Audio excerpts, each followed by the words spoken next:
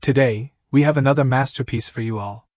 A young man from the 21st century suddenly transmigrates to a mystical world, where he makes a living as a fortune teller.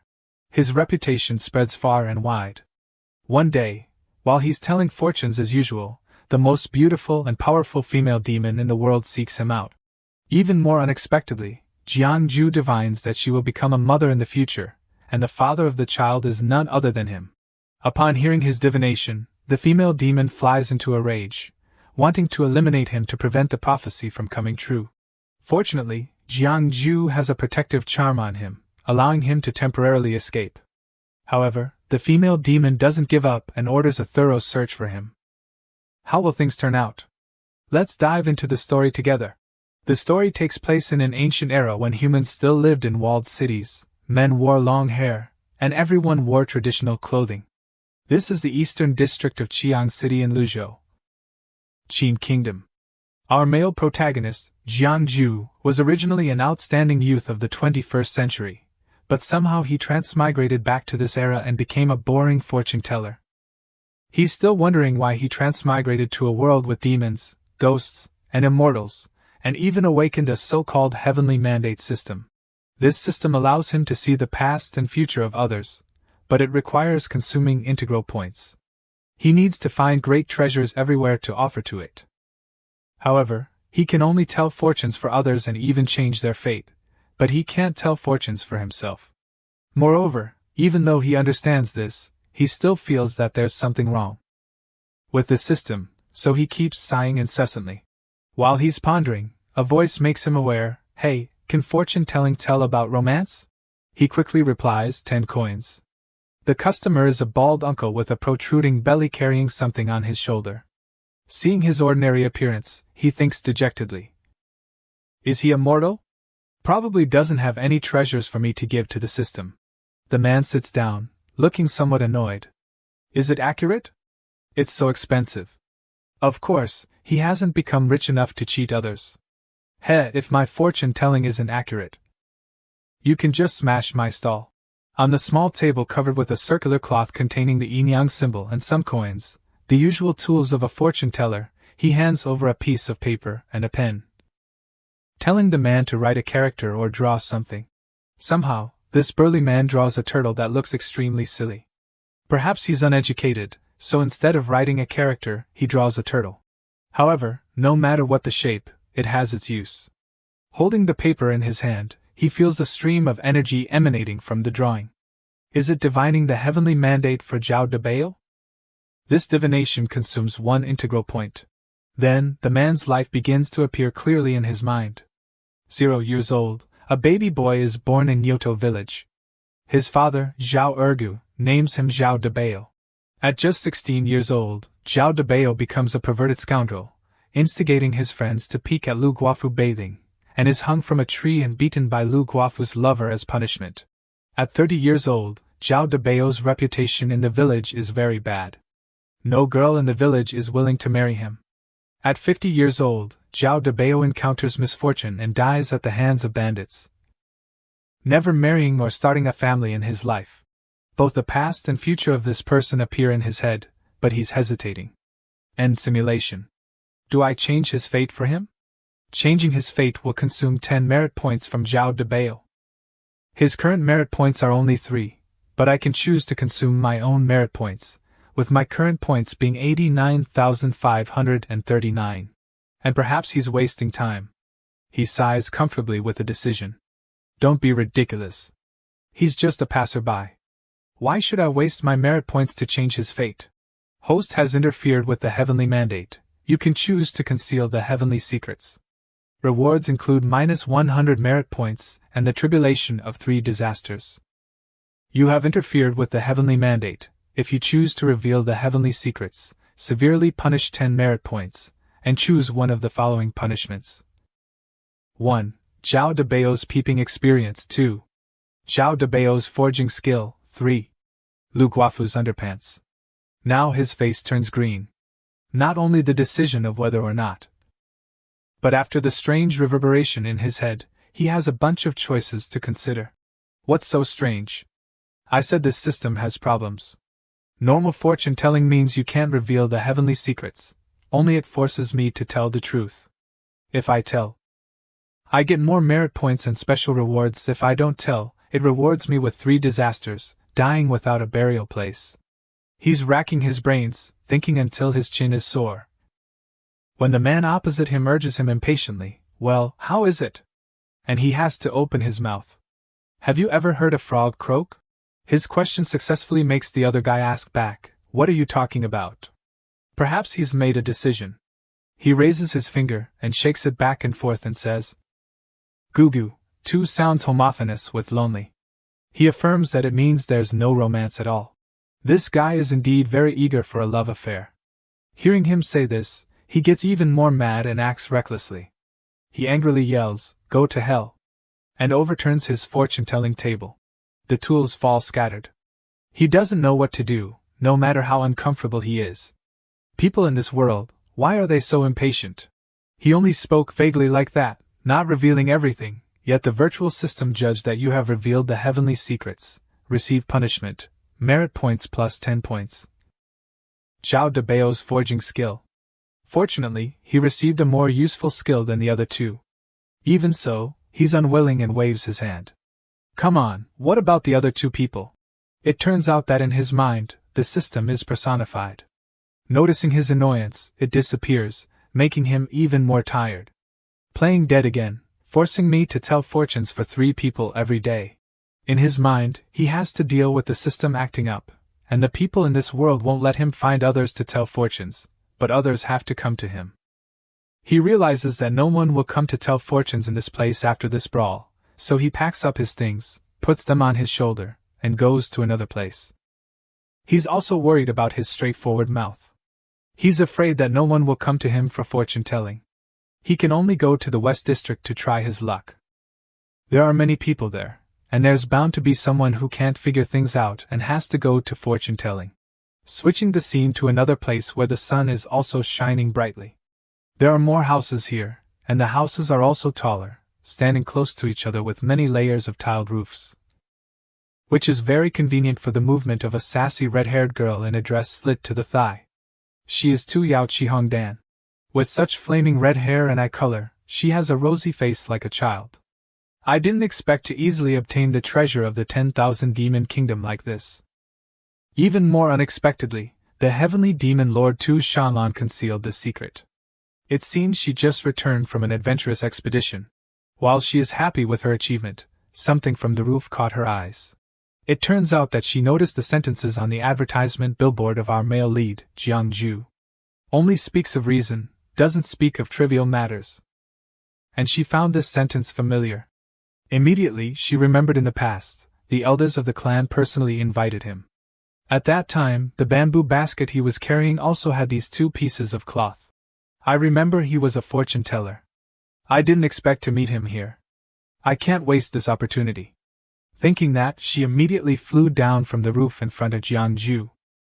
"Little sir, please stop." Not only blocking his way, she even tried to stand in a shy pose, making him turn his face away and not forgetting to think, she's really bold, daring to enter the human territory in broad daylight. He also immediately recognized that she was a rabbit demon. And some whispers of Jiang Ju didn't know what had fallen into the ears of this girl that made her a little shocked. This Hong Dan thinks that she is the best at suppressing her aura, and thanks to this, she got the treasure of the heavenly demon lord, and he saw it clearly. Really is an expert.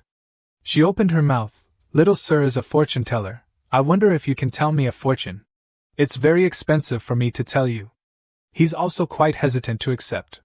This is obviously a demon. If he tells her fortune and says something true, what if she goes crazy? Not only will he be shut down, but even his life may be gone. Damn it, this system has to have others actively seek me for fortune-telling to be considered valid. And it doesn't give me the right to refuse.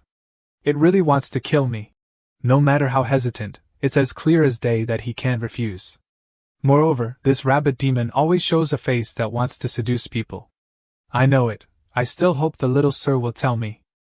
A fortune, 100,000 spirit stones.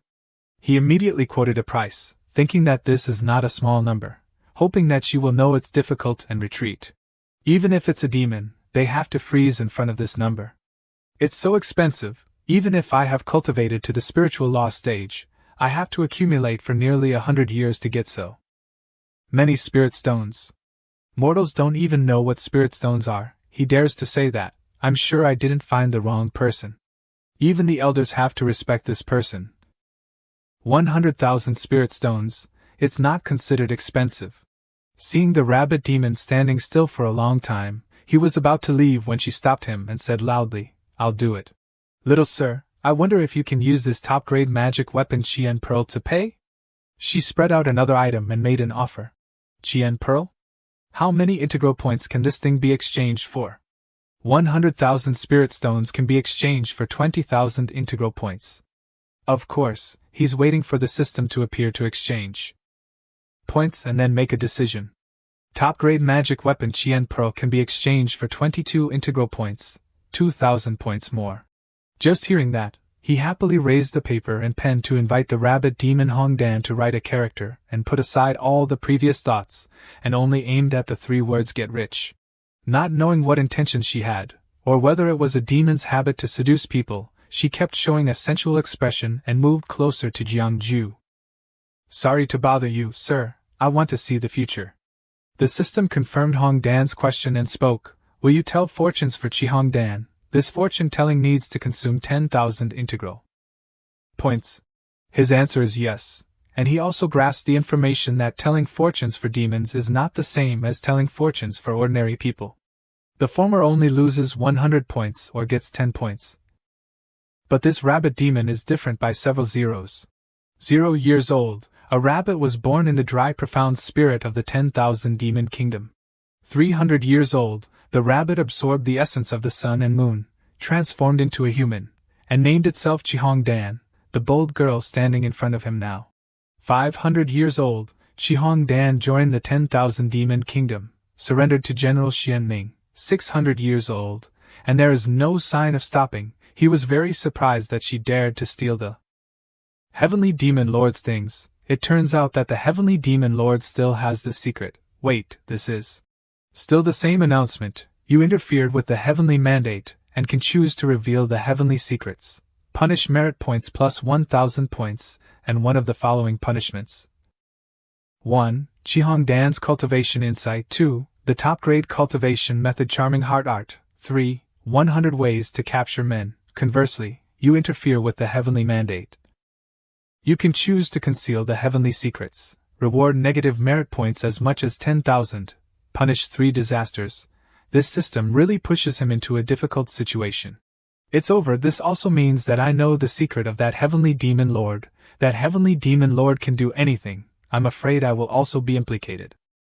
Her face was rosy and extremely expectant. Little sir, what is my future? With great difficulty and tiredness he made a decision. Future, haha, you're about to die. What are you talking about future? Perhaps he wants to stop something. And this rabbit demon's face was rosy the second before, and the next second her whole body was cold and stiff. A force cut her off, making her head separate from her body, and could only gasp. The head flew out and blood splattered, causing Jiangju to be extremely frightened. He was as if petrified. Blood also splattered on his body. He did not look flustered or frightened. Perhaps this was quite familiar to him, when he existed in this world for many years. It is normal for demons to kill each other. Because this is broad daylight, it soon attracted attention from others. That person trembled, sweat dripping, and could not speak. Kill. Someone killed. Everyone was terrified. Some people did not look at the situation and hurriedly fled cowardly. Everyone shouted to each other, run away. Maybe they saw something terrible, but everything fell into someone's cat ears. As fast as lightning, it was impossible to see what it was, only leaving streaks of light on the road and traces of mortals being slashed in the neck. All those who intended to flee died miserably. The bodies of the crowd collapsed on the ground before the figure stopped under a large umbrella with red color. It was a female fox in the form of half-human half-animal with 2 subordinates behind her, the supreme of the 10,000 demon kingdom, the heavenly demon lord of Tu Shan'an. One subordinate quickly cleaned up the corpses at the scene while the other took the red umbrella from the hands of the heavenly demon lord. She was looking at Jiangju and heading towards him. After a while of cleaning up and rummaging, A subordinate offered the red box to the fox. Lord found it. He was helpless and a little sorry for his previous customer. It was really harmed by that rabbit, touching the heavenly demon lord's things and daring to come to me for fortune-telling. Even more tragic is, in front of him now is the heavenly demon lord Tu Shanlan. He couldn't believe that as soon as he opened his eyes, he saw the fox standing right next to him. If Chihong Dan has asked the little sir to see her fate, how about the little sir also tell me a fortune? How is it? Without much thinking, he quickly pulled out the advertisement billboard on his back, immediately smashed it, and pretended to be stupid. See what? I don't understand. I don't understand at all, I'm just a passerby. He tried to turn around and run away but looked very miserable. It seems that she came a long time ago. He should not have said those damned words, but if he didn't say it, the system would not let him go. Now it's good, he also has to tell her fortune. It is true that he cannot escape. The two subordinates saw him leave a distance, and quickly blocked him. The Lord did not say to let you go. As it was, two swords that had just beheaded those people were blocked in front of him. He was frightened but also said a sentence. Leave a way for people, it will be easy to talk later. Of course, this fox was not so easy to get along with. She got what she wanted, and was still easy to get along with when responding to him with a calm appearance.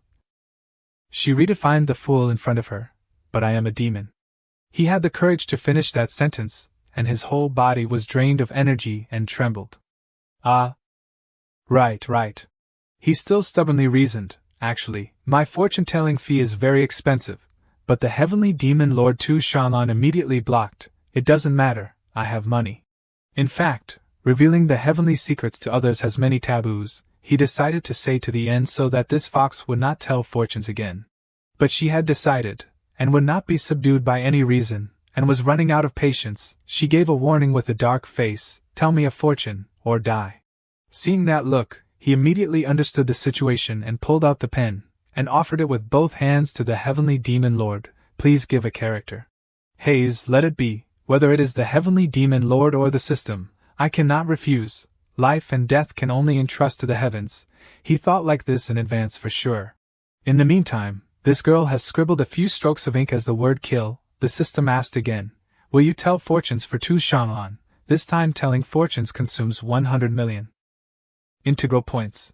Hearing the end of the announcement, his people also turned to stone. 100 million integral points. He has been here for 5 years and this is the first time telling fortunes for others and it takes so many points, and his integral points are not enough to see a corner.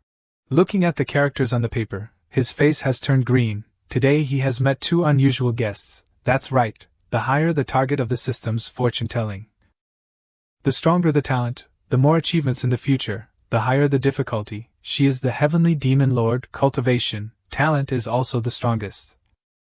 So it consumes so much integral points.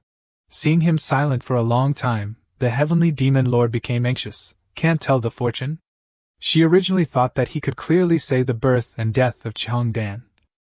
So he also had some ability. But seeing the word kill and being scared like this, it was useless. As the heavenly demon lord, she quickly made a decision for her subordinates waiting. Kill him.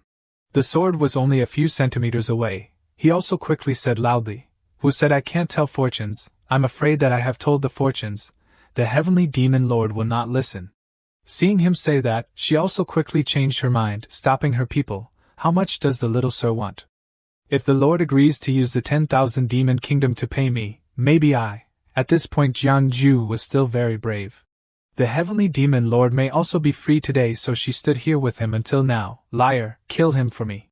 Again, he had to wait for the knife to touch his nose before saying, wait. Although the heavenly demon lord cannot pay me, but I can see a part of the future for you. Does the heavenly demon lord not want to know what they will have after thousands of years? Does she not want to know after thousands of years, whether you are still a person or not? Stop. But this fox was also easily swayed. This was the second time she changed her mind. You saw my things after thousands of years?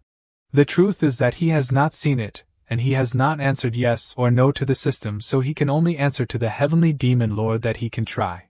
Let me see how powerful this demon emperor will be after thousands of years. Tu Shanlan insisted on me telling her fortunes, not only because she wanted to know my secrets.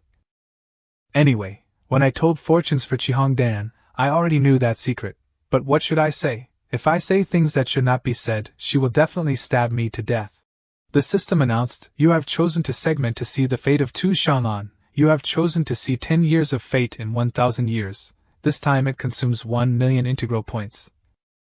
Hearing the announcement from that system, he also had to try to make conditions with the Heavenly Demon Lord, pay the money first, a low-grade Taoist chi or 5 million spirit stones. Okay, she quickly dropped an item like a golden gourd into Jiangju's hand. The system immediately showed the information. 1,000 years later, 2 Shanlan is taking care of her child in Xixia Valley. Even he had to open his mouth wide. Taking care of the child? The leader of the 10,000 demon kingdom, the nightmare of mankind, after 1,000 years is taking care of the child with such a happy face. Who is the arch-criminal devil? Who is so capable? 1,001 years later, 2 Shanlan is troubled with the problem of teaching her eldest son. This kid does not want to follow her path of killing, but wants to learn the useless fortune-telling profession of his father, which makes her very angry. 1,002 years later, 2 Shanlan began to seriously teach her second daughter. Her daughter's cultivation made her very admiring. 1,003 years later, when the fourth son chose things in the full moon day, he chose 2 flags that said only speak of reason, do not say trivial words of his father before. She was very angry, clearly had prepared enough of the magic weapons such as axes, swords, spears. There are also 2 stupid children who follow their father's career. 1,004 years later, in just 4 years she has given birth to 5 children. The 5th child in 2 Shanlan's womb has not yet shown signs of birth, which makes her very worried. 1,005 years later. He heard the system say just now that he frowned all over his face. It seems that something is not right. 1,010 years later, 2 Shanlan's husband Jiangju finally returned from Huangquan Mansion, which made her very happy. The picture of the 2 of them hugging each other affectionately appeared. But while intimate, she sensitively recognized on her husband's body the smell of other women. Hearing this made the fortune-teller Jiangju in the present completely stunned, the husband of 2 Shanlan. He still can't believe what he heard. He is clearly the husband of this heavenly demon lord. No wonder he avoided the 2 sword cuts. As if he hasn't recognized Jiangju as himself, he repeats, the husband of 2 Shanlan, Jiangju. And when he was more awake, shocked to regain his spirits, realizing that it was his name, was the future of other people and also his own future, was the child of other people and also his own child. That made him startled and uttered a loud voice. At this time, he changed his attitude from horrified to proud. He was still thinking who has such great ability, can make this arch-criminal heavenly demon lord willing to be a good mother. It turns out to be me, then it's okay. Simulation ends. To change the fate of 2 Shanlan, to see the fortune again from the beginning, to review requires 1 million merits of 2 Shanlan, the current merits of 2 Shanlan. Minus 11,250,000. You can choose to consume your merits to change the fate for 2 Shanlan, the current merits, 89,539. The expression when hearing the secret of this heavenly demon lord is always bewildered, stunned and sweat dripping. He also thought that the future is not good. Can spend a little merit to change her fate so as not to be killed by her, more than 10 million merits. What cruel things has this female demon done? Why not be punished to death by heaven? The merits I have accumulated over the years, not enough to change a part of her life. Did little Sir see the fortune? The heavenly demon lord had been patient just now, and he could only mutter in his head, if I tell the truth, I will definitely be killed by 2 Shanlan's subordinates. You interfere with the heavenly mandate. You can choose to conceal the heavenly secrets. The reward is negative merit points 100,000 points, to be punished by 9 punishments and thunder. Punishments to death. You interfere with the heavenly mandate. You can choose to reveal the heavenly secrets to punish merit points plus 10,000 and choose one of the following punishments. As usual, choose to conceal the heavenly secrets. Although punish 3 disasters, but the system did not say that you must die, but this time the system made it clear to me. If you do not say it, you are dead, and the 3 rewards that the system gave are 1. 2 Shanlan's experience in raising children, 2. Miscellaneous book 1000 ways to train the husband. 3. Half a jade pendant. Jiangju was very distressed. No way, choose the 3rd one. This ordinary jade pendant does not have any spiritual power. I don't know why it is only half left, infected with the aura of Tu Shanlan, must hide secrets related to this woman. The holder of half of this jade pendant can arbitrarily ask Tu Shanlan to do one thing. With this jade pendant, I am saved. Tu Shanlan turned black again. Her tail moved non-stop. Little sir, why don't you say anything? Are you not lying to me? Thinking and accepting information for a while, Jiangju raised his hand in front and repeated 2 times, "Congratulations to the Demon Lord." But the Heavenly Demon Lord asked what is worth congratulating. And Jiangju replied, 1,000 years later, the Demon Lord has a good relationship, giving birth to 2 boys and 2 girls, and is also happy in the stomach.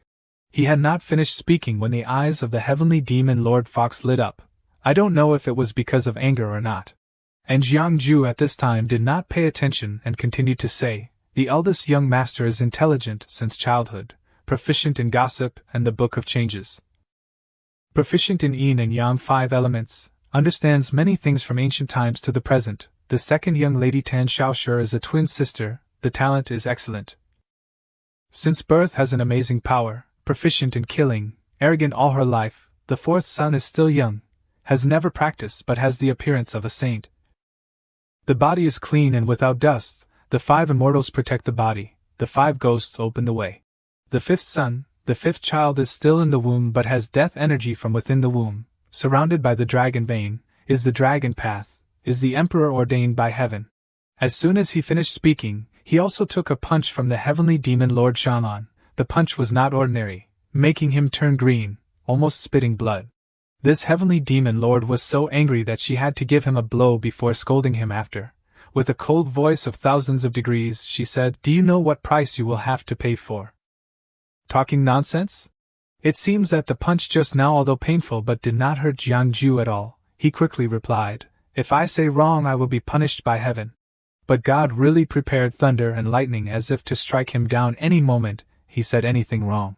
"If that's the case, why don't Sir tell me clearly, what kind of man can make me willing to bear children for him?" The Heavenly Demon Lord Shanlan folded her arms but seemed to be interested and curious. Because her tail has been waving. Very happy and without hesitation, our fortune teller quickly and neatly replied, "It is I." At this time, the Heavenly Demon Lord did not know if she also had long ago intended for Jiangju or not. Her face and ears were all red, and did not immediately object. Only the subordinate beside him was in a posture to cut people shouted loudly, "You are really damned." But the Heavenly Demon Lord turned out to have no intention. She was only simply shy when she was standing in front of the person that she would later bear children for him according to Jiangju. Of course, that was only a temporary emotion when she was gathering strength in her hand and said, gritting her teeth, "Little sir, I'm afraid that the viewing is not accurate. Whether it's right or not, it's not up to you to say. I still hope that the Demon Lord look at this thing. This time I have learned from the previous experiences." Jiangju quickly put up a defense with the half-jade pendant that he had just obtained from the system. As the system said earlier, the Heavenly Demon Lord was stunned looking at it with greedy eyes. "This jade, how did you get it?" "I heard that the person holding this jade pendant can make the Heavenly Demon Lord agree to one thing. Is this true?" Jiangju also gradually took the initiative. "Now the person approaching the other party is him. Even asking to marry me is fine." And the answer was a little forced, but it was yes. Too fast and too easy made Jiangju extremely surprised. Even marry me is fine, after all, what is important and terrible about this jade pendant? It seems that Tu Shanlan wants the jade very much, so she personally approached him, raising her hands to caress Jiangju's face. "Looking carefully, you also look like a strong man. But this fortune of little sir, I'm afraid is viewing wrong. Why is that?" he asked back. "Because I will take you back to the 10,000 demon kingdom to get married. But I only agreed to get married to you. On the wedding night, sir, you should die." She also did not forget to affirm that she would die. "Sir said to see this fortune of yours, right or wrong? Just now I was just holding this jade pendant and asked one question, also not really intending that. I hope that the Demon Lord return the jade pendant to me so that I can examine it carefully." I was bullied like that, of course. In his heart he was very frightened. This woman bullied the weak. But the fox is not so easy to compromise. She really wants the jade and has the power, so she has no intention of yielding. Swords, slaves and slaves, bring him back to the 10,000 demon kingdom. Although in this world she has power, but still cannot predict that Jiangju is the main character. At this time Jiangju took out a gold charm on his hand and loudly scolded the heavenly demon lord in front of you, female devil. Whoever takes you will be unlucky. If I accumulate merits in the future, I will definitely escape this disaster. Two subordinates rushed over, but Jiangju also managed to finish scolding before saying goodbye and left in the golden power of light. His charm is that of the old dragon. This fortune teller can get the dragon in the sun and moon lake to draw a protective charm for him. What kind of god is he? That was the surprise on Tu Shanlin's face as soon as she witnessed the scene just now. Lord, do subordinates need to catch the person back, keep his life, bring him to the 10,000 demon kingdom. Tu Shanlan did not believe that she could not catch a fortune teller like Jiangju. While leaving, Tu Shanlan also remembered one thing. Qi Hongdan stole her Xianbing jade tablet bead, must be a subordinate of the old dragon. Who are they after all? While moving, a subordinate still stayed with her to take on the job of covering the umbrella and asked the Lord want to go back to the 10,000 demon kingdom or go where. At this time Tu Shanlan said no, go to the sun and moon lake, she may want to confront the dragon. Switching to the place where the mountains and rivers are flowing, that is Weigwa Tiananshan Ridge Yuhua River. There is a small peaceful stream, the water is clear, looking down to the bottom. Suddenly there is something falling down, causing the water to lose its original look, fluctuating and water splashing. It turns out that the one who fell down was Jiangju. He was crying. Ah, woe is me, really unlucky. Climbing ashore and sitting against a tree, he was absent-minded again. My amulet, I spent half a month in the sun and moon lake to get it from the old dragon. There is only this one amulet, I did not expect to use it like this today. He was unwilling and clenched his hands, swearing, Tu Shanlan, you wait for thousands and thousands of years. I become invincible, will definitely not spare you. Not long after that, his face changed to comfort, but according to the results of the system's fortune-telling, 1,000 years later Tu Shanlan will marry him. And also give birth to 5 children for him. This way of revenge is not bad. But he is also not the kind of person who is stupid to the point of being blind. He has already imagined the scene of himself being choked to death by Tu Shanlan with her tail. He shook his head. No, that is a demon who kills without blinking an eye. Forget it. This cannot be wanted. Still diligently accumulate integral points. Change this fate. But because he just came to this place, and also does not live in this world, so he quickly has a question. Where is this again? Go around and see, maybe there are treasures. Look at the forest is safe, and that is his decision. Immediately act, and do not stay in one place or worry about the new land. In the world that is known to be known, he had the final decision, and he was sitting on the back of a giant wild beast. Sitting on the back of the tiger, he hugged the pile of food, and a large piece of paper was rolled tightly in his hand. Finally he was about to leave the Tiananshan Ridge. What he was holding must be a map to guide the way. He did not expect that the charm of the old dragon brought him to the border area of Weigwa, and he was not satisfied with this transfer. The reason he was dissatisfied was that this Wei kingdom was almost as close to the 10,000 demon kingdom as possible. He naturally didn't dare to go back. He couldn't let that female demon catch him. It turned out that this tiger was not entirely an animal. It could communicate and ask Jiangju, or Jiangju had the ability to talk to animals. Where does Sir want to go now? He humbly replied, I should still go to the Qin kingdom. Speaking of this place, he immediately realized that to go to the Qin kingdom he had to cross the Yuhua River. But I don't have a boat, which was obviously not a good thing. But he clapped his hands as if he had a great plan. Sir, don't worry, I have a way to help you cross the river. Luckily for him, this tiger was so powerful. Really, then I have to thank Tiger Brother a lot. Holding in his arms a large package including food and money, he could not help but be happy. This half-month was not in vain.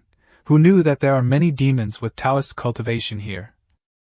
Not only helping him complete the task of telling fortunes for 3 people every day, but also getting so many treasures. But the residents here did not think that they were his saviors, but were very polite, seeing him off. Sir, thank you, sir, for telling fortunes for us this half-month. Let us know that there will be a righteous God here in the future. Everyone wants to see you off. Why don't you agree? He gave a bright smile with the action of waving his hand. Clearly it was beneficial to both sides, and not only he brought blessings to them, it's just a small matter. No need to trouble everyone, not necessary. Waiting until that God appears, as long as you do more good deeds, you will definitely become gods who everyone values. These demons are not stupid, if it was not for him telling the future that a righteous God would appear in Tianan Mountain, these demons would also have a part of the benefits. Finally, also enjoy a little incense, then they would not give him face like this. I also do not know who the leader is. This is the heavenly secrets. Heavenly secrets cannot be revealed. I still do not know who this God is, maybe not born yet, waiting until I escape from the spearhead of Tu Shang'an. I will go back to see. He himself is also very curious about the future of this place. Getting off the back of Tiger Brother, waiting for him to say just come here, go back, they bowed to him. In front of him now is the door of water that is not easy to cross. The river water is dangerous. Even if there is a boat, it is difficult to cross. Tiger Brother, do you really have a way to help me cross the river? Without saying a word, the tiger roared a deafening sound, making him nearby be frightened to cover his ears before the eardrums were broken. And after that roar, a vortex of gas was created, piercing through the large water. He was also not an exception to face a splash of water before the super-strong vortex.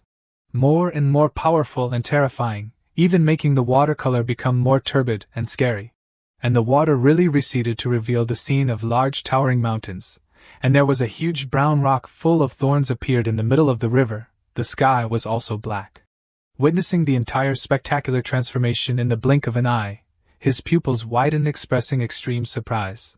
It turns out that the large rock in the middle of the black water is a sea creature that looks like a turtle. It craned its head full of silver hair and beard. Its voice thundered, "Who is disturbing my rest?" It turns out that the black transformation is due to the appearance of this creature. Tiger Brother simply woke it up. Jiang Ju immediately classified. It knew how to speak human language. Must be a demon with deep Taoist cultivation. I heard that recently there's a sir who is proficient in fortune-telling came here, opening the mind for many small demons in Tianan Mountain. Is it you? That creature, although large and huge, but spoke very politely. It stepped out of the water and approached Jiang Ju. I do not know how to address sir. My last name is Jiang. Jiang sir. I do not know what sir is here for. Every movement of that creature caused a loud roar that shook all sides. It turns out that sir wants to cross the river. This is just a small matter, if sir does not mind. I can take you across the river. Even a sea creature has thoughts. Tianan Mountain is difficult to have a high person come. I must befriend sir, if that is the case. I am not polite. After settling on the back of that sea turtle, Jiang Ju did not forget to turn around and wave goodbye. Tiger Brother, see you later. Dark clouds began to relax, many birds flying in the sky, an extremely magnificent scene that not everyone can see. Sitting high enjoying the wind blowing from the cliffs, he answered the question of where to go. He wanted to go to the Qin Kingdom. Every time he mentioned it he remembered again, this Wei Kingdom cannot stay temporarily. The turtle heard the answer and asked back, is sir going to the Qin Kingdom in a hurry? Actually, there is no place I want to go. These years I have always been wandering in all directions. Always going to where I will calculate. If that is the case, I advise sir one sentence. These days it is best not to go to the Qin Kingdom. Why is that? He was a little puzzled, but in fact he had not learned about this place carefully. If sir knows how to tell fortunes, why not try to see how the Qin Kingdom is now? The fate of a dynasty, it is still better not to interfere. Although saying so, but he was justifying for himself. He did not understand anything about the appearance. Car luck 6 from 6 how, these fortune-telling have to rely on the heavenly mandate system. Sir is right, I am too talkative. Indeed, fortune-telling must suffer a lot of damage. Interfering in the heavenly mandate must avoid a lot of things. The Qin Kingdom was good a few years ago. The monarch, although not a talented person but also a person who acts very cautiously, plus the establishment of relations with the Dragon King. These years the weather is good, the lives of the people are also very good, but 7 years ago, the Qin Kingdom's monarch was bewitched by a demon woman. In order to welcome the demon woman into the palace he abolished his virtuous queen, immersed in alcohol, neglected the court, and collected heavy taxes, exploiting the people. I heard that in the palace there is a forest of meat and wine. It can be compared to a human paradise. In short, the Qin Kingdom is no longer peaceful, chaos everywhere. If sir does not have something urgent it is better not to go. Thank you for pointing out. I will remember. This turtle is also really enthusiastic, both giving me across the river and kindly reminding me, but still have to cross this Yuhua River. After all, going back is Wei Kingdom. This Wei Kingdom borders the 10,000 Demon Kingdom. In case the people of Tu Shanlan are still in Wei Kingdom looking for me, Then I certainly have no way out. After that the turtle also asked Jiangju a lot of trivial things, but he felt that it wanted to ask something but it was not convenient to open his mouth, just went for half an hour already arrived. In the middle of the river. While moving on the calm water surface it suddenly vibrated violently causing him to immediately realize, what is it? Then a crowd of large crabs appeared, they were gray and surrounded the turtle. These are not ordinary creatures, they are all demons with Taoist cultivation, gathering here for what? Sir, do not blame me, these are all my disciples, just heard the name of what Sir did on Tianan Mountain, also want to come to ask Sir for advice, if Sir does not like. I will tell them to disband. Jiangju was happy because his goal of telling fortunes for 3 people today has not been completed, can only rely on them, there is nothing, meeting is fate but fate is not as desired. He also did not go around but said this sentence also to partly put a preventive barrier for himself when he sees a future that is not as desired. They are all demons for a long time, also not that they do not understand his intention, if Sir has said so, then I brazenly trouble Sir to cast a fortune for me. I have said Wyatt is willing to give me across the river, also so polite, after a while finally made a request, he rubbed his chin and was satisfied that he removed the knot in his heart. Anyway he should say it, and cannot remain silent forever. Sir, do not blame, I know these things are presumptuous, but there is one thing that has disturbed me for more than half a lifetime, if I have met a high person like Sir. If I miss this opportunity one am afraid that I will regret it for a lifetime, but Sir rest assured, I have been in Manhua River for 1,200 years. What kind of treasures I also have, can completely pay Sir. Hearing this Jiangju also went into the main business, I do not know what is bothering you. After the question from him, the turtle began to tell the story, from when I was conscious to now, I have been practicing for 1,200 years, one life doing good deeds to accumulate virtue. Not doing any bad things, the 2 sides of the Manhua River, more or less also have a temple to me, all are built by the villagers who were helped by me, also considered to have a little incense. But thousands of years, my cultivation has not made any progress, a body of qi and blood has begun to weaken, still does not have the opportunity to transform into a dragon. What I request is only the matter of transforming into a dragon, may I ask Sir, can I transform into a dragon or not, facing the question that cannot determine the time frame.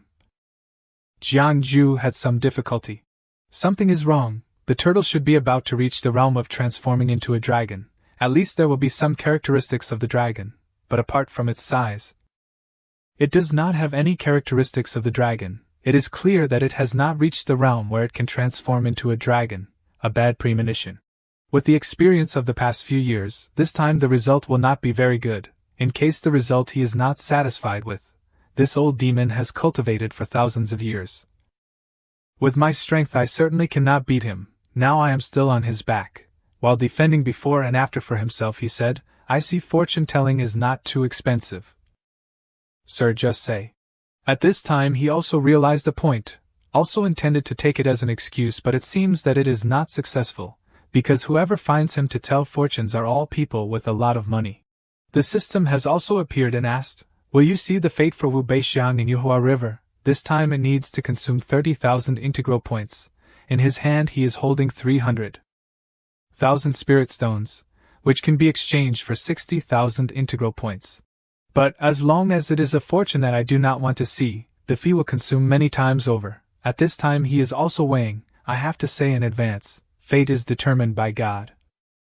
If the fate is not good, this fee will not be refunded, I think you should not see it. The turtle heard him say so and was startled, this viewing fee is indeed very expensive. Although these years I have received a lot of treasures, but also do not have as many spirit stones. But in the end the turtle was still very curious about his fate, and also a lot of money to spend also to do nothing when he cannot transform into a dragon. So he spat out in his mouth as a green jade, although small but the value is great. This jade jasper is a 10,000-year elixir, enough to pay Sir or not, collect the item back on his hand, and the system also reported to him, strange object jade jasper can be exchanged for 80,000 integral points. No change compared to previous customers, even if there are difficulties, as long as he collects more integral points he is happy to agree, has reached this point also no way to refuse anymore. Wrapped up the jade quickly and he smiled and said enough, then, Please, sir, cast a fortune for me. 0 years old, one turtle was born in Yuhua River, Tianan Mountain. 60 years old turtle swallowed jade jasper, accidentally opened up intelligence, named Wu Beixiang.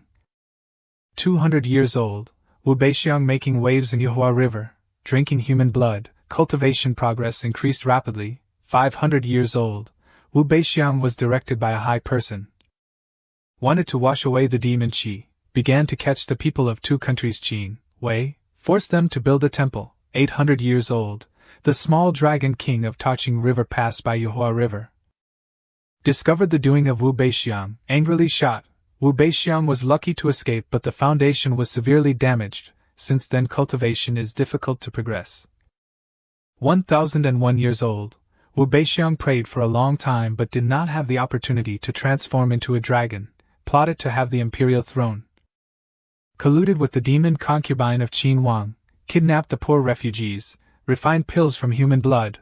1204 years old, Wu Beixiang met one fortune teller who wanted him to point him, but received the sentence that he must die. In a fit of anger pushed that person to the bottom of Yuhua River, suppressed for 10,000 years, but was destroyed by a high person, the temple and incense, punished by heaven, and died.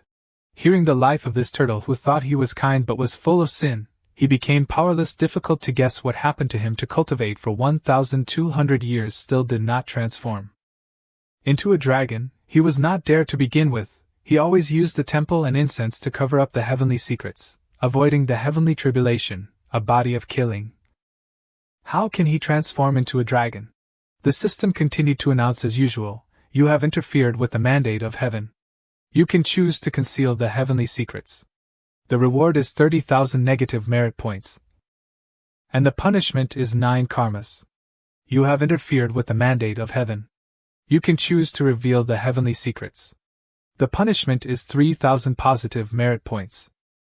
Choose one of the punishments, understanding Wu Beixiang's incense path to becoming a god, or mastering the blood refining pill technique, or becoming proficient in the art of water manipulation.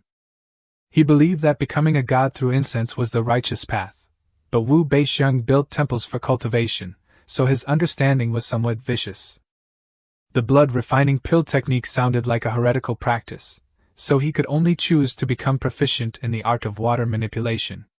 After working with this system for so long, he no longer bothered considering concealing the heavenly secrets. Seeing that he had been silent for a long time, the guest spoke up. Sir, does this old one have a chance to transform into a dragon? Perhaps you underestimate my abilities too much. With such a heavy burden of karmic debt, you dare seek my fortune-telling, Wu Beixiang? You are truly bold.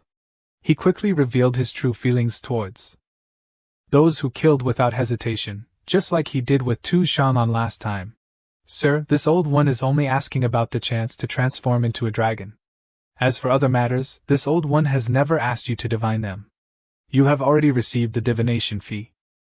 He remained calm to obtain an answer, but in his heart, the turtle was plotting. How does he know my name? This year, to avoid the little dragon king of the Taqing River, I have been very discreet in my actions. I have never met this person before, so how does he know my name?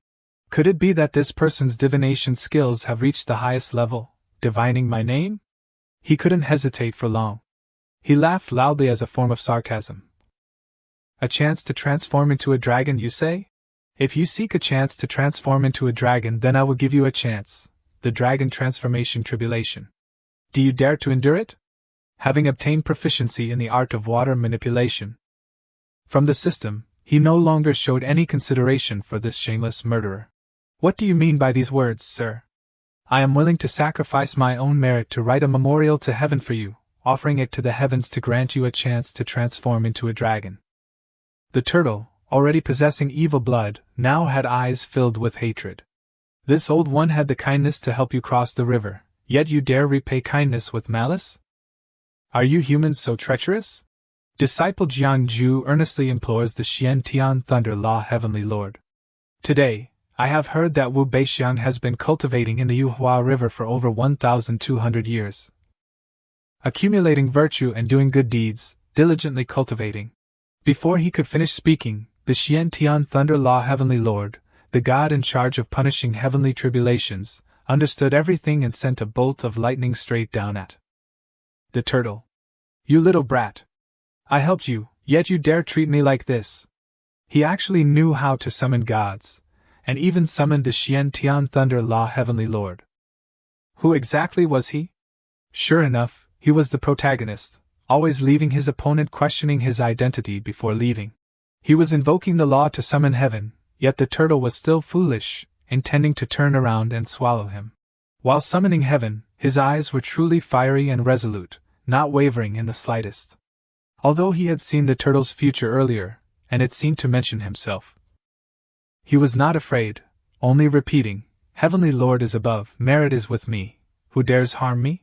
Seeing the radiant aura emanating from him, the turtle immediately wrinkled its already distorted face. "I can't eat him." He summoned the dragon transformation tribulation.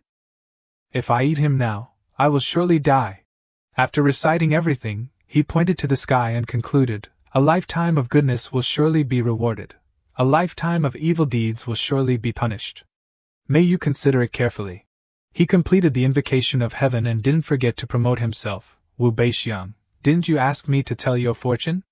In my entire life, I have never been wrong in my predictions. Today, you will be buried under this dragon transformation tribulation. The heavenly Tao is clear, and retribution is fitting." He quickly jumped off the turtle's back to avoid sharing the heavenly lightning punishment meant for this vile turtle. Lightning bolts of various shapes, sizes, and intensities continuously poured down. After jumping into the water, he was a little frightened and kept waving his hands and quickly end it. At this moment, the system announced, "You have revealed the heavenly secrets, disclosing the mandate of heaven, and will be punished with 3,000 additional merit points. Proficiency in the art of water manipulation." The end of the announcement was also when he sank into the water, and a surge of power entered his body. He began to sense the water, responding to the situation before him. That should be enough. "Immortal, your merit is boundless, a bodhisattva has manifested." The turtle was struck by lightning, and its past killings were vividly displayed in the flames of evil. However, the situation was not very optimistic, as the lightning strikes were difficult to overcome its 1,000-year-old turtle shell. "All of this incense is what I have accumulated over hundreds of years. I never thought I would consume so much today." Despite being continuously punished by heaven, the turtle was still healthy with a clear consciousness. It even thought that if it could survive the dragon transformation tribulation, everything would be worth it. "Jiang Xiazi, this opportunity, I accept." The turtle completely emerged from the water, unable to retreat or evade, so it could only face it directly. Seeing the turtle's arrogance, Jiang Ju thought it was truly bad. Indulging in the incense of the temple is also the path of a fiend. "Our generation cannot forgive you. Be gone, be gone." He continued to use some kind of spell to suppress the turtle. "This golden light is all the merit and virtue I have accumulated. It is meant to destroy evil and wickedness." It turned out that he had not thought much and exchanged all his accumulated points in order to completely destroy this turtle, otherwise he would also die miserably at its hands. The power rushed toward the turtle, a power that could not be avoided except by death. But that vile turtle managed to spew something out of its mouth, this old one's 1,000-year incense. It thought that incense was enough, and moreover, it was not voluntarily given by the people. He stood on the water and said, "Without the protection of the temple's incense, let's see how you overcome this disaster. This heavenly tribulation has become a heavenly punishment. I am certainly going to die." It looked ahead and then looked up at the sky. How could he escape? Seeing that it could not survive, it did not want to let the person who caused its death live in peace, and spat out a dazzling red hidden weapon, "Jiang Ju. Even if I have to die, I will absolutely not let you off." 3 red arrows shot towards him with a speed no less than his attack on it. He recognized it immediately, blood arrows. And so he had to jump into the water to find a way out. The turtle then laughed loudly before dying, "These blood arrows are already a lock on your chi. Let's see where you can escape to, you young brat, with you as my cushion." This old one dies content. Then a tremendous force poured down, and the turtle was truly destroyed.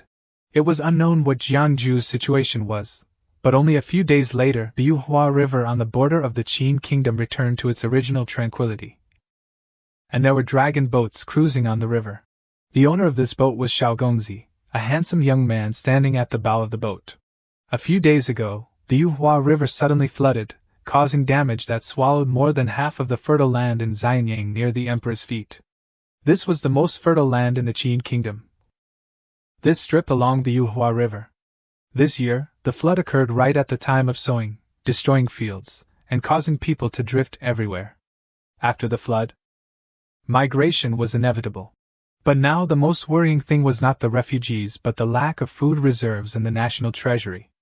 If the food reserves in the national treasury were not enough to provide assistance during this time, there was a possibility of famine.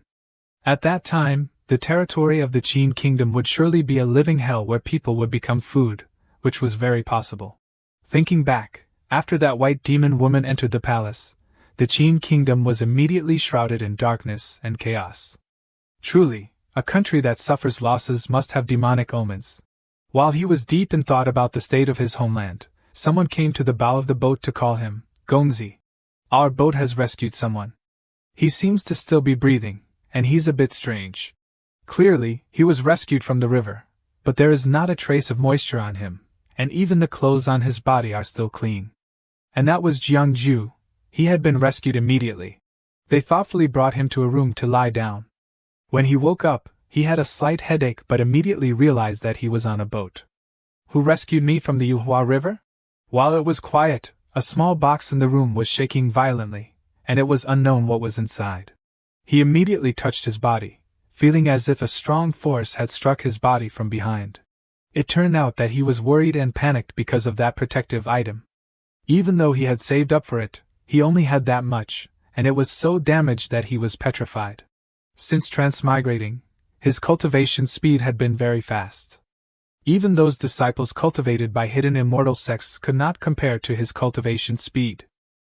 He did not know why, but these years always allowed him to encounter powerful opponents, plus this broken system.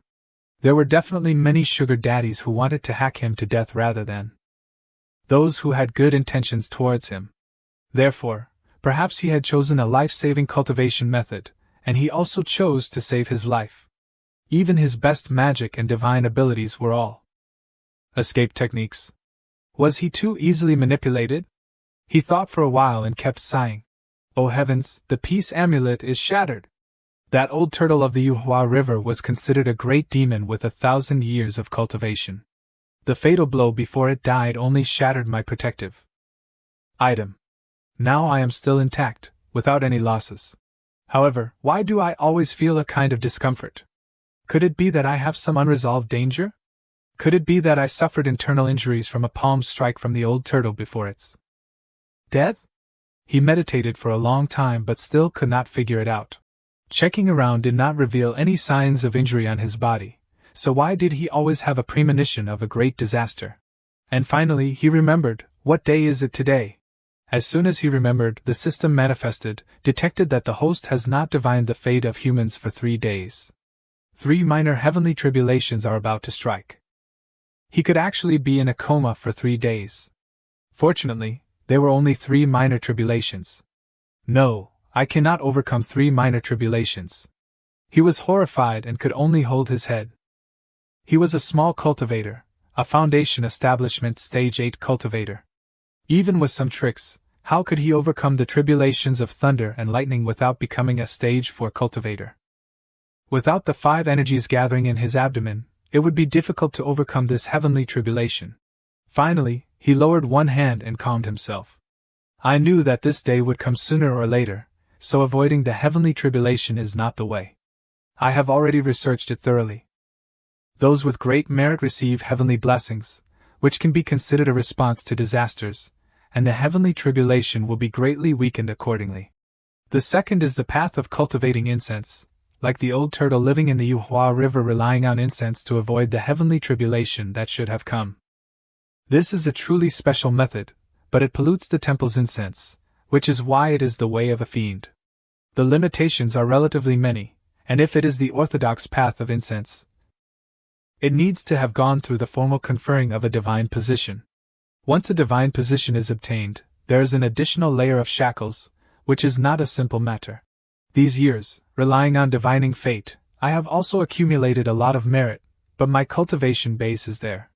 This heavenly tribulation is releasing water, and I am afraid it will be difficult to overcome.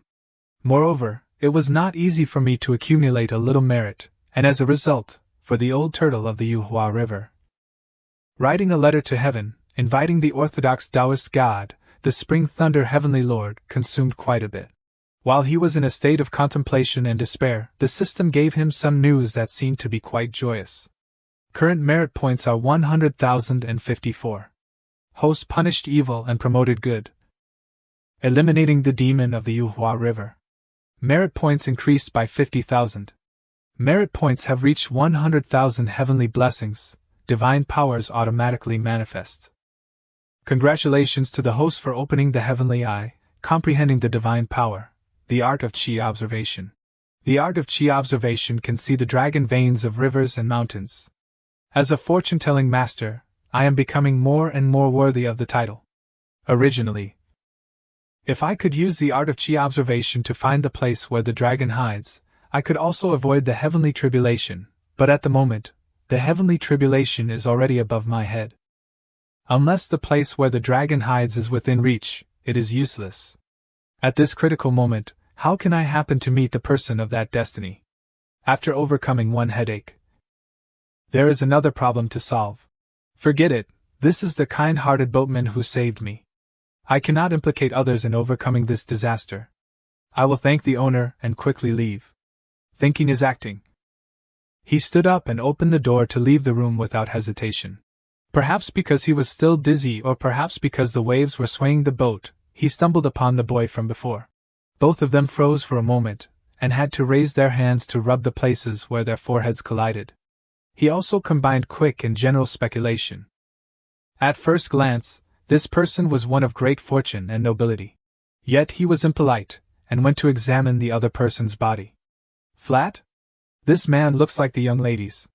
I thought I met a woman disguised as a man. Misunderstanding, misunderstanding. Thank you, Gongzi, for your help. I still have things to do. Farewell here. That was indeed his working style, polite and straight to the point. Fate was close at hand, and he could not care too much about etiquette and greetings. As soon as he walked past, this Gongzi's close subordinate complained, Gongzi, this person is very rude.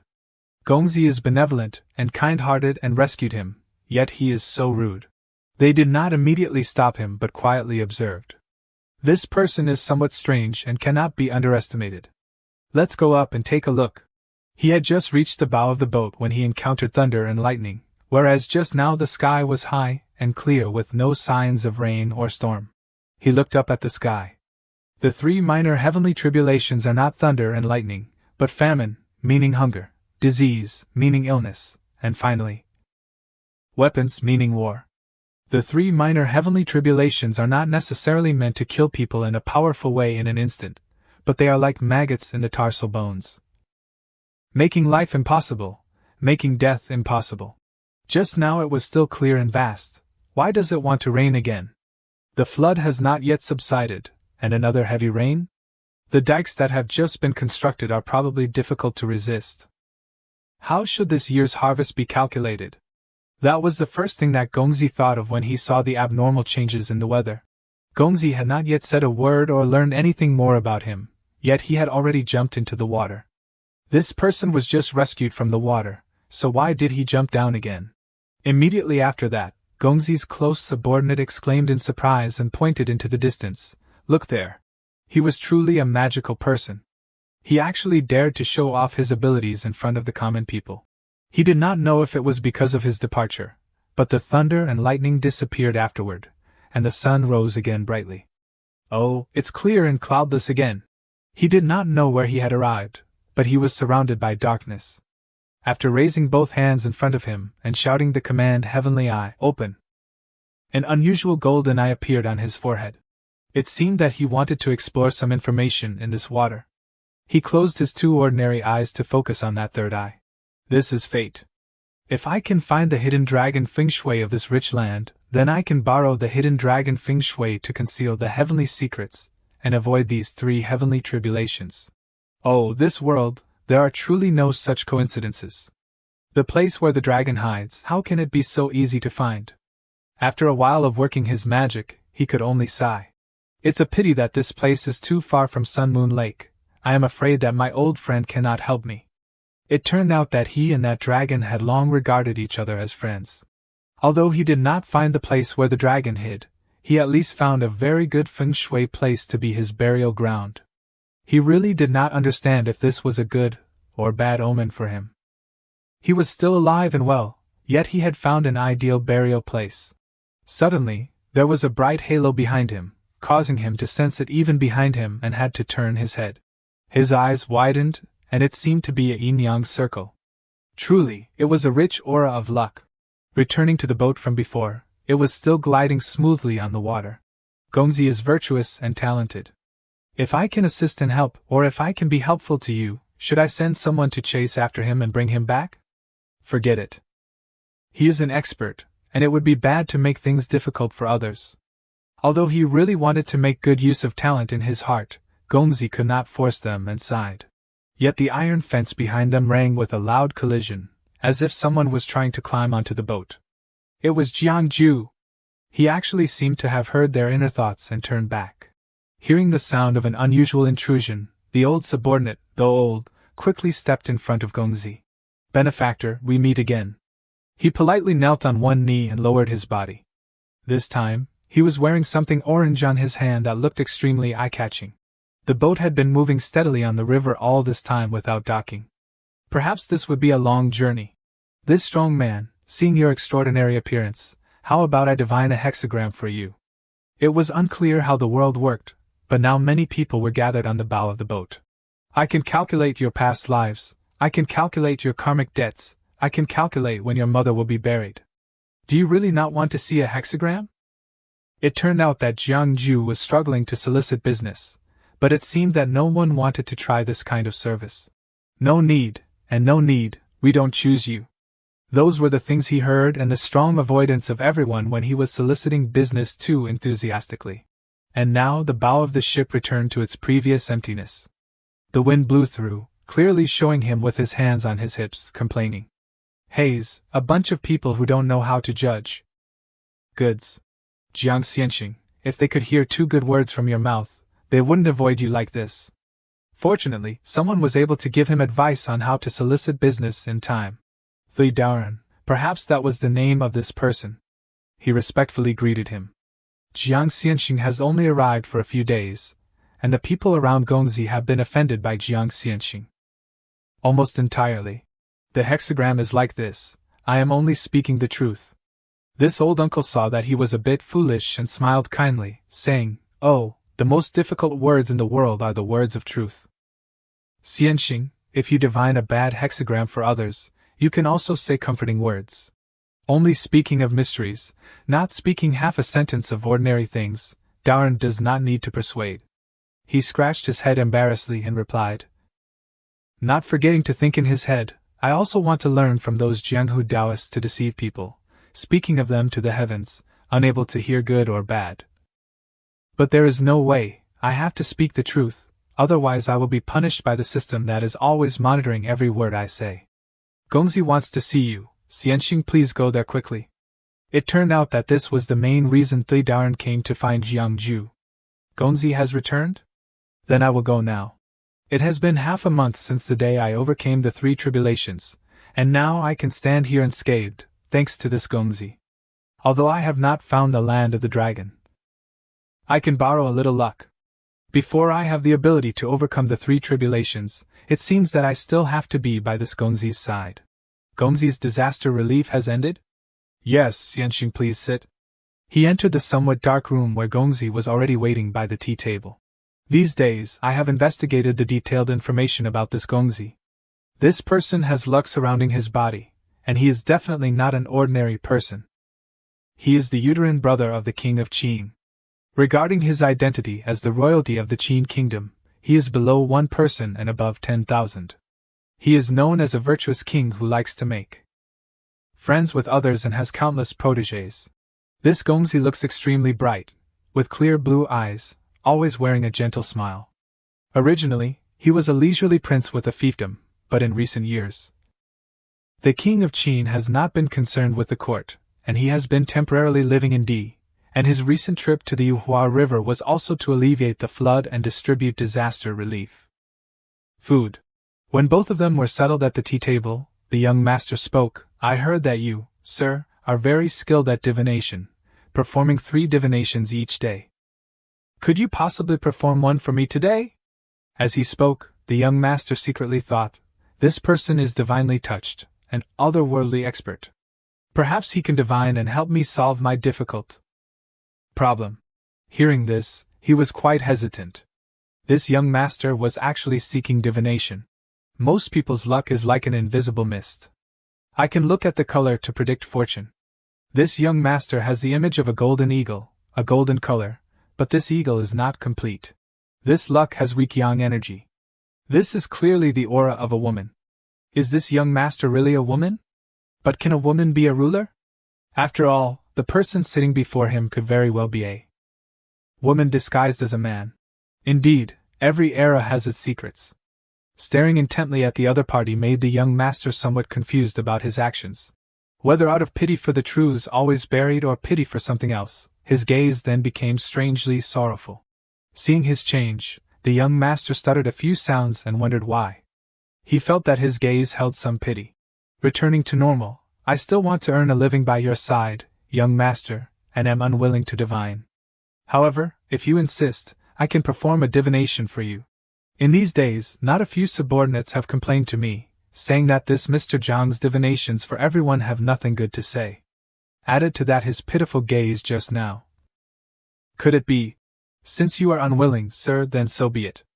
The young master was generous, actually agreeing to his refusal. Actually, I sought you out, sir, with something to inform you. I plan to return to Qingyang for a trip. I don't know if you would be willing to go to Qingyang with me, or if we should part ways here. I heard that you, young master, are recruiting retainers. If you don't mind, I want to earn a living by your side. I still need your luck to help me avoid the heavenly tribulation. How can I leave at this time?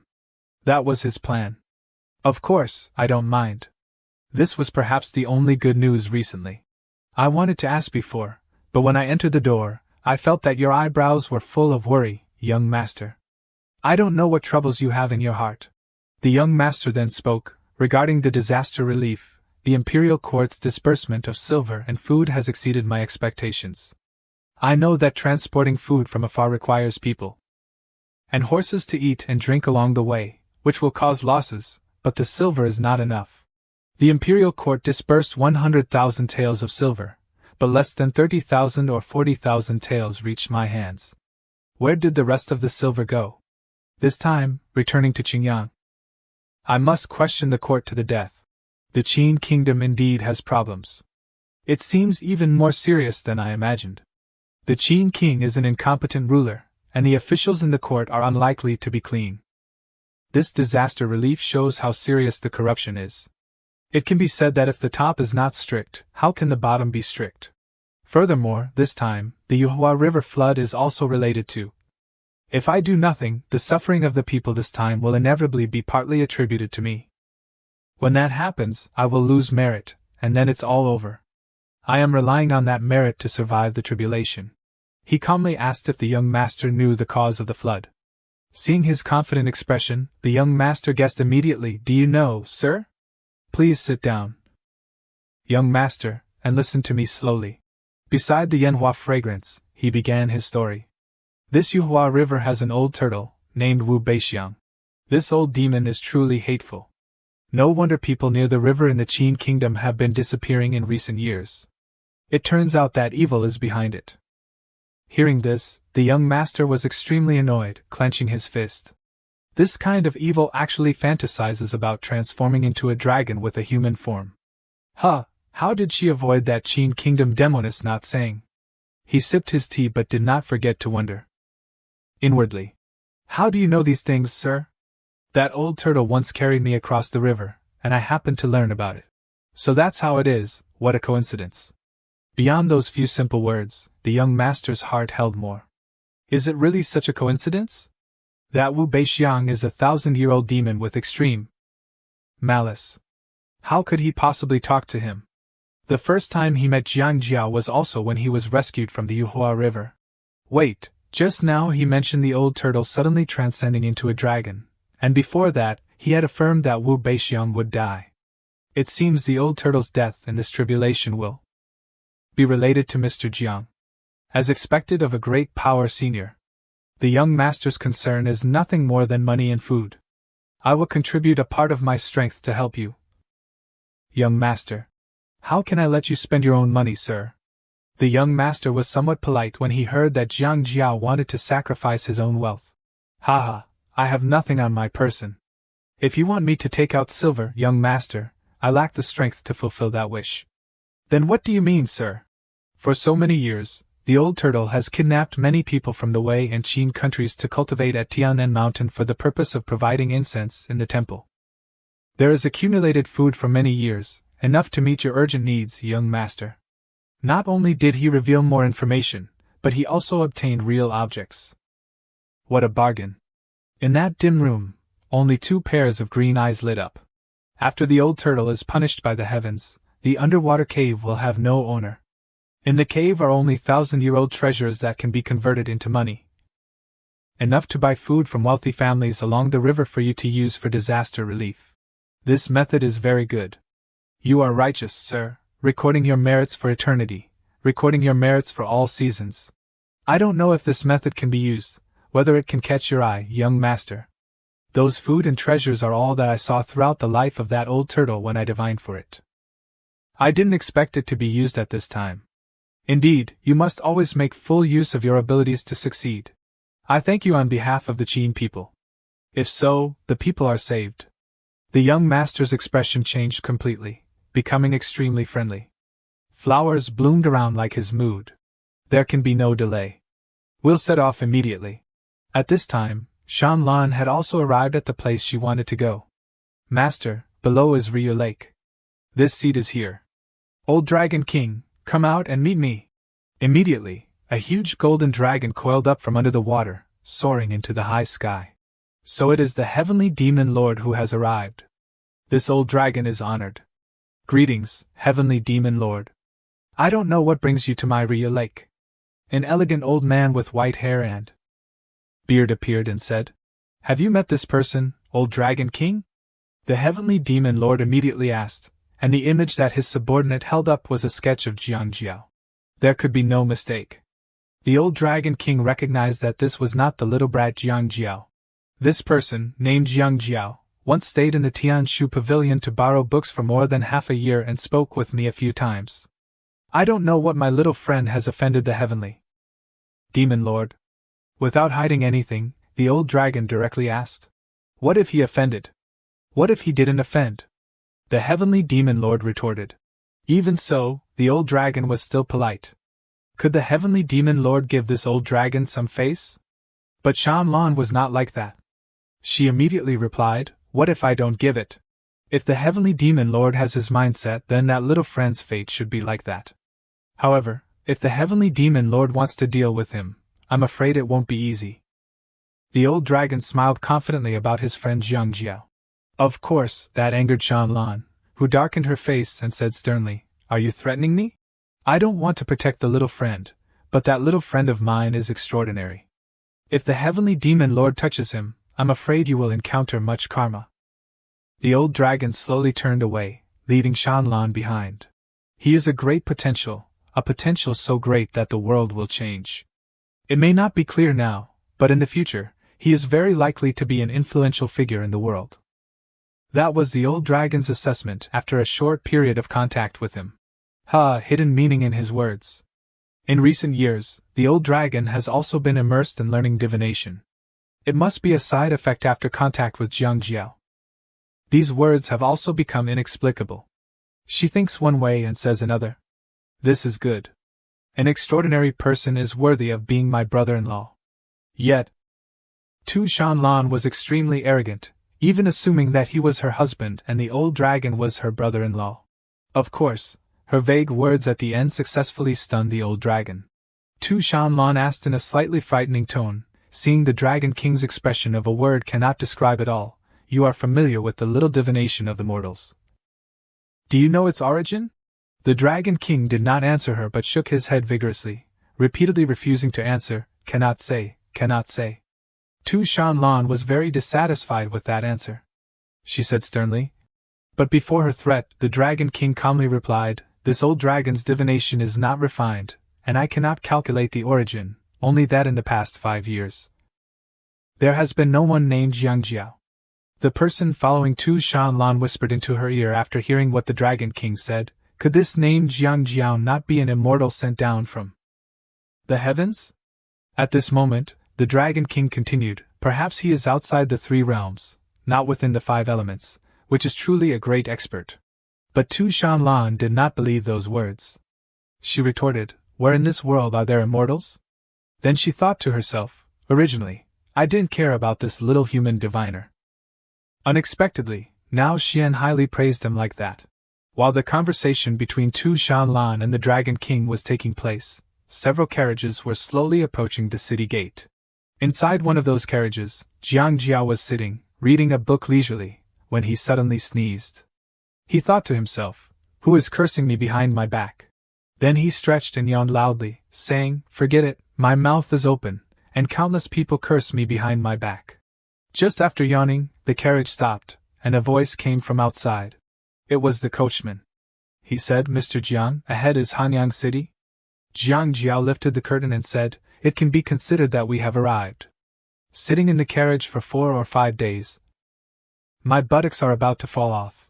Lifting the curtain and looking at the scenery outside, Jiang Jiao found it very strange. Strange, in broad daylight, on the main road of a country, how come there isn't even a single carriage? Logically speaking, under the feet of the emperor is the most prosperous place, so there should be many carriages coming and going. This is not right. Realizing that the situation was not as usual, Jiang Jiao immediately used his power, Heavenly Eye Open.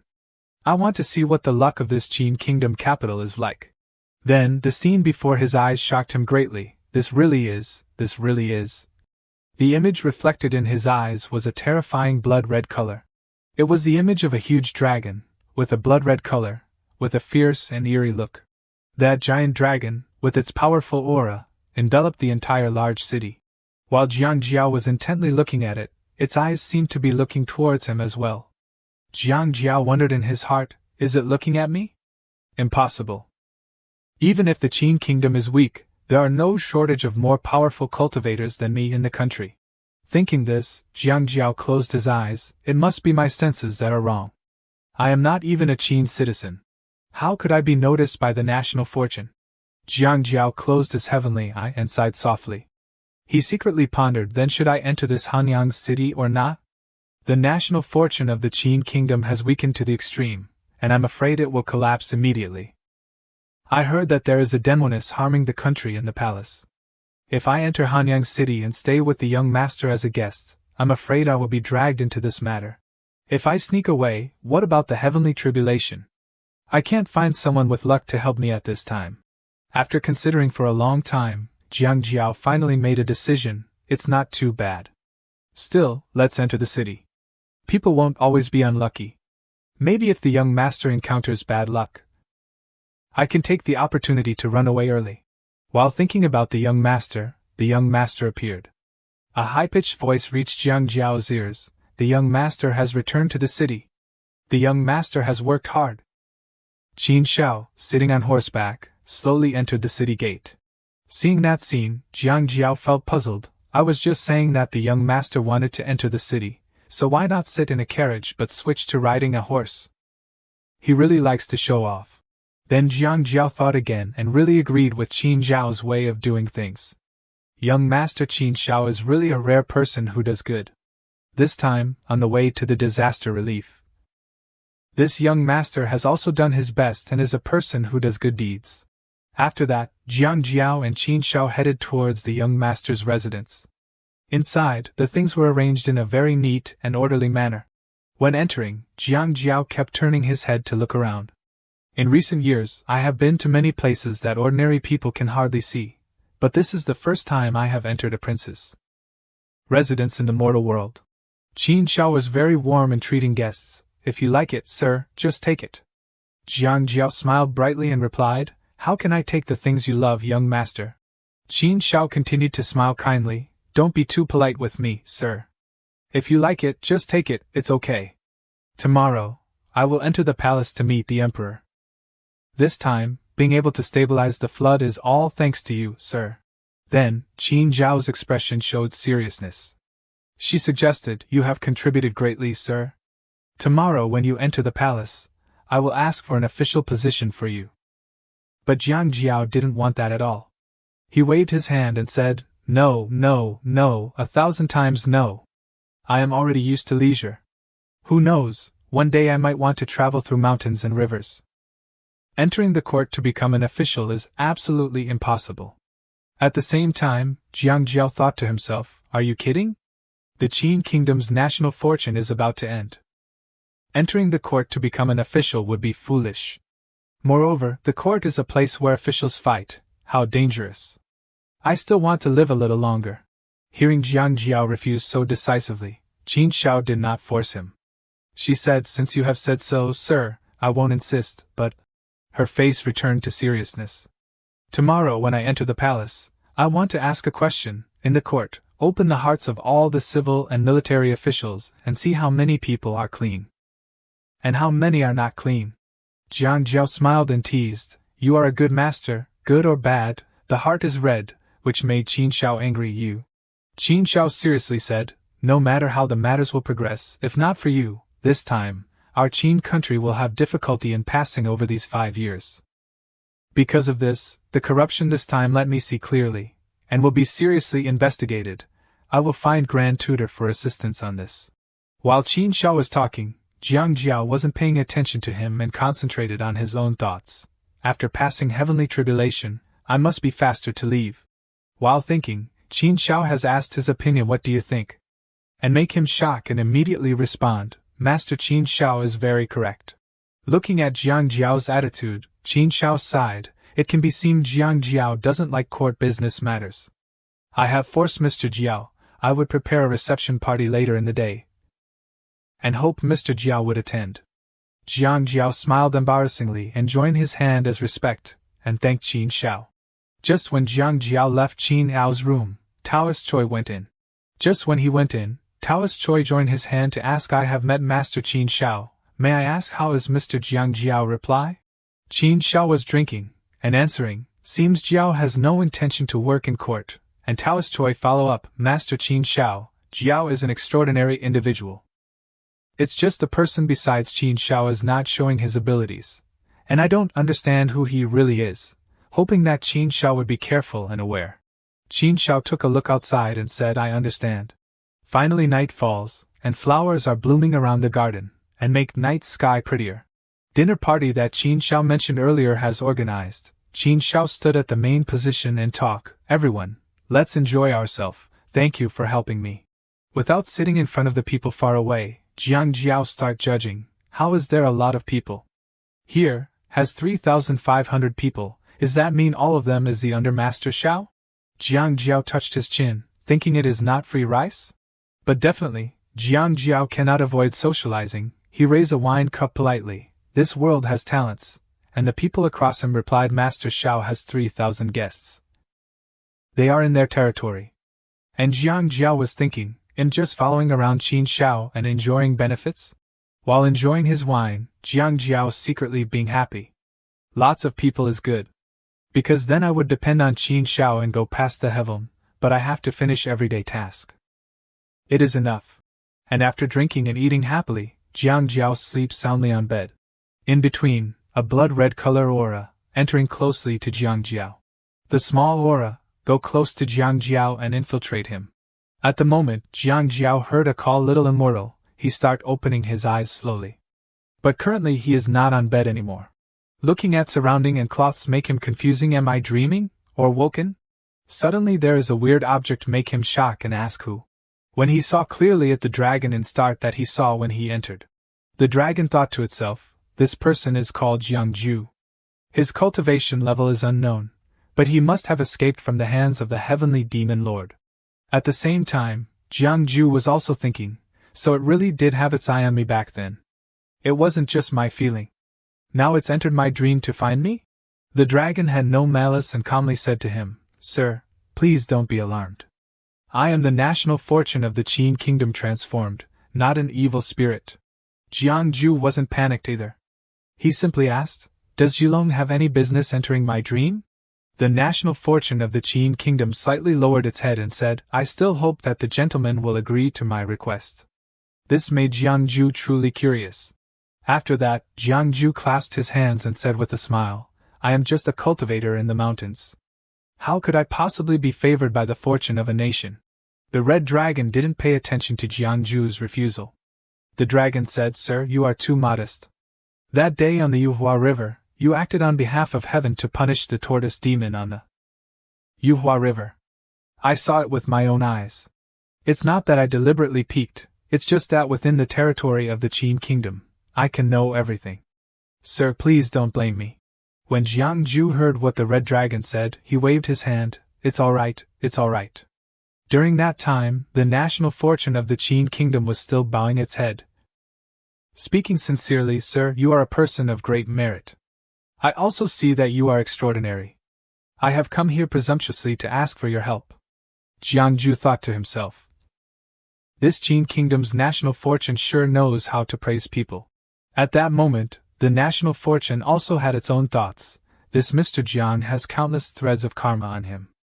Everyone related to him is exceptionally lucky. But this person himself has no karma, is not within the three realms, jumps outside the five elements, and has the appearance of an immortal.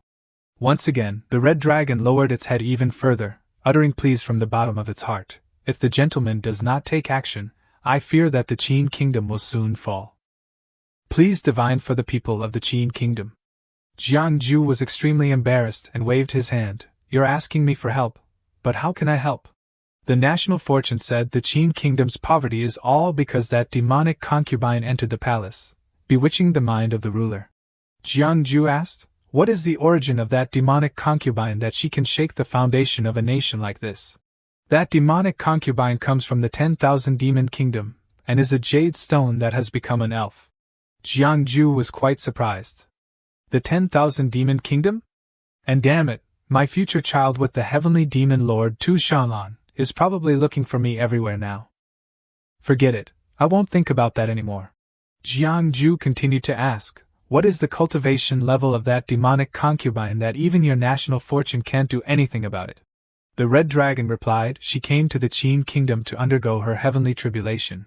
Speaking of this, Jiangju's expression unconsciously became more serious. Cultivation is about defying the heavens, about experiencing all kinds of tribulations. And it's even harder for demon clans to cultivate than ordinary people.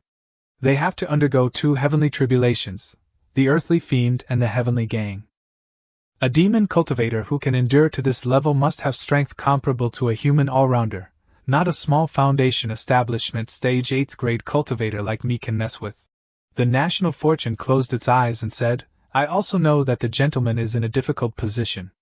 I don't require the gentleman to eliminate the demon. I just have one other thing to ask of the gentleman. Jiangju thought to himself, with the red dragon in my dream, I don't know how to leave this dreamscape. I can only listen to what it has to say. Jiangju said, What exactly is it? Just say it. But my strength is truly shallow. I'm afraid I can't help you. The national fortune still replied with a sincere attitude. Only the gentleman can help me with this matter. The current ruler has long lost his morality. I know the gentleman is skilled in the 8 trigrams. I respectfully ask the gentleman to choose another wise ruler for the Qin kingdom. I will give these 2 items to the gentleman. At the same time, 2 rays of light fell from the dragon's mouth. Seeing the 2 items flying towards him, Jiangju was surprised. This is. First is a jade seal of cyan color. This jade seal is the dragon vein of the country. The person who holds this seal is the future head of the entire country. Please help me manage it. If you meet a wise ruler, return it to him. The other item is a section of guilty scroll. This item is specifically used to sever the power of past tribulations, to execute foolish monarchs above, and to execute evil spirits below. If the monarch of the Qin kingdom cannot do it, then the gentleman's execution is in accordance with heaven's will. This item will be able to help the gentleman. Holding the 2 items given to him by the divine dragon in his hand, Jiangju thought, is this entrusting the fate of the Qin kingdom into my hands? This is too difficult. Jiangju was just about to speak. Then the divine dragon interrupted. I am not forcing the gentleman to agree by giving you these 2 items. If the gentleman does not want to help, then the Qin kingdom's fate deserves to be like this. If the gentleman is willing to help, I am willing to give half of the Qin kingdom's national fortune to you. From now on, the Qin kingdom will be the gentleman's Qin kingdom. And the gentleman will be the pillar of the Qin kingdom. After that, the divine dragon roared, and the surrounding space was agitated. At that moment, Jiangju woke up with a start. Taking a look at his surrounding, he realized that he had escaped from the illusionary space created by the dragon. Jiangju placed his hand on his forehead, rubbing his temples. Just as he was wondering whether what had just happened was real or not, the 2 items beside him confirmed his thoughts. Sitting and looking at the 2 items that had just been given to him, Jiangju thought to himself, I'm just an 8th grade cultivator, not even a citizen of the Qin kingdom. Why would the Qin kingdom's national fortune give me these 2 things? It's too unreasonable. Is it because I punished the old turtle on the Yuhua River? Or because I'm good at divination? What exactly did that red dragon see in me that made it make this desperate decision? Jiangju ruffled the hair on his head. The words the red dragon had just said repeated in Jiangju's head, give half of the national fortune to the gentleman. From now on, the Qin kingdom will be the gentleman's Qin kingdom, and the gentleman will be the pillar of the Qin kingdom. I just wanted to borrow the young master to avoid the tribulation of the other woman, so why did I have to encounter something like this? Jiangju was extremely angry and slammed his hand heavily on the table. Damn it, it's all nonsense. If the monarch of the Qin kingdom knew that these 2 things were in my hands, he would chop me into 100 pieces or skin me alive. And there's also a demonic concubine with at least earthly fiend realm cultivation. Jiangju ruffled his hair again. Oh my god, this is so annoying. After that, he slowly pondered again. That red dragon told me it would block my current tribulation. I really don't feel like I'm locked onto by the heavenly tribulation anymore. It seems it didn't lie to me. If the tribulation of the other woman has been resolved, then I don't need to borrow the fortune of young Master Qin Shao anymore. Doesn't that mean I can escape now? Instead of taking risks staying in the Qin kingdom, I might as well leave quickly. No matter how I think about it, that's the best plan. The more Jiangju thought, the more he smiled smugly. Find a corner where no one can find me and set up a base for hundreds or thousands of years. When I leave the mountain, I can throw that 2 shaman onto the bed and spank her ass. Wouldn't that be great? But suddenly, Jiangju's train of thought stopped. He looked at the 2 items on the table. Jiangju's mood immediately became gloomy. This feeling of biting off more than I can chew doesn't feel right. Oh well, forget it, I'll try my best. But once I sense danger, then don't blame me. At that time, I'll escape immediately. It shouldn't be a big problem. I already have experience escaping from that great demon king of the 10,000 demon kingdom successfully. Jiangju shrunk the 2 items down and planned, these 2 items can't be seen by outsiders. I have to hide them carefully. If I want to complete the national fortunes mission for the Qin kingdom, I need to meet a member of the Qin kingdom's royal family. But with my current status, I'm afraid that even if I go to the door to request an audience, no one will be willing to meet me. I'll just let fate decide. Jiangju stayed in Qin Zhao's residence. Time slowly passed, and finally, half a month later, the day arrived. In a magnificent and splendid palace, a man in noble attire with a plump figure was lying on a chair. Around him were maids serving him respectfully. The man with the plump figure lying on the chair was the monarch of the Qin kingdom, Qin Yujun. Qin had just opened his mouth to curse. Damn it! A woman with a beautiful face and a fiery figure appeared. She was the 10,000 Demon Kingdom's Jade Stone Spirit, Su Yuxian. She moved closer to King Qinan and said in a coquettish voice, "Who has made the great king so angry?" Qinan replied, "Who else could it be? It's that good younger brother of mine. That Qin Shao actually joined forces with the Grand Tutor to make things difficult for me in court, not allowing me to build a palace for the leopards." Qinan revealed an angry and murderous expression. "Who exactly is the monarch of the Qin kingdom, them or me?" Qinan slammed his arm on the table. Do I have to look at their faces to do what I want?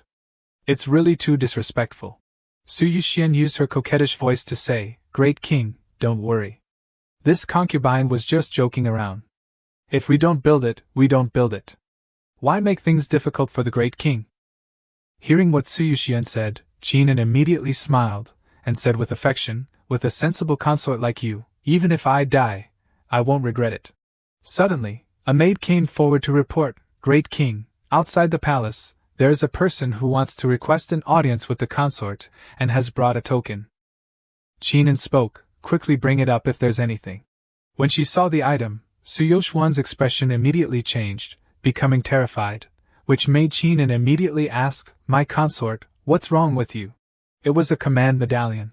Immediately after, Su Yuxian regained her usual expression and said to Qinin, Great King, my mother's family has arrived. This concubine will be back in a while. Qinin waved his hand happily, Oh, hurry up. After that, Su Yuxian returned. When she saw the person standing in front of her, she immediately knelt down respectfully and said, Su Yuxia greets Sword Xianjun, my lord. That Sword Xianjun repeated softly, Sword Xianjun? It's been a long time since I've heard that title. There is no Sword Xianjun in this world anymore. Only the close guard under the command of the Heavenly Demon Lord, Qin Jiannu.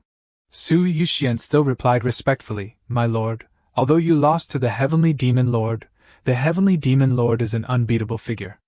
Although my lord failed, your glory and prestige are still evident. This concubine has long admired you. Today, meeting you has made me feel flustered. I just don't know why my lord is looking for this concubine. Jiannu said, Since ancient times, the two demon clans have taken the Jinsha River as the boundary and signed a treaty of non-aggression. Now that I have entered the Qin kingdom, I have violated the treaty. I fear that the Heavenly Demon Lord will order me to return. If that happens, I will not be reconciled. Now that I have reached the tribulation of earthly fiend, only absorbing the fortune of this dragon vein is a shortcut to overcome the tribulation. Otherwise, I will definitely die. I cannot leave. Seeing Su Yoxuan's worried expression, Jiannu said, Don't worry too much. You have not yet entered the eyes of my lord. Today, I want to find you to help me find someone. Su Yuxian said, My lord, please feel free to command me. If the person my lord wants to find is within the territory of the Qin kingdom, even if this concubine has to turn the Qin kingdom upside down, I will find him for you. After that, Jiannu raised a painting. This person is called Jiangju. His cultivation level is unknown, but he has escaped from the hands of the Heavenly Demon Lord. Su Yuxian was very surprised. Escape from the hands of the Heavenly Demon Lord? To be able to escape from his hands, what kind of cultivation level must he have? In the land of the two demon clans, I'm afraid the number of people wouldn't exceed 5 fingers. How come I've never heard of such a character? Seeing Su Yoxuan's terrified expression, Jiannu said, He borrowed the sun and moon lake of the Dragon King's palace. His own strength may not be that high. Su Yuxian breathed a sigh of relief. So that's how it is. The Dragon King's Sun and Moon Lake is the most senior demon clan sage in the 10,000 demon kingdom. People often compare him to the Heavenly Demon Lord. It's just that it's impossible to compare who is stronger and who is weaker. Anyway, he doesn't compete for power and profit. This Jiangju can have his blessing. His relationship with that old dragon must be good. How weak can someone who can associate with such a character be? Although this person's cultivation level is not clear, he has some tricks and supernatural powers. This painting may not necessarily be accurate. Perhaps he knows how to disguise himself. It's very normal to travel in the world. Su Yuxian asked, My lord, do you have the divine sense imprint of this person? The appearance and figure of a cultivator can all be changed. Only the divine sense imprint is unchangeable, unless he changes all 7 souls and 6 spirits. Jiannu replied, I don't have it. However, this person knows very well about the affairs of the 4 directions. When divining for others, he once hung up a comment. Only talking about hidden things, not talking about mediocre things. Su Yuxian asked in confusion, My lord, is that all? Jiannu closed his eyes and replied, Yes, that's all. Su Yuxian thought to herself, How can I find someone with just this information? Although there is a painting, There are as many disguise spells as hairs on an ox. Every cultivator knows them. As for that comment, it's even more like a joke. What if that diviner changes to someone else? The only useful information is really just that the other party is a diviner. Skilled in drawing lots. Su Yuxian said with a smile, this concubine understands? I will definitely do my best to find him. Then she thought to herself, based on this information, wanting to find the other party is really like finding a needle in a haystack. After I send this great god away, I'll just pretend I didn't hear anything. After that, Jiannu said, if you can find this person, my lord has agreed to promise you a quota in the 10,000 demon abyss. Su Yuxian said happily, my lord. Is this true? Jiannu affirmed, my lord said it himself, how could it be a joke? Su Yuxian was overjoyed. If I can enter the 10,000 demon abyss, I won't have to worry about this heavenly earth dual tribulation anymore. I will definitely enter the realm of the demon king. No matter what, I must find this Jiangju. Su Yuxian stood up. Her attitude was completely different from before. Please rest assured, everyone. This concubine will definitely do her best to find this person. Seeing that attitude, Jiannu also replied, that's good. If you find Jiangju, immediately crush this thing. I can know immediately. After that, he gave something to Su Yuxian. After Su Yuxian received the item, Jiannu thought that Jiangju may not necessarily be inside the Qin kingdom. The three countries of Wei, Qin, and Zhao all have the possibility of having his shadow. I have already passed through the Wei kingdom, and now I have come to the Qin kingdom. I need to immediately go to the Zhao kingdom to have the demon clan of the Zhao kingdom help search for Jiang Ju.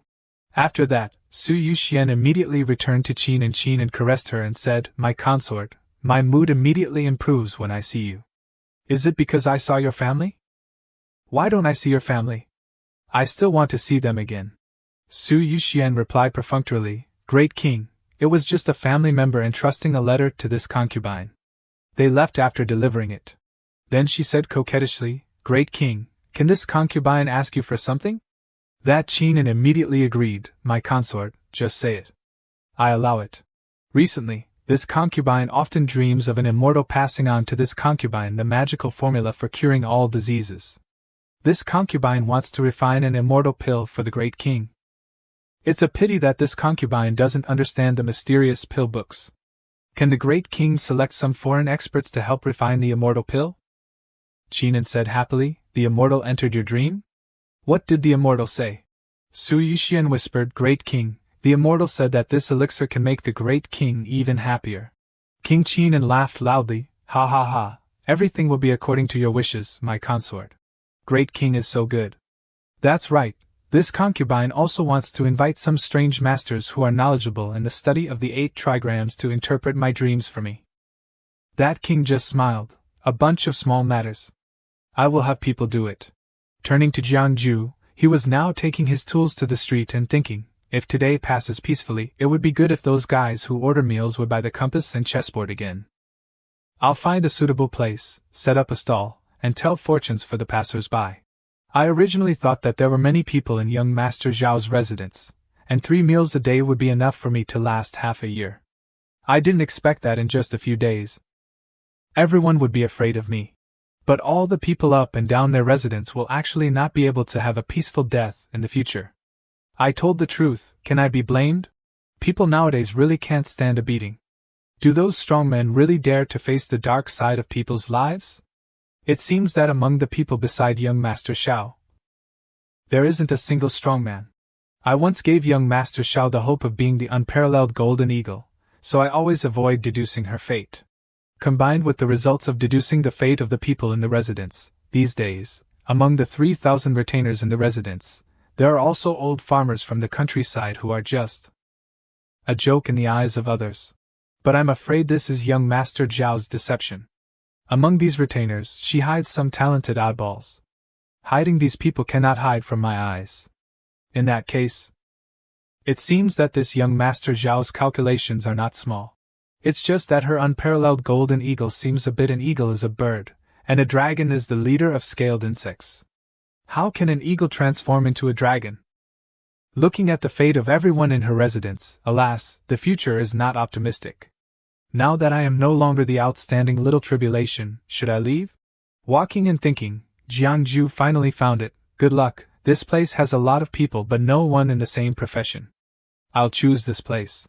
As soon as he set up his stall, Jiangju immediately saw people passing by evaluating him. Jiangju immediately became smug and said, "What are you looking at? Have you never seen a handsome guy before?" A person carrying sweet potatoes passed by and said kindly, "Little Taoist priest, quickly pack up your stall. This place isn't good." Jiangju called him to stop and asked, "Grandpa, why are you saying such words? Unless the local officials don't allow divination to be set up in this place?" That old man didn't say anything else and just emphasized, "Leave here quickly." Jiangju felt very confused.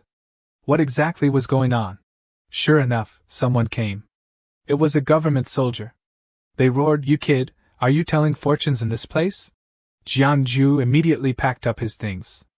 "Officer, I didn't know that divination was not allowed in this place. I'll leave immediately." Then he immediately gave a handful of silver to the government soldiers and said, "I still hope the officers will facilitate things." At the same time, he secretly sighed. This world is such that it is better to meet the king of hell than a petty devil. Let the bad luck disappear. A soldier smiled and said, "Little guy, you're quite sensible." Another soldier held up the paper and said, "This person doesn't look like the one in the painting. Maybe he's not the Taoist named Jiangju that the imperial concubine is looking for." The soldiers looked at the wanted poster again. "Let me see." Jiangju realized in surprise, "The imperial concubine is looking for me? Isn't that the demon concubine? I'm in trouble. She's from the 10,000 demon kingdom. Her looking for me is definitely not a good thing. It must be related to the heavenly devil." Jiangju looked at the drawing in the soldier's hands, feeling a bit offended. Even if they're looking for me, they didn't need to draw me so ugly that even my own mother wouldn't recognize me. This doesn't even look like a human being anymore. The soldiers looked back and forth, hesitating. Indeed, it doesn't look alike.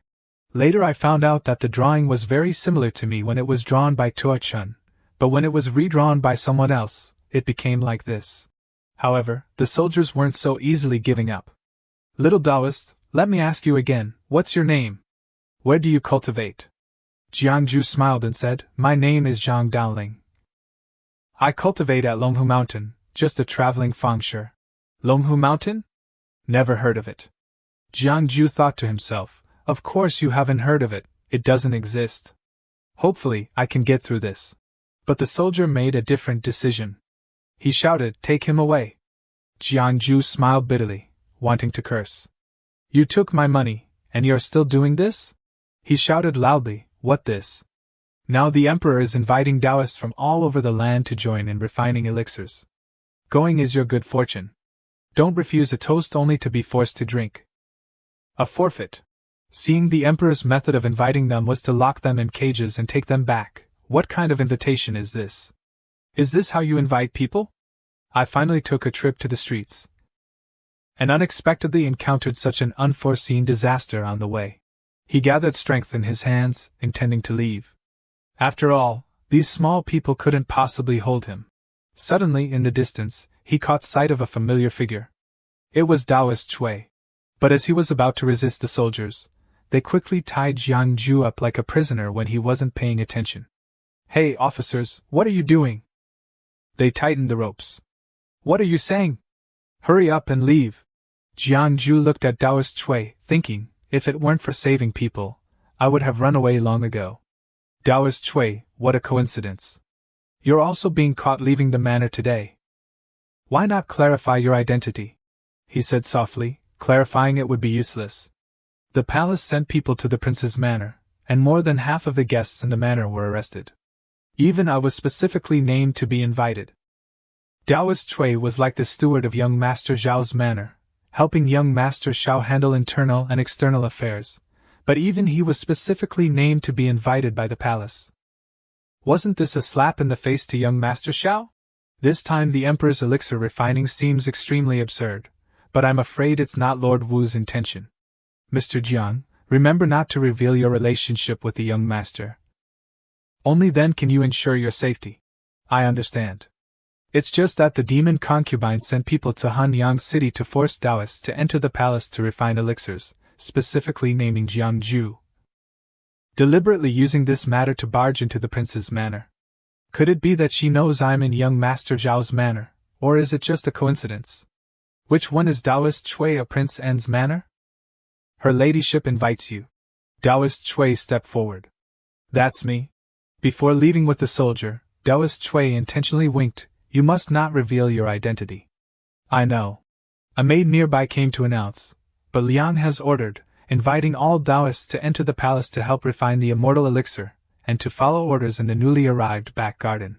Upon arriving, they immediately untied everyone.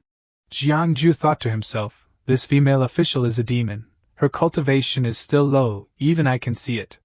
The officials in the court must have high-level experts, how could they not see it? Or maybe they see it but don't dare to say it. It seems that the demon concubine is indeed covering the sky with one hand. The entrance to the cave gradually emerged from the shadows. Everyone go in, don't play tricks, follow me. Many people stepped inside. It really looks like an alchemy room of high-level experts. There's a large furnace with a blazing fire inside. Everyone, don't be lazy, get to work. Jiangju was surprised but also quite shocked. The organization here is tightly controlled, escaping won't be easy. Thinking about how the demon concubine has been trying so hard to find me, and as a result, I just came back and automatically delivered myself to her door. How could there be such a good thing? But what should I do? Outside, Qin Xiao had been standing in front of the manor for a long time. Please trouble the eunuch to report. Your Highness should relax. His Majesty has thousands of affairs to attend to, and is busy dealing with state affairs. I'm afraid it won't be finished in a short time. If your Highness can't wait, you can return to the manor first. Qin Xiao walked and looked at the high sky above, thinking, this is still the place where I grew up with my imperial brother. At that time, my mother was still alive. After my imperial brother ascended the throne, I left and never returned. Suddenly, he caught sight of a tree nearby, but now only the roots remained. This apple tree.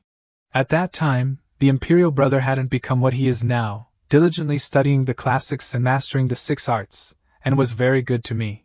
Father didn't allow me to climb trees, so the imperial brother personally climbed up and picked apples for me.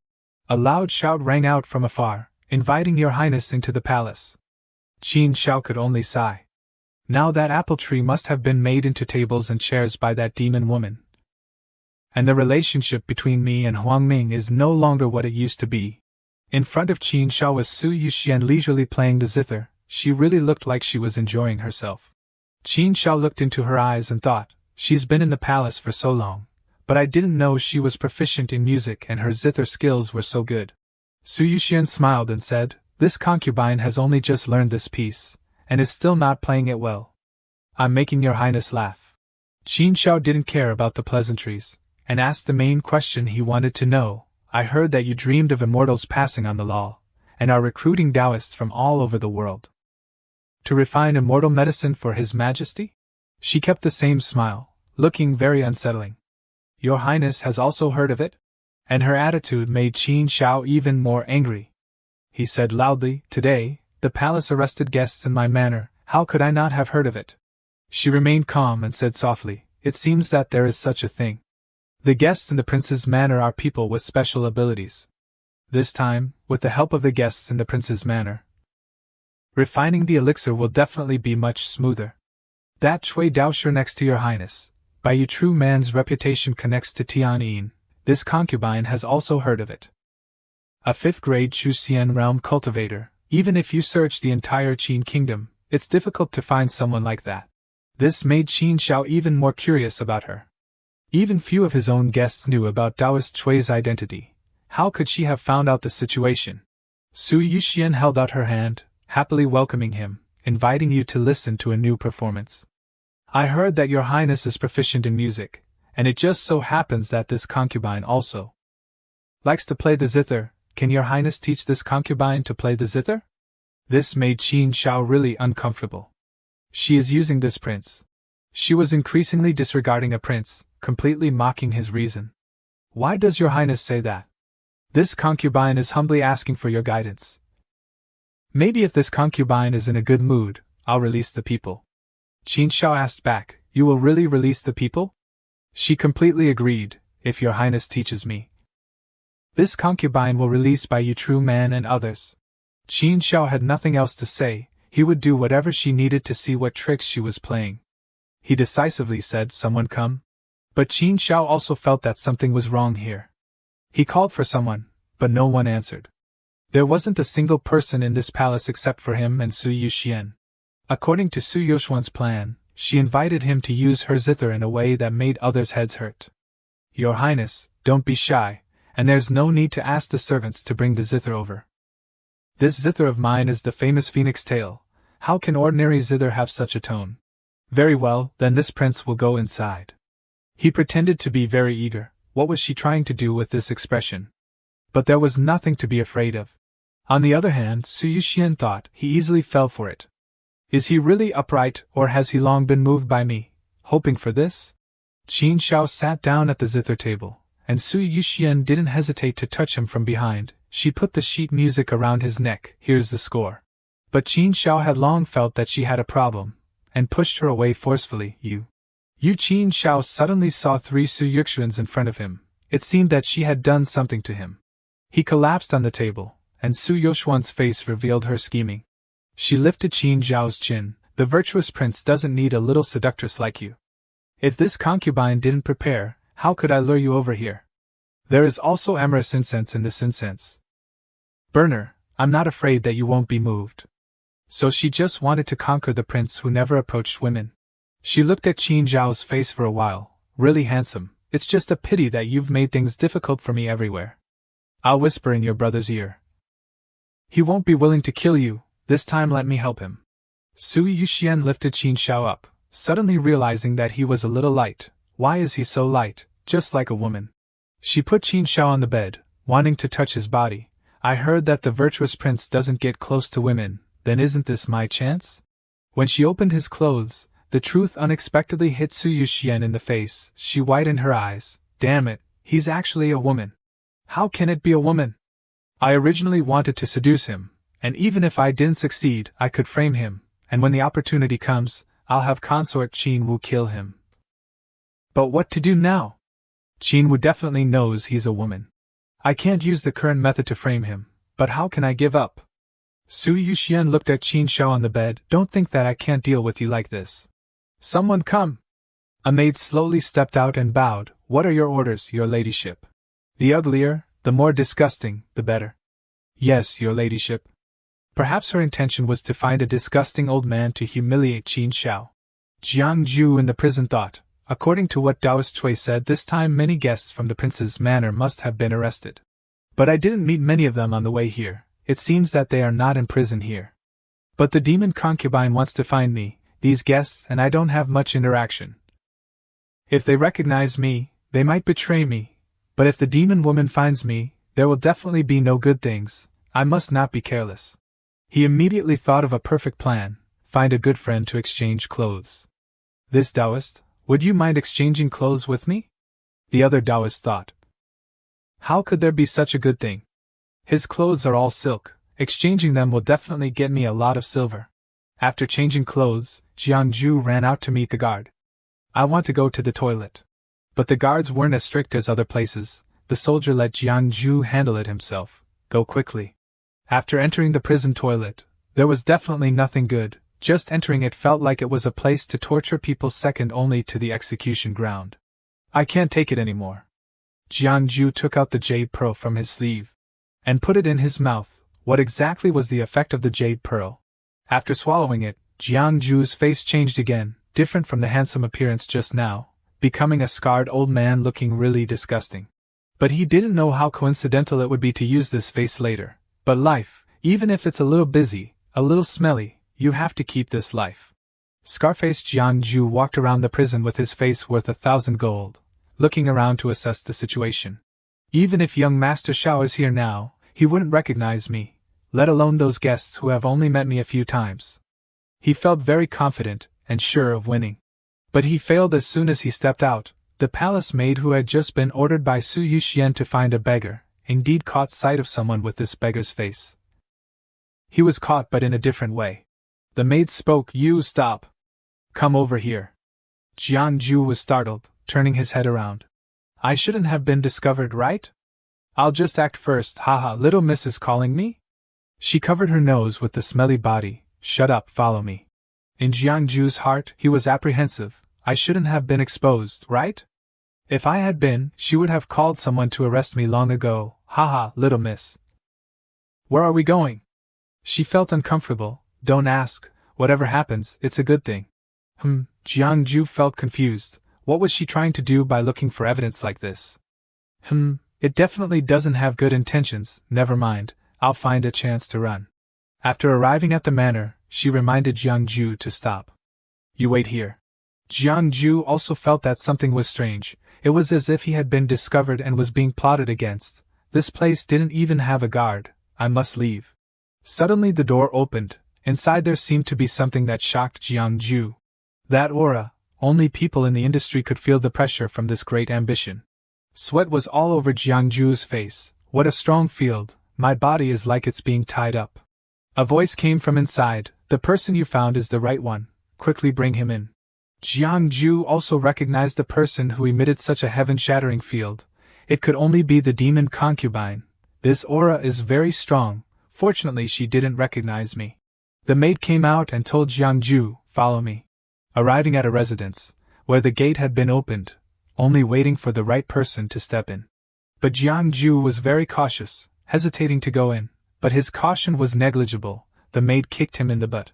Due to the inertia, he fell inside. The door suddenly slammed shut. The door is locked. What do they want to do? Suddenly a strong scent came from somewhere, attracting Jiangju's supersensitive nose. He suddenly felt a burning sensation in his body. Could this be medicinal fragrance? The more he thought about it, the more wrong it felt. This fragrance had a problem. Could it be that the demon concubine wanted him to warm the bed?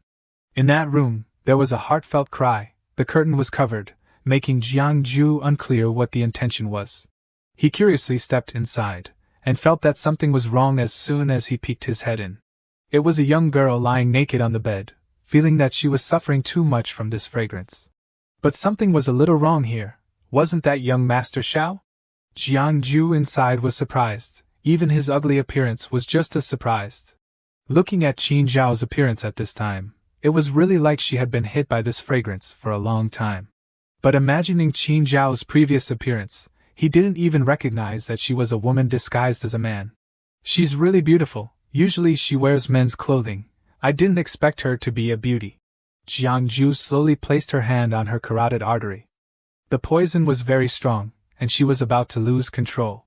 He clenched his fist, blaming that fox demon concubine. She was truly vicious, not only using aphrodisiacs but also deliberately finding a filthy beggar to ruin her purity. He immediately bowed his head in apology, hoping she could endure it.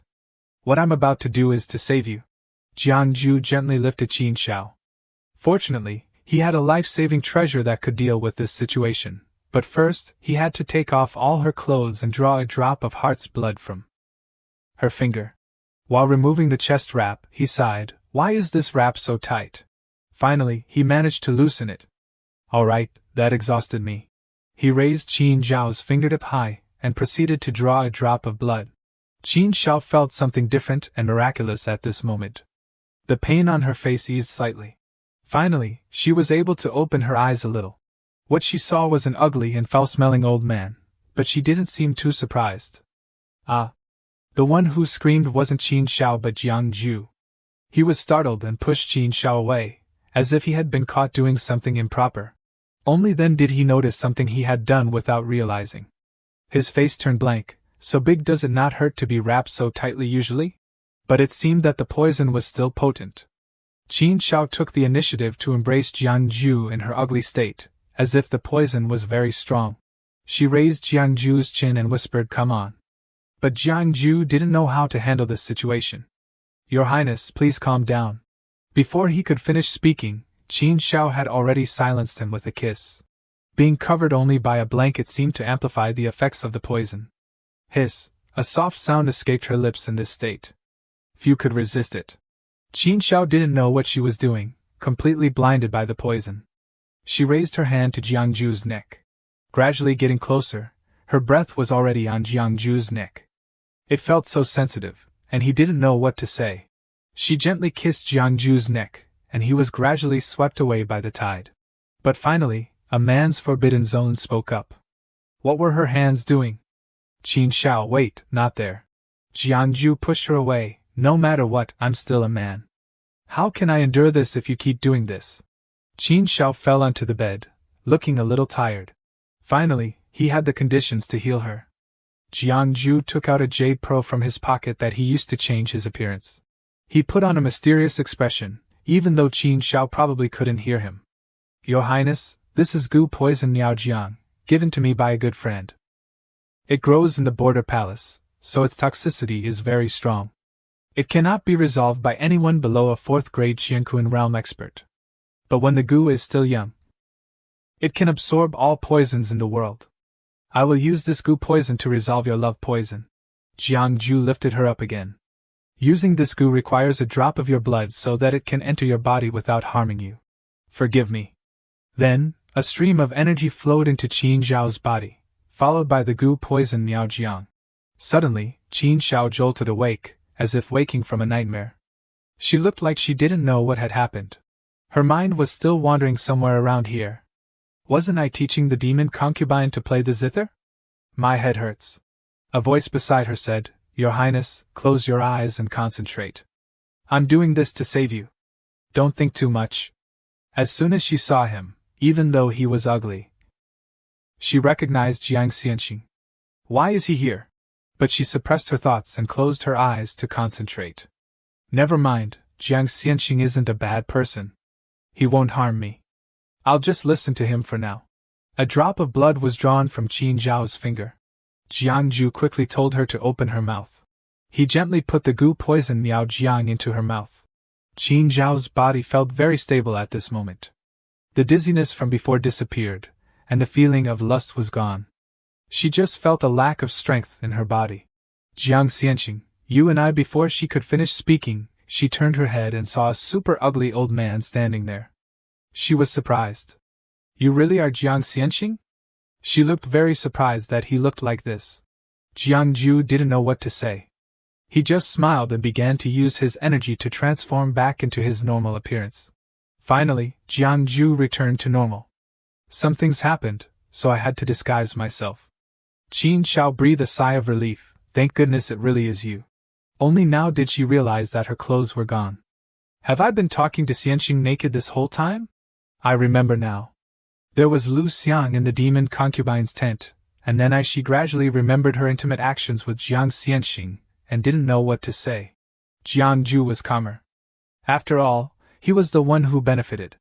It was an emergency. I had no choice.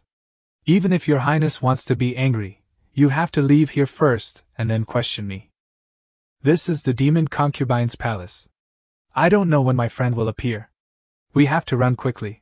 Qin Shao looked embarrassed. I know. I don't blame you, Xianxing. I don't know if Xianxing is betrothed yet.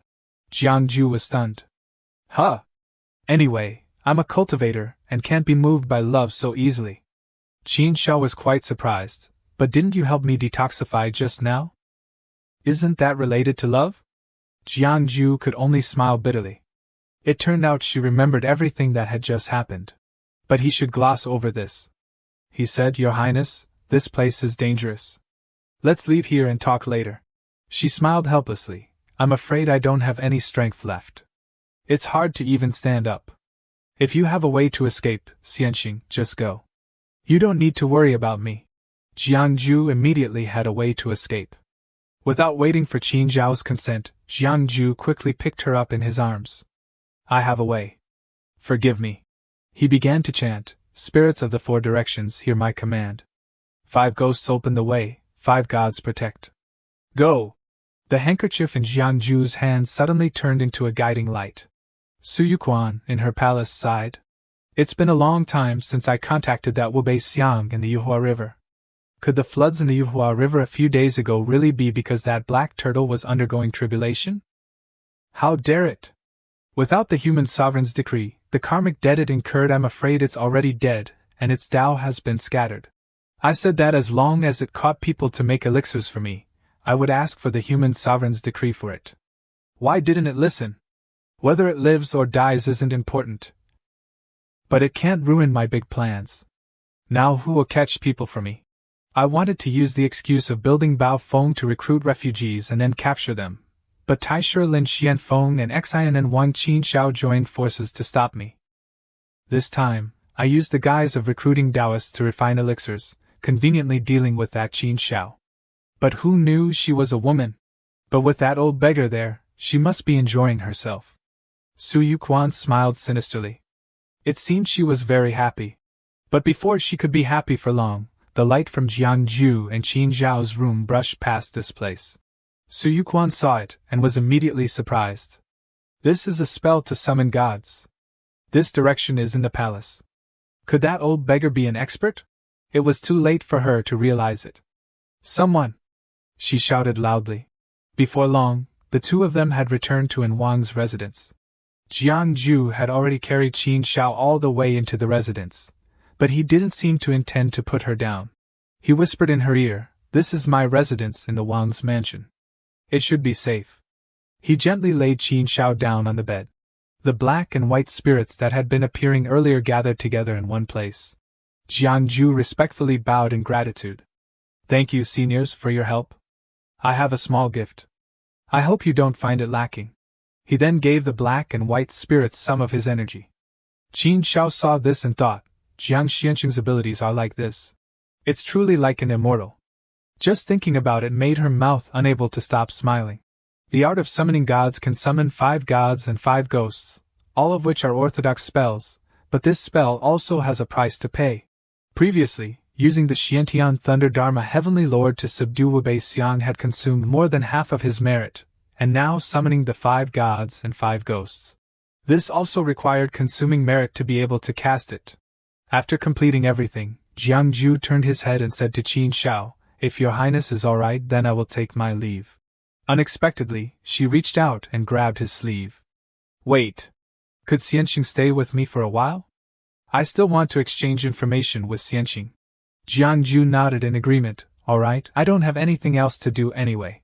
After changing back into her proper clothes, Qin Shao sat at the table and said solemnly, "According to the information from Xianqing just now, I must invite the current Taifu Lin Xianfeng to the residence to discuss this.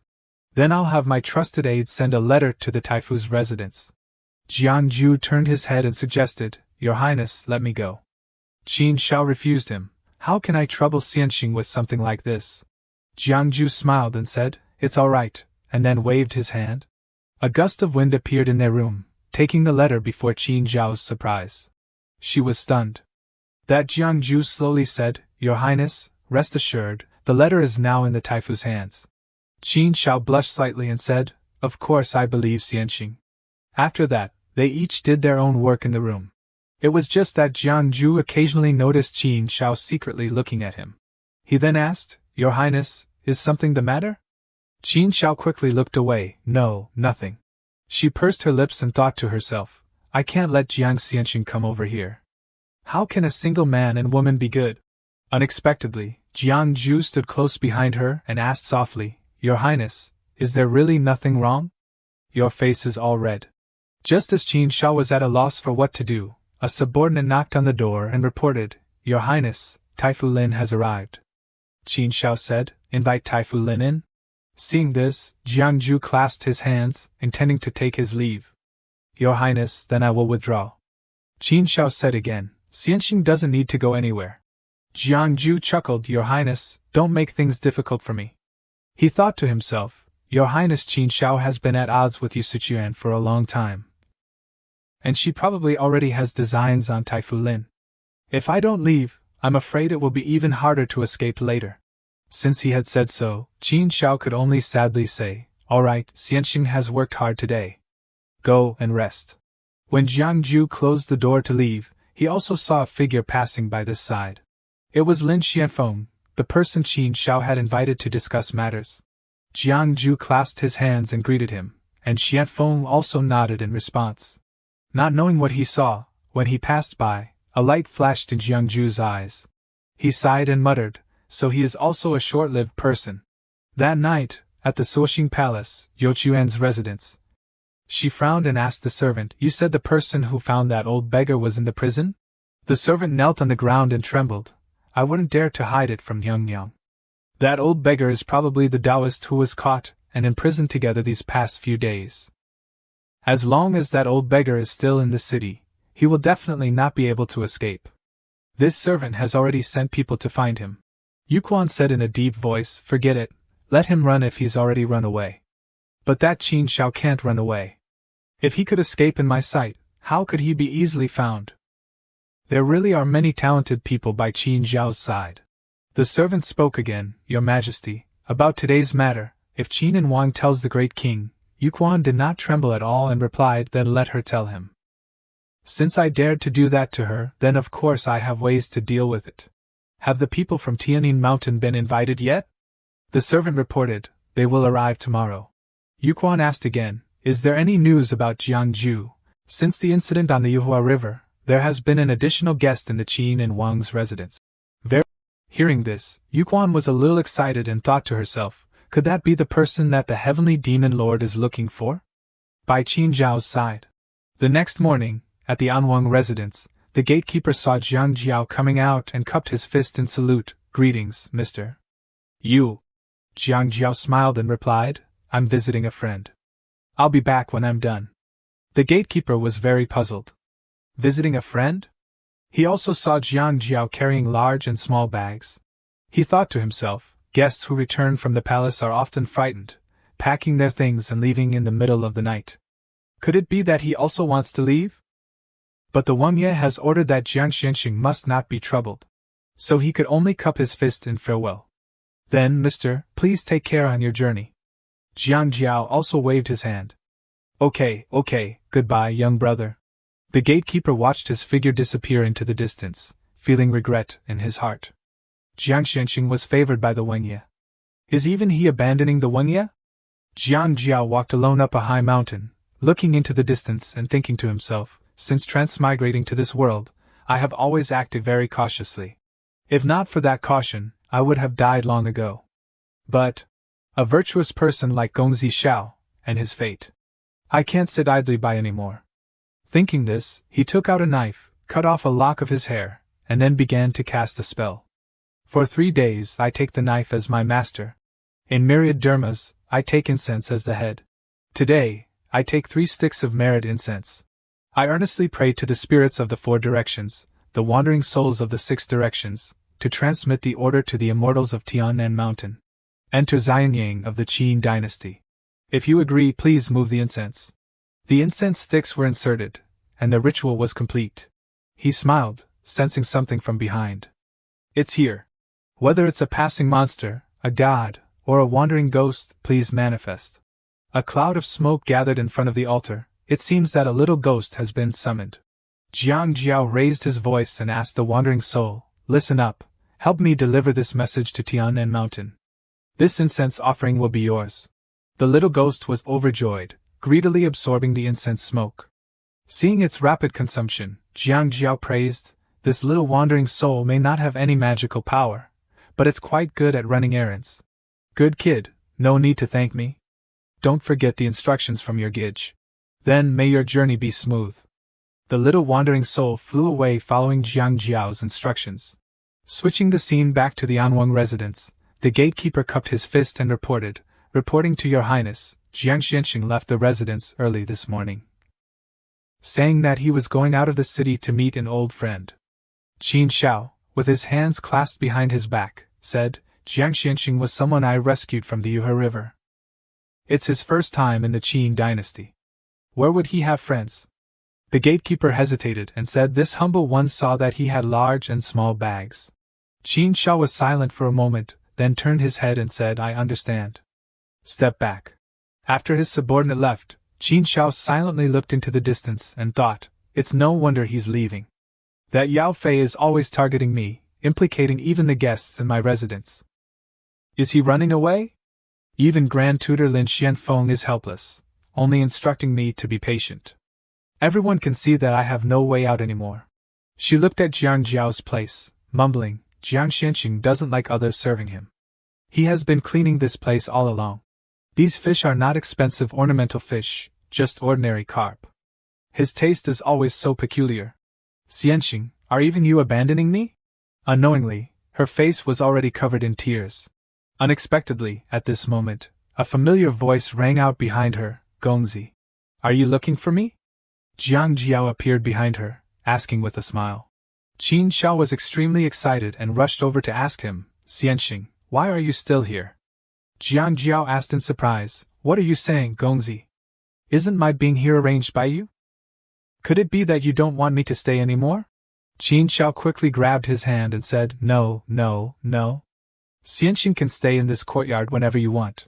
Seeing her holding his hand tightly and not letting go, Jiang Jiao scratched his head awkwardly. Gongzi, outsiders might think you're holding a thief. Qin Xiao quickly released his hand. I'm sorry. In the blink of an eye, it was evening. In the study, Qin Xiao poured tea for Jiang Jiao while saying, I heard the gatekeeper say that Xianxing went out to meet a friend. I thought, did Xianxing meet that friend on this trip? Jiang Jiao picked up the teacup and replied, Not yet, but I did meet a messenger who helped me send a few words to that friend, inviting him to the residence for a chat. Qin Xiao asked in surprise, Come here? I wonder what kind of person your friend is. Suddenly, a strong wind rose outside. The ground in the room also began to shake. She asked suspiciously, What's going on? The whole room is swaying. Jiang Jiao calmly shook the tea in his hand. Don't be afraid, Gongzi. It's just that person has arrived. Qin Xiao was completely bewildered. Who has arrived? Jiang Jiao mysteriously said that, of course, is an old friend. Outside the door, a huge black shadow appeared. Qin Xiao turned her face and said, There seems to be something outside. Let me go and see. Then she quickly opened the door. Jiang Jiao smiled and asked, Well, what did you see, Gongzi? Qin Xiao hesitated. It seems to be a cat. Oh, it went in on its own. Seeing the cat enter, Jiang Jiao waved his hand cheerfully and teased, Dada, let me see who that wandering soul invited. It seems this trip wasn't in vain. Long time no see. Don't be so cold. My old friend, Little Mountain Lord. He hugged the cat and rubbed it a few times. Seeing this, Qin Xiao exclaimed, Little Mountain Lord is so cute. Little Mountain Lord scratched Jiang Jiao a few times arrogantly, startling him. Who says it isn't? Gently, please. Qin Xiao then suggested, That's right, let me get some food for Little Mountain Lord. Thank you for your trouble, Gongzi. A few minutes later, Jiang Jiao asked Little Mountain Lord, who was lying sprawled on the table, At that time, I was in Tianan Mountain for half a month, and you avoided me. Why did you suddenly come to Xianyang in person to help me? Little Mountain Lord arrogantly pushed away the teacup and said, I can't drink this human world stuff. Jiang Jiao smiled faintly. There were some things I didn't understand at that time, but now I've figured it out. At that time, you deliberately lured me to Yuhe River to meet that Wu Bei Xiang. Was it to probe me? If you hadn't said anything, that turtle wouldn't have dared to act recklessly. But you said everything, so you fell into the water. You can't blame this seat. This seat is born with different colored pupils. The left eye sees the good and evil in people's hearts, and the right eye peeks at the karma of fate, but still can't see through you. So even probing a little isn't too much to ask, right? You have looked at the fates of many creatures in Tianan Mountain, and you can be considered to have done a favor for Tianan Mountain. Now you ask that little wandering soul to Tianan Mountain for help. I will help you with all my strength. At this moment, many other creatures appeared outside the door. Jiang Jiao stood up in slight surprise and said, I didn't expect so many friends to come. Jiang Mao has troubled everyone. Please stay here for a while. They said in unison, We obey. Then they gradually dispersed in all directions. Switching the scene to this side, Yu Xian had just finished soaking in the bathtub. She asked her subordinate in a deep voice, Have you found where that Jiang Jiao is staying? The maid reported, reporting to Nyang Yang, It has been confirmed that there is a Jiang Xianxing in the Anfu residence, but this servant has explored several times and cannot enter the courtyard of that Jiang Xianxing.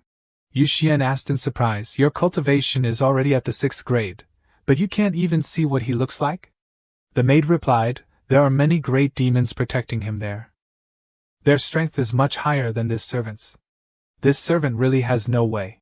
Yu Xian thought to herself, It seems that this Jiang Xianqing is the person that the heavenly demon master wants to find.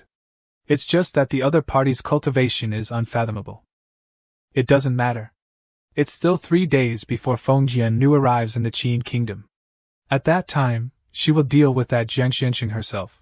She asked again, "How is Bai Yuzhenren?" The maid replied, "He has been subdued and is listening to Niang Niang's orders." Yu Xian sneered, "That's good. It's time to leave a big gift for His Highness and Wang." The next day, at the imperial palace, a Baiguan bowed his head and reported to the emperor, "Your Majesty, recently, the smell of medicine has permeated Xianyang city. The withered trees have all sprouted new buds. And all kinds of flowers are blooming out of season, which is very abnormal.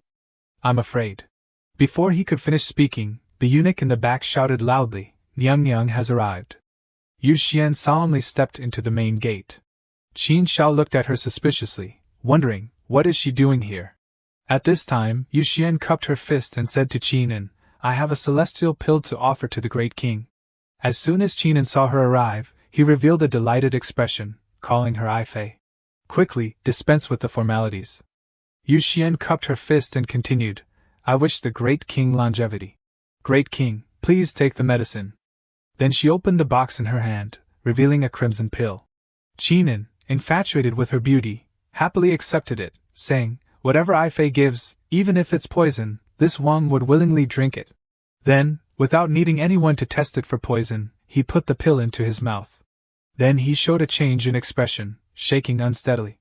"This is..." Qin Shao worriedly stepped forward and called out, "Huangxiong."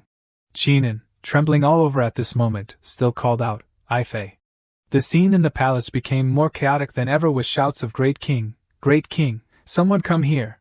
Qin Shao then turned towards Yu Xian and accused, "How dare you poison the monarch? Immediately bring that Yao Fei out here." Suddenly, Qin raised his hand and said, "Wait, Ai Fei." Yu Xian quickly stepped forward to support her hand, smiling sweetly and asking, "Great King, how is the effect of the divine medicine?"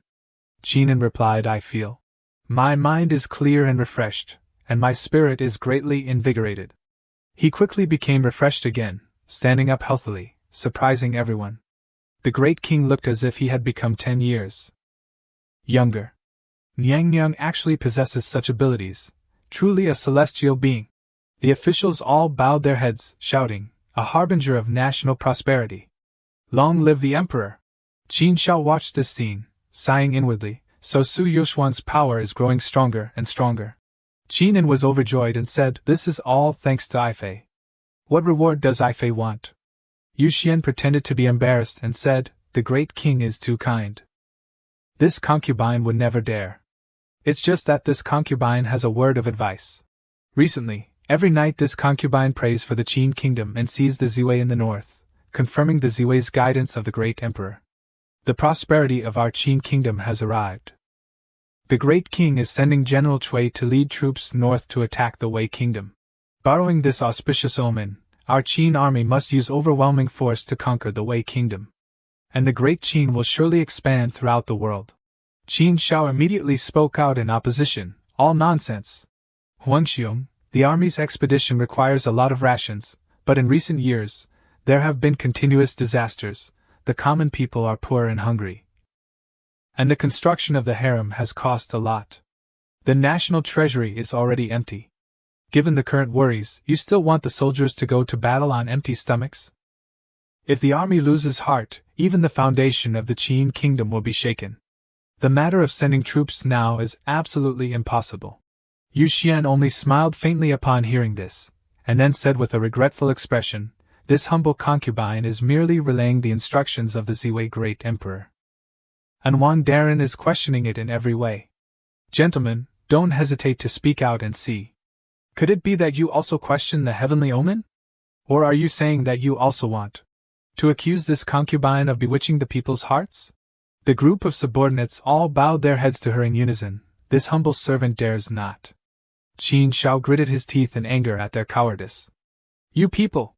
Qin also turned around and smiled obsequiously at her. "Transfer the expedition, just follow Ai Fei's words, just follow Ai Fei's words." Yu Xian smiled faintly. "The great king is wise." Qin Shao still tried to persuade him. "Absolutely not, Huangxiong. Qin, who was already holding the woman in his arms, shouted loudly at his younger brother, Anwang, shut your mouth. This matter is decided by me. Tomorrow, I will order General Cui to immediately attack the Wei Kingdom. Yu Xian pretended to be virtuous in his arms and said, Anwang Darren is only worried about the country and the people. Just for Anwang Darren's sincere heart, I have prepared a great gift for Anwangi, a divine medicine. In fact, I have refined 2 pills. She ordered her subordinate to bring up the remaining box of medicine, holding it out to Qin Shao. Oh right, Anwang doesn't know, but Anwang made a great contribution to the creation of this miraculous medicine. Qin Shao stared blankly at her and asked, what does this mean? Yu Xian held it out in front of her, saying, Anwang, please accept this. Qin Shao took it with doubt. What secrets did this elixir hold? Cut to another location.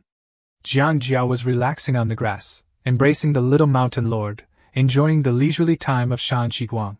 Suddenly, a faint fragrance wafted over. Jiang Jiao wondered, what's that smell? It's so fragrant. The little mountain lord perked up, assessing, the smell of blood, heavy killing intent. Jiang Jiao, surprised, sat up. Isn't this a medicinal fragrance? Why does the little mountain lord say it's blood and killing intent? The little mountain lord replied, use your eyes to see for yourself. That little lady has arrived.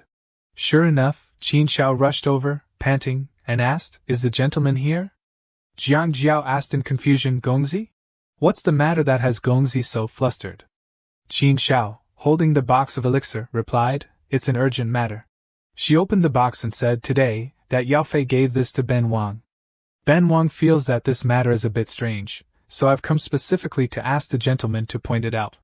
Jiang Jiao's expression changed when he saw it. Qin Shao continued, she also said that this elixir has something to do with me. Can the gentleman see the reason? Jiang Jiao waved his hand and said, Gongzi should see for yourself. At this moment, strange streams of qi emanated from the elixir. Qin Shao asked blankly, what is this? The streams of qi transformed into countless hands, calling out in eerie voices, Anwang Darren, Anwang Darren. Save me! Save me, Anwang Darren, save me! It's too crowded and hot in the furnace. At this point, Qin Shao could no longer remain calm, covering her mouth and trembling, and accidentally tripped over a tree root behind her. She fell backward, and Jiang Jiao reached out and collected those spirits. He went over to help her up, explaining, just now, those things were unreal wandering souls trapped in this elixir, unable to harm people. Gongzi, don't be afraid. Ordinary people who drink this elixir can improve blood circulation, increase lifespan, and be free from illness and misfortune from now on. However, the process of refining this elixir requires living people as sacrifices, the 7 souls and 6 spirits of the person who made the elixir furnace, and the internal organs to become medicinal residue. It's truly cruel. Qin Shao, now sitting on the ground and trembling, said, I recognize them. Jiang Jiao was surprised and listened to her continue. The faces of those wandering souls just now, many were once retainers of my Fu.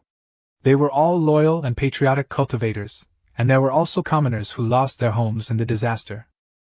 I once helped them. I'm sorry, it's because I don't have the ability to protect everyone. Now her face was covered in tears, and a sense of guilt surged. Jiang Jiao sighed and then said, silly girl, just shedding tears won't save your people. Qin Shao was stunned when she heard those words. Me, my people? Jiang Jiao nodded. Yes. I think if the Qin kingdom didn't have someone like you selecting talent, how would the female then Vang provide relief and help others? Qin Shao pursed her lips and placed her hand on her chest. My people. She thought of discussing state affairs with her patriotic friends, because it would be great to be able to take care of the floods. Fortunately, the lords were working overtime to rush to make construction maps, and the poor, well-behaved children called her Anwang Darren, Anwang Darren. Qin Shao realized that they were the children of the refugee camp. Are you full? I still have. Several children brought flowers and smiled, offering them to Qin Shao, who was very surprised. You picked them for me? Then I have to find a beautiful vase. If anyone intends to harm this country, to protect them, I will fight to the death. Qin Shao vowed silently to herself. Early the next morning, outside Jiang Jiao's courtyard, Qin Shao stood restlessly muttering, what's the best way? At this time, Jiang Jiao appeared and recognized her. Isn't that Gongzi? What is she doing wandering outside my courtyard? He stepped forward, patted her shoulder, and asked, Gongzi, are you waiting for someone again? Qin Xiao was startled. Xianxing Mai. She held out a set of clothes to Jiang Jiao and said, please accept this. Jiang Jiao asked in surprise, these are new clothes? Qin Xiao explained shyly, it's just that the last time I met you, your clothes seemed to be torn, so I asked the tailor to quickly make one. Jiang Jiao smiled and accepted it. Then I'm still troubling Gongzi. Is Gongzi planning to enter the palace? Qin Xiao asked. Oh, does Xianxing know what I want to do? Jiang Jiao nodded. Yes, but with this trip, are you really confident? Qin Zhao's expression became serious, and she said in a deep voice, not confident, but for the people of Qin Kingdom, Ben Wang is willing to risk it once. Jiang Jiao did not stop her, only said understood. Although I can't persuade you, I have something to say at parting. If Gongzi encounters a difficult matter, you can silently recite, Zishao Tian Tai Su Zhenjun Gongzi, please remember that.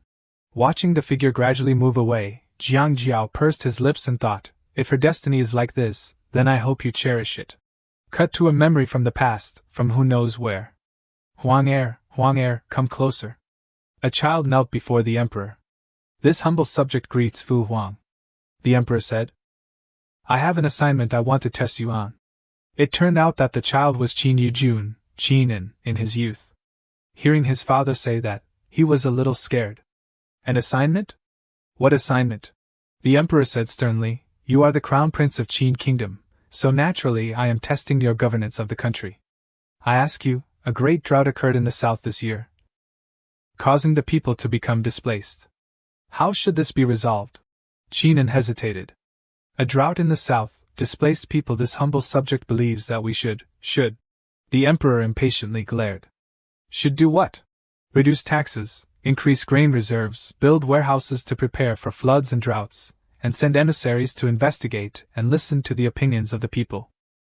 That clear and decisive answer came from the young Qin Xiao. Seeing her answer so neatly, the emperor laughed in satisfaction. Haha, Xiao Er is indeed clever. It's just a pity that you are a daughter. Saying that, he picked up his precious daughter. Then he said to Qin, who was kneeling below, as for you, you simply don't have the talent to govern the country. That sentence had haunted Qin ever since. At this moment, he startled awake. He was covered in sweat. He turned to the eunuch and asked, why did I fall asleep? Did I miss Ai Fei's dance performance? The eunuch standing beside him replied, Great King, rest assured, the dance party has just begun, but this servant has something to report. The front lines have repeatedly retreated, and coupled with low salaries, many soldiers have deserted. General Cui is about to be unable to hold on. Qin was surprised and asked, Soldiers deserted? How could that be? A hand waved in the air. Yu Xian, who appeared out of nowhere, slapped the eunuch, causing him to fall to the ground, and shouted, You evil creature! What nonsense are you talking about here? Someone, drag this dog's slave down and behead him. The eunuch fearfully kowtowed. Nyang, spare me! Nyang, spare me! Qin approached her. Ai Fei. Yu Xian immediately turned and smiled sweetly. Great King, what are you standing there for? The song and dance are about to begin. The dancers this time are all peerless beauties. Qin was immediately enchanted and took her hand. All right. At this time, another eunuch came to reporting to the Great King, and Wang and Li Xianfeng Darren had broken into the back palace. This humble servant was unable to stop them. The two of them also Qin frowned and asked, Also what? The eunuch pointed awkwardly behind him. Please, Great King, take a look. You have arrived. At this time, Qin Xiao and 3 other ministers were walking over, wearing white mourning clothes. The men bowed their heads and said in unison, This humble subject greets the Great King. Qin saw this and angrily asked, Very well, you are wearing mourning clothes because you want to curse Guaran to death, right? Qin Xiao spoke with great integrity. This subject wears mourning clothes for the common people of Qin Kingdom who died unjustly, mourning for a country about to be destroyed. Qin sneered. Oh, then I want to hear what you mean by a country about to be destroyed. Qin Xiao immediately knelt on the ground and accused Yu Xian. Yao Fei Yusu Xian uses living people to refine elixirs, treating human lives like grass. It's one thing to cause chaos in the back palace, but she also spreads rumors and incites unrest. She must be imprisoned in Tianlao immediately. Qinan asked suspiciously, "Do you have evidence?" "You can't falsely accuse Ai Fei," Qin Shao said sternly. "Evidence? Does Huang Xiong really not know the situation on the front lines? If Huang Xiong wakes up now, it's still not too late. If Huang Xiong continues to defend her, I will." Qinan challenged. "Will do what?" At this time, the other ministers also knelt down and said, "Without the removal of Yao Fei, this subject begs to retire to his hometown and abandon state affairs." Qinan frowned in anger. Could it be like this? Impossible. You are forcing the king to abdicate." Yu Xian, standing behind, finally spoke. "These adults are all people of high rank and authority, but they want to use their power to coerce the great king and bully a weak woman like me. However, I think it may be too late to retire to one's hometown. Recently, this palace has obtained a book. This is the correspondence of rebellion between An Wang and Taifu Lin Xianfeng." Qin Shao angrily scolded her. "You're lying. I and Lin Xianfeng are absolutely sincere to De Qin." Lin Xianfeng also gritted his teeth and cursed this Yao Fu. Yu Xian sat leisurely on a chair and clapped her hands, signaling her subordinate. "That's right, I also have a witness. Someone, invite Baiyu Jinren, Cui Daoren." Qin Shao looked towards the back, seeing Cui Daoren being escorted up. She breathed a sigh of relief. So Cui Daoren is still alive. When he was brought up, Cui Daoren lowered his head and said, "This commoner pleads guilty." Qin Shao has had ambitions for a long time. While in his fiefdom, he accumulated troops, plotting rebellion. Qin Shao also hid a dragon robe in Anwangfu. Bai Xia can send someone to search. Qin Shao couldn't believe her ears. She shed tears and asked Cui Daoren, "You and I, although master and servant, are like teacher and friend. I have always regarded you as a confidant." "Why?" Cui Daoren lowered his head and said, "Dianxia, loyalty and righteousness are difficult to have both." After hearing him say that, Qinan trembled with anger, pointing his finger and questioning. "Qin Shao, how do you explain this?" Qin Shao did not show weakness, saying sternly, "Huang Xiong, I said I was framed by Yao Fei. Do you believe me?" At this time, Qinan was only shaking slightly. Then, temporarily imprisoned in Wang and Dali Temple, awaiting judgment. At that time, Xianfeng couldn't help but exclaim, "Qin Yujun, why did Xian Huan give the throne to someone like you?" Yu Xian immediately seized the opportunity and shouted, "Rebellion! Why aren't you arresting these people?" Qin Shao looked worriedly at Xianfeng being surrounded. "Lin Daren." But Xianfeng still said without fear, this old minister is an elder of the 3 dynasties of Qin. You dare to treat me like this? The hearts of the people and the army are lost. Qin Kingdom is about to die in your hands." Qin Shao stepped in front of Xianfeng and said another sentence to Qin and Huang Xiong. "You simply don't have the talent to govern the country." Qinan's eyes immediately flashed with a hint of resentment. He turned his head to avoid it. "Forget it, Guaran is tired. Ai Fei, take care of all these things." Qin Shao reached out to stop him. Huang Xiong, you can't just leave like that." Qinan continued walking as if he didn't hear the call. The soldiers also used spears to hold Qin Shao back. Yu Xian triumphantly pretended, oh dear, the great king is entrusting such important matters to a woman like me to handle. What should I do?" "Then, issue a death warrant tomorrow," she ordered with an evil smile. Her time had come. Xianfeng angrily stepped forward in front of Qin Shao and shouted, "How can there be such a reason? You Yaofu! Today, if you dare to touch An Wang, this old slave will fight you to the death." A spear came forward, and Qin Shao exclaimed in horror, Lin Daren." So he sacrificed himself, bravely taking that spear, stabbing into his abdomen. A minister has left forever. Yu Xian coldly laughed and ordered, "All right, arrest them." She went to Qin Shao, who was subdued, and ridiculed, "An Wang Daren, are you satisfied with the great gift that this palace gave you?" Qin Shao, tired, covered her face and asked herself, "What should I do?" Xianxing. That night, thousands of guards in the palace rushed into Anwangfu. Screams and cries for help rang out incessantly. 2 maids wearing veils came to knock on the door of the room Jiang Jiao once stayed in. Jiang Xianxing, are you there? Our Nyang has an invitation. After waiting a few seconds, the maid suggested, open the door and go in. In the empty room, they frowned. Oh, is it too late? Go back and report to Nyang. The master runs away when the master is in trouble. What can someone Tian and Zhu found expect? This Jiang turned out to be just like that. The next morning, information was circulating on the bustling streets. Have you heard? Today, An Wang will be beheaded at Wumen. How could that be? The great king is not so foolish. Isn't it because of that one? Hurry, let's go see.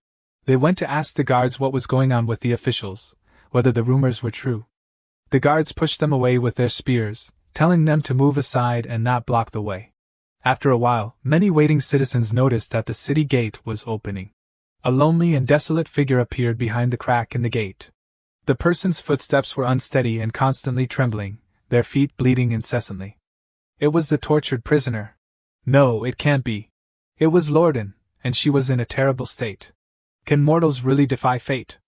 At this moment, Jiangju had transformed into a huge spirit animal form, standing next to Jiangju by a lake.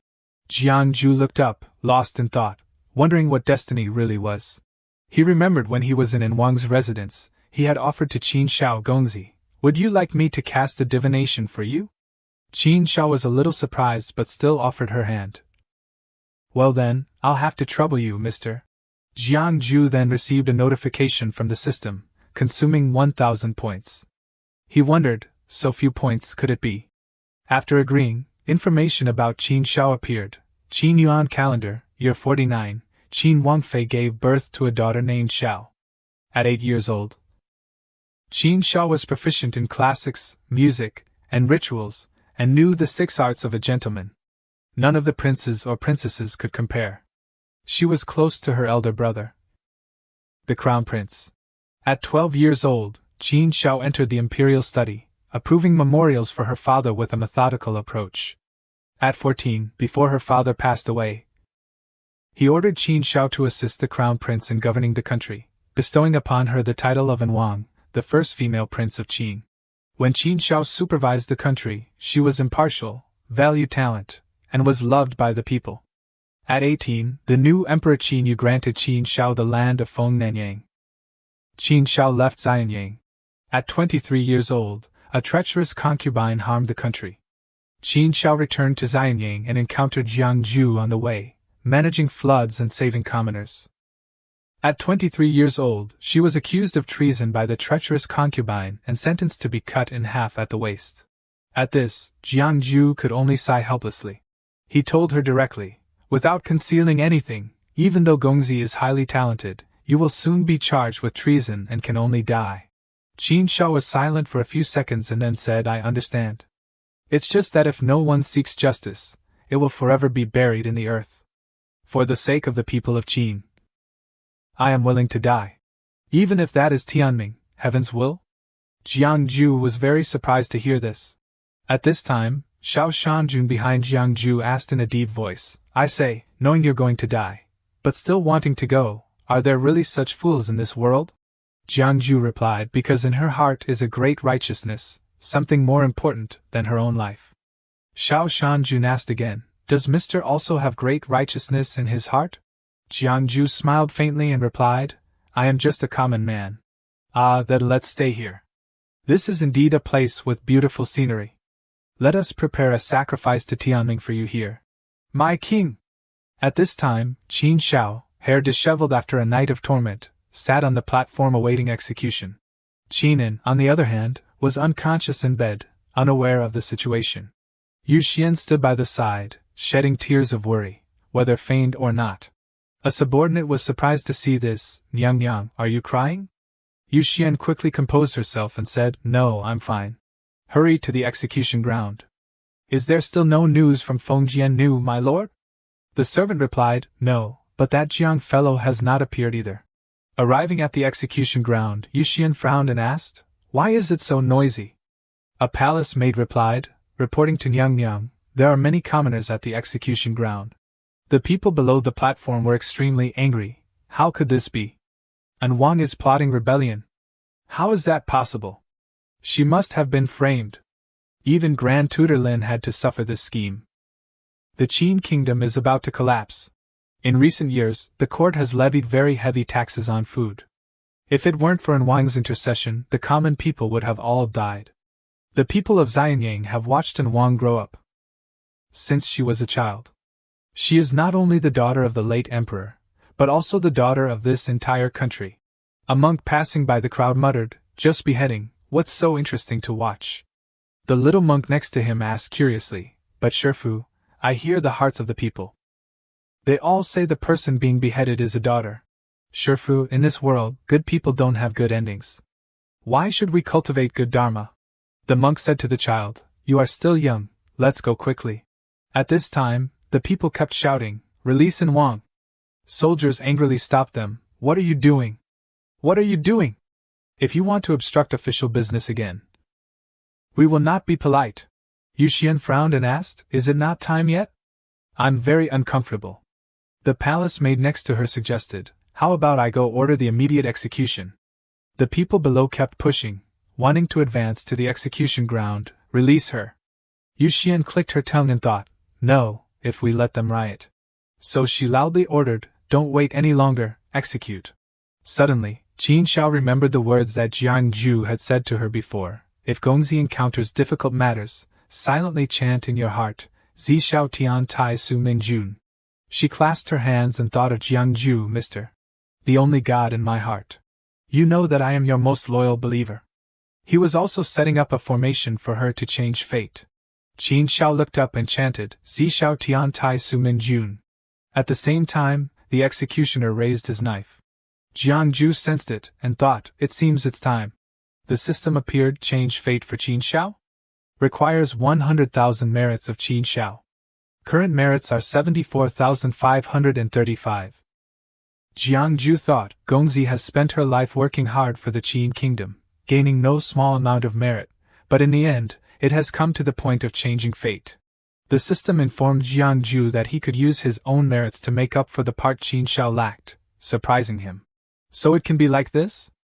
Okay, fate change successful. Xiao Shanju next to him was surprised and noticed, "What's going on?" The karma between those two has become stronger. Mr. is clearly a Ren race cultivator, with no trace of incense offering on his body. How can he have a divine title? Is Mr. a human or a god? Below the execution platform, the people were confused and frightened. And Wang, could it be that Wang cannot escape this misfortune? Is the Qin kingdom about to end? Who will save this country? Qin Zhao's head was chopped off from her neck, but unexpectedly it turned into water. The people below were surprised to realize that is Wang's body. How is that possible? Yu Xian was stunned. Could it be? Qin Zhao's body floated into the air, scattering into streams of water. Is this a miracle? It must be. Heaven heard the cries of Wang and the people. Divine manifestation. Divine manifestation. Xiao Shanjun swaggered into view. Riding Jiang Ju on his back, he carried the pleas of the poor people. Please stop and make this land glorious once more. One person and one beast landed on the execution ground. Yu Xian was shocked to recognize Jiang Ju. It's that person. At this time, Jiang Ju stood on the platform and said loudly, "People of the Qin kingdom, your General Cui has withdrawn from the battle with the Wei kingdom and is leading 100,000 troops towards Xianyang. If you also love this land, please lend me a hand. Fight to overthrow tyranny." Yu Xian gritted her teeth in anger and cursed inwardly, "That damned heretic! Why hasn't Feng Jiannu come to help me? Could it be the meaning of Lord Tianma? What exactly is going on?" The people, after Jiang Ju's call, also responded enthusiastically, "Yes, we will also resist and overthrow the fatuous ruler, eliminate the traitorous concubine, and avenge Wang. Avenge the loyal martyrs of the Qin kingdom." The palace maid next to Yu Xian said in fear, "It's not good, the people are rioting." Yu Xian frowned and shouted loudly, "Guards! Quickly transfer 5,000 guards over here." The brave people rushed forward.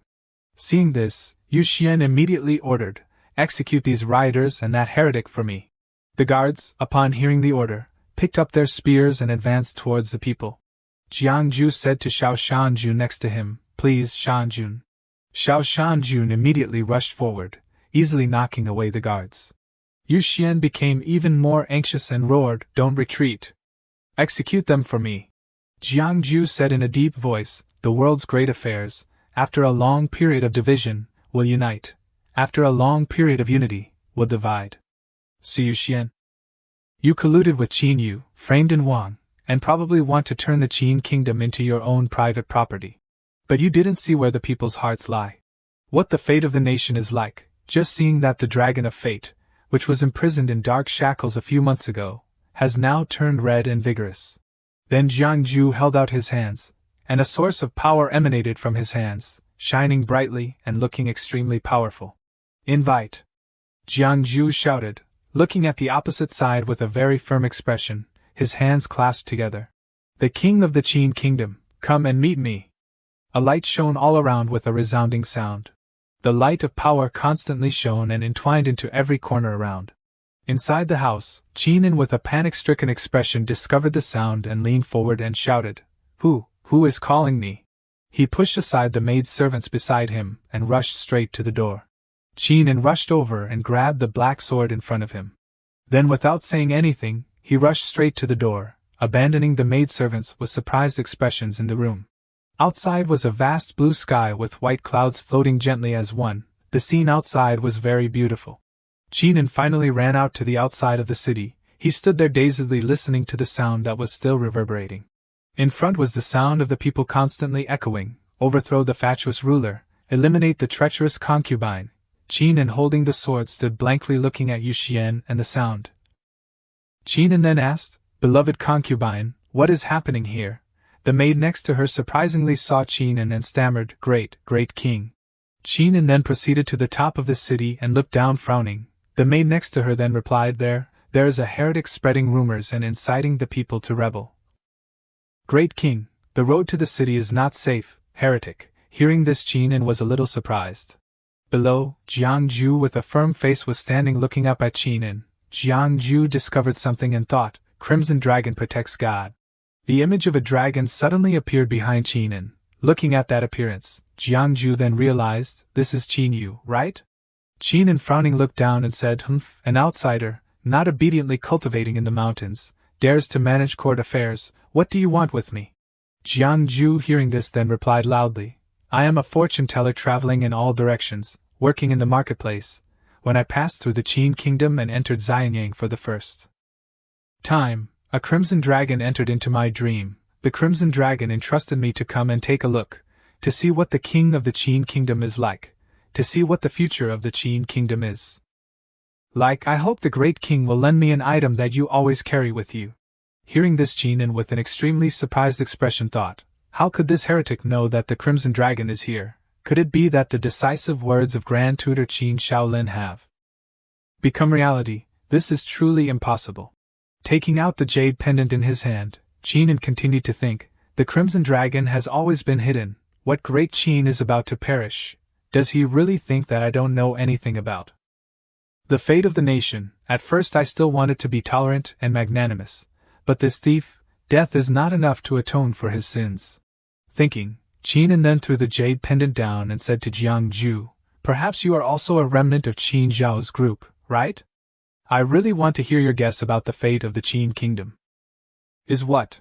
The system then appeared a notification. "Do you really want Qin Yu to deduce Tianming? This deduction requires 100 W points to accumulate Tianming." Thinking of this, Jiang Ju then smiled and looked at the jade pendant thinking, "Right?" Shan Jun gradually appeared behind Jiang Ju. He said, "Father eats son, son kills father, the military kills the people resist the military, the country is no longer a country. Great Qin should die." Hearing this, Qinin was extremely angry, pointing to the bottom side of Jiang Ju, shouting, "You little brat, dare to deceive everyone, bring this heretic back to me." Immediately, a group of soldiers from behind Jiang Ju rushed over like hungry leeches, while Jiang Ju still stood there with an extremely calm expression. Suddenly something came up from underground causing the soldiers to be knocked down, and extremely surprised. "Whoa, what kind of monster is this?" It turned out to be a giant snake spirit covered by green scales and extremely terrifying power. The soldiers were now in a panic and cried out, "Ah, the snake is too big." Qinin standing on high looked down and shouted, "Audacious!" He then grabbed the black sword and jumped down from the high place. Seeing this, Yu Xian quickly stretched out his hand to stop him. Great King, no. Qin arrogantly frowned and shouted, I am the son of heaven of the Qin kingdom, protecting the fate of the nation. How can small demons dare to cause trouble before the son of heaven? Then he chopped directly forward, cutting the great snake in half, causing it to cry out in great pain. The great snake was defeated and fell freely to the ground in front of Jiangju. Immediately Qin swung his sword straight to Jiangju, shouting, Heretic, suffer the punishment. Looking at that appearance of Qin, Jiangju thought, this is the power of Crimson Dragon Bodyguard, as expected. Immediately Jiangju only used 2 fingers to gently raise and catch Qin's sword blade. This sword block caused Qin to be extremely surprised, his eyes widened blankly looking at Jiangju, panicking, thinking, how can it be? What kind of divine saint is this person after all? Regardless of the power of the Crimson Dragon, the situation had now completely changed. Jiangju then said slowly, Fu, this is the sword with the breath of the dragon of the emperor. Then, Jiangju showed a smile with confident eyes looking towards Qin and said, not able to withstand a single blow, saying Jiangju only slightly moved his hand. The sword in Qin's hand then broke into pieces. Now the Crimson Dragon also seemed to lose its power. Qin and the Crimson Dragon all cried out, ah! Seeing the dangerous situation, Su Xian cried out in panic, Great King. After a moment, suddenly the Crimson Dragon from Qin flew towards Jiangju. Jiangju then continued to say, the merit of the Crimson Dragon, half of the nation's fate I have received. Qin in surprise stammered, What? Jiangju continued, as for you Qin Yujun, have you known your guilt? Qin now still tried to justify, What guilt do I have? Immediately Jiangju held the talisman in his hand and shouted loudly, You don't know, then I will let you know, summon Lei Buzhang, divine weapon sweeps 8 directions. Heavenly thunder helps me. Immediately a large lightning bolt struck from the high sky straight down towards Qin's city wall. He cried out in panic, My harem. Jiangju then shouted loudly, Look down at the back of the harem garden, what is hidden? From behind the garden, a group of extremely strong grievances flew out one after another. They kept crying out with cries of resentment and hatred, Great King, Great King.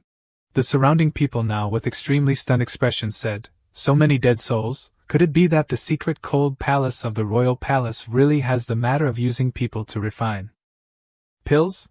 The grievances without hesitation rushed straight to the side of Qin and crying out, Great King, return my life, return my life. At the same time, while Qin was extremely frightened, Jiangju then proceeded to put his hand on his back and said, Does the Great King know these people?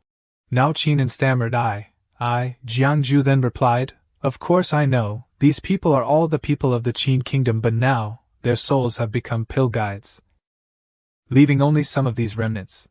Jiangju frowning continued to say, The elixir into the stomach, the mouth can swallow thousands of people, Qin Yujun, can you rest easy?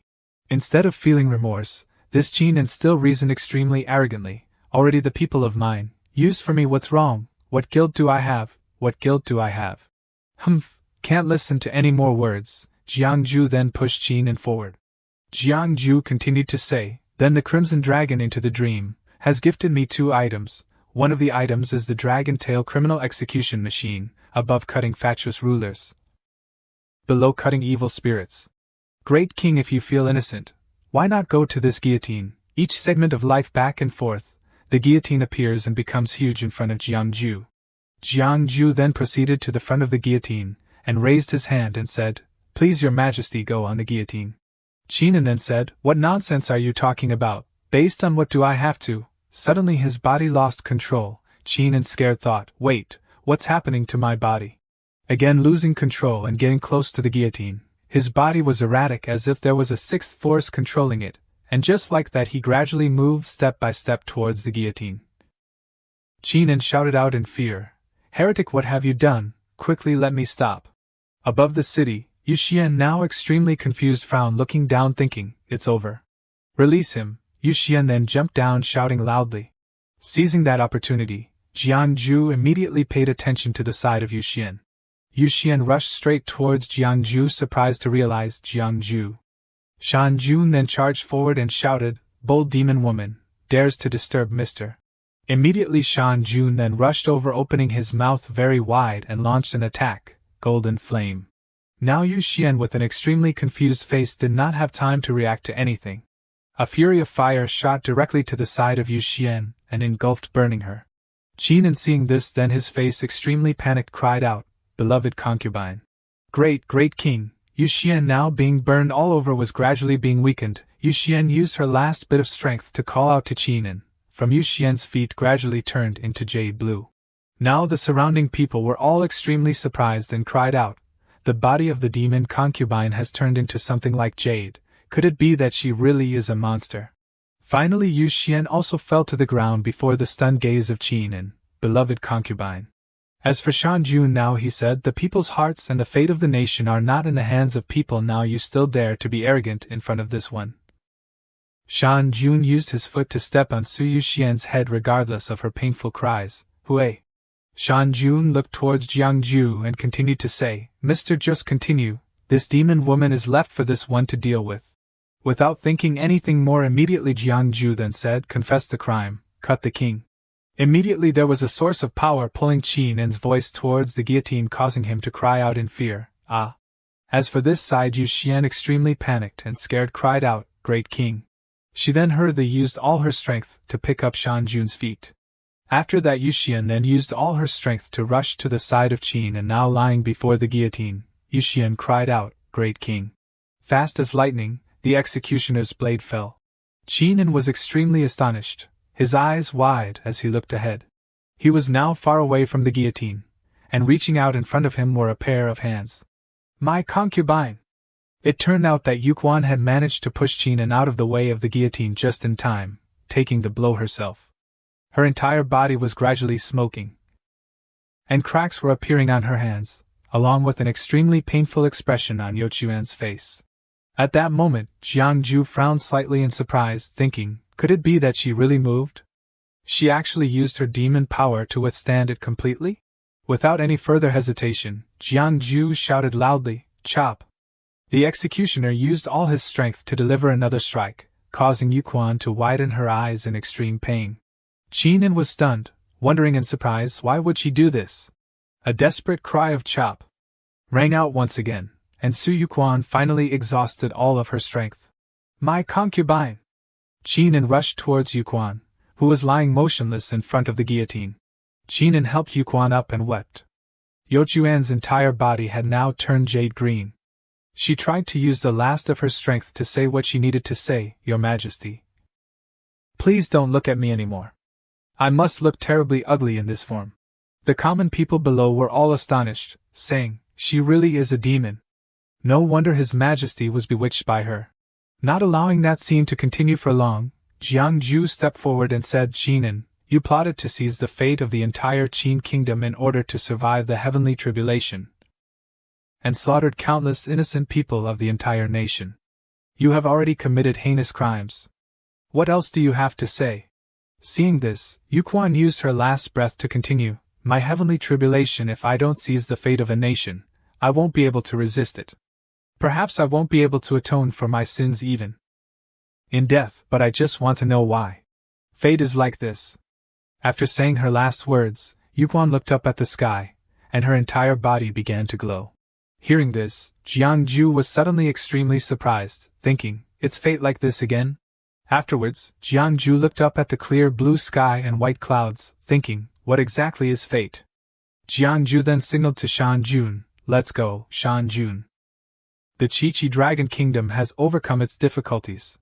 The rest, let the people of the entire nation decide."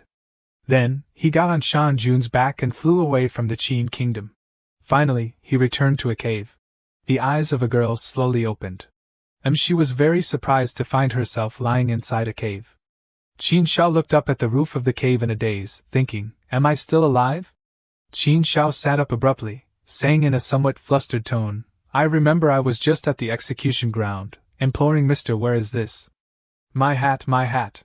Under the trees, with leaves gently falling in the cool breeze, Qin Shao reached out and tied her hair back up, saying, "I can only deal with it like this for now."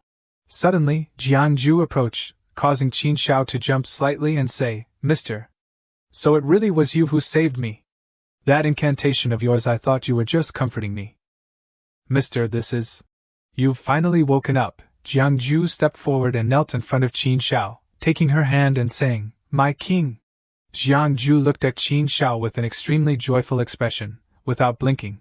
Seeing this, Qin Shao also felt extremely surprised, reaching out to look at Jiangju. Then, Qin Shao turned her face away, pulled her hand back, and denied it. "Mister, don't joke around. How could I become a king? I'm just a woman." Hearing this, Jiangju took her hand and helped Qin Shao up, saying happily, "But Gongzi, is this something to be ashamed of?" Qin Shao lowered her head and said, "It's a pity I'm a girl, a pity." Jiangju replied, "The fate of the Qin kingdom is approaching. What are Gongzi's plans for the future?" Hearing this, Qin Shao said in surprise, "The fate of the Qin kingdom is approaching?" Jiangju replied, "That's right." Qin Shao then said, "Then I must return to Xianyang city and overcome the hardships together with the people." Jiangju lowered his head and chuckled, saying, "If that's the case, then let it be. It's also time for Pin Dao to leave the Qin kingdom." Hearing this, Qin Shao was very surprised. "Mr."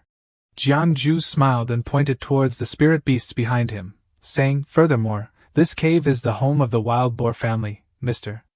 We've disturbed them for quite a while now." Hearing this, Qin Shao was even more surprised and replied, "So that's how it is. Sorry, we've been a bother. We'll leave right away." A moment later, under the sky with sunlight shining through the yellow leaves, which looked extremely beautiful, Qin Shao sat on the back of a large wild boar. Jiangju hugged Shao Shanjun and said, I didn't expect wild boar Xianxing to actually agree to take Wang back to Xianyang city." Qin Shao also said in some surprise. "Well, then thank you, wild boar Xianxing." Jiangju stood beside her and continued, "The fate of the Qin kingdom is approaching. Gongzi, in the future, if you take action, do not use the title of Qin. You must carefully consider the universe." Jiangju finished speaking and handed Qin Shao something. "This item is something a friend entrusted to me. Today, I will give it to Gongzi." Qin Shao opened it and saw a jade pendant that resembled a blue seal. She said in great surprise, "Mister, this is the imperial jade seal." Jiangju then bowed down and said to the wild boar Xianxing, "Next, I must trouble you. Please take Wang to General Chui's military camp outside Xianyang city. Go." Finally, the wild boar rushed forward quickly, with Qin Shao on its back, saying in some surprise, "Mister." Jiangju called back, "Gather with General Chui outside Xianyang city." Hearing this, tears streamed down Qin Shao's face. She thought, outside Xianyang city. The generals and soldiers are waiting. Thinking this, Qin Shao took off her hairpin. The dragon spirit appeared on Qin Shao's head, and the wild boar sped straight forward. "The queen has returned." At that moment, Jiangju hugged Shao Shanjun, standing from afar and watching Qin Shao's figure disappear, thinking, with utmost respect, "The moment of parting is indeed sad, but you won't abandon me, will you, Shanjun?" Jiangju then released Shanjun, who went over to his bag. Jiangju continued, "Well then, we should also be on our way." With his bag slung over his shoulder, Shanjun just barely managed to squeeze inside. Jiangju said, "Hey, according to the theory, you should be my mount, but why have I become your mount now?" "It's not appropriate, mister." Shanjun said, "Shut up. Hurry up and leave. Don't forget that the crazy Feng Jiannu is still chasing after us." I know, hold on tight, human race," Jiangju said, and then continued on the road ahead. "Human race." Jiangju hummed the song. "Can you stop for a moment?" 3 days ago, the little monk Kale saw the Lama holding a wine jug and reminded him, "Master, are you drinking again?" Walking towards the two of them was an uninvited guest, wearing a veiled hat that covered her face. The Lama clumsily knocked over the wine bottle, spilling wine on the other person. The Lama sighed and apologized with his hands clasped together. Look at this old monk's hands. Female benefactor, are you all right?" Feng Jiannu stood still, the area where the wine had splashed on her clothes emitting several streams of black gas. Feng Jiannu removed her hat and said coldly, "The Lama of Linghong Temple has profound Buddhist teachings. He wouldn't be so clumsy as to be trembling, would he?" "I think you are." Feng Jiannu paused slightly and then continued, hurriedly seeking death. Her entire face expressed extreme anger. The red scales and black pupils were clearly visible on half of her face. The Lama still calmly replied with his hands clasped together, Amitabha, I, an old monk, cannot manage worldly affairs. But the affairs of demons and monsters must be managed. The Lama immediately cast a formation, waving his staff and instantly subduing Jian Jun Kele, standing beside him, gaped in admiration. As expected, Master is powerful. The demon's sister was sucked into your sleeve. The Lama denied it and considered further. No, this time, the demon we encountered is not someone easy to deal with. In short, we must leave the city quickly, lest we implicate the common people. On the side of the forest, Jiang Ju was sitting on Shan Jun's back, moving along. Shan Jun inadvertently asked Xianxing, if you say that Feng Jian Nu is chasing after you, then why didn't she appear at the execution ground? I can only ask her about this. After hesitating for a while, Shan Jun asked, actually, I have always wanted to ask one thing. Why did Xianxing get involved with a great demon like Feng Jian Nu? Jiang Ju was stunned. What? Is she strong? Shan Jun began to explain clearly. Let me put it this way. Feng Jian Nu also has another name, Xianjian Jun. When Xianjian Jun's reputation spread far and wide, I was still drinking milk. Later, that woman became a servant of the heavenly demon lord, Tu Shan'an. With such a powerful master behind her, this Xianjian Jun is really not easy to deal with. Jiang Ju scratched his head embarrassedly and said, actually, I have no grudges against her, but her master can be considered to have some friction with me. Shan Jun was shocked by the news, his mouth agape, and he was petrified for a few seconds. Shan Jun turned back into the cat Xiao Shan Jun, knocking Jiang Ju to the ground. Jiang Ju complained immediately, we were running so fast. Why did you suddenly stop? That's very dangerous. Shan Jun was even angrier, firing off a long string of words, I think we should just commit suicide. You offend whoever you want, but you get involved with someone so terrifying. Save my cat life. The crazy cat is killing its owner. We must share the misfortune. A cat must have some loyalty. Jiang Ju cried out as Xiao Shan Jun continuously taught him a lesson with his claws. At the same time, a familiar black-clothed figure approached Jiang Ju. This person was Feng Jian Nu aka Xianjian Jun. She stepped forward and said arrogantly, Jiang Ju, you are really easy to find. Jiang Ju and Xiao Shan Jun were scared out of their wits, their hair standing on end. What the heck? Speak of Cao Cao, and Cao Cao arrives. Xiao Shan Jun suddenly jumped out of Jiang Ju's arms. Jiang Ju then called after him, Shan Shan Jun. Xiao Shan Jun stood in front of Jiang Ju, protecting him. At this time, Jiang Ju was a little touched, thinking to himself, Shan Jun usually likes to brag and show off, acting like an arrogant cat. I didn't expect that at a crucial moment, he would stand in front of me. Sorry, Shan Jun, I blamed you wrongly. At this moment, Jiang Ju was filled with regret, wanting to send Shan Jun 1,000 apologies.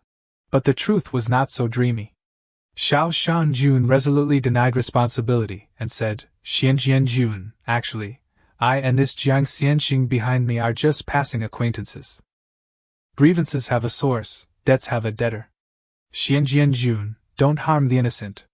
At this moment, Jiang Ju just wanted to take back his thoughts and put a yoke on Xiao Shan Jun.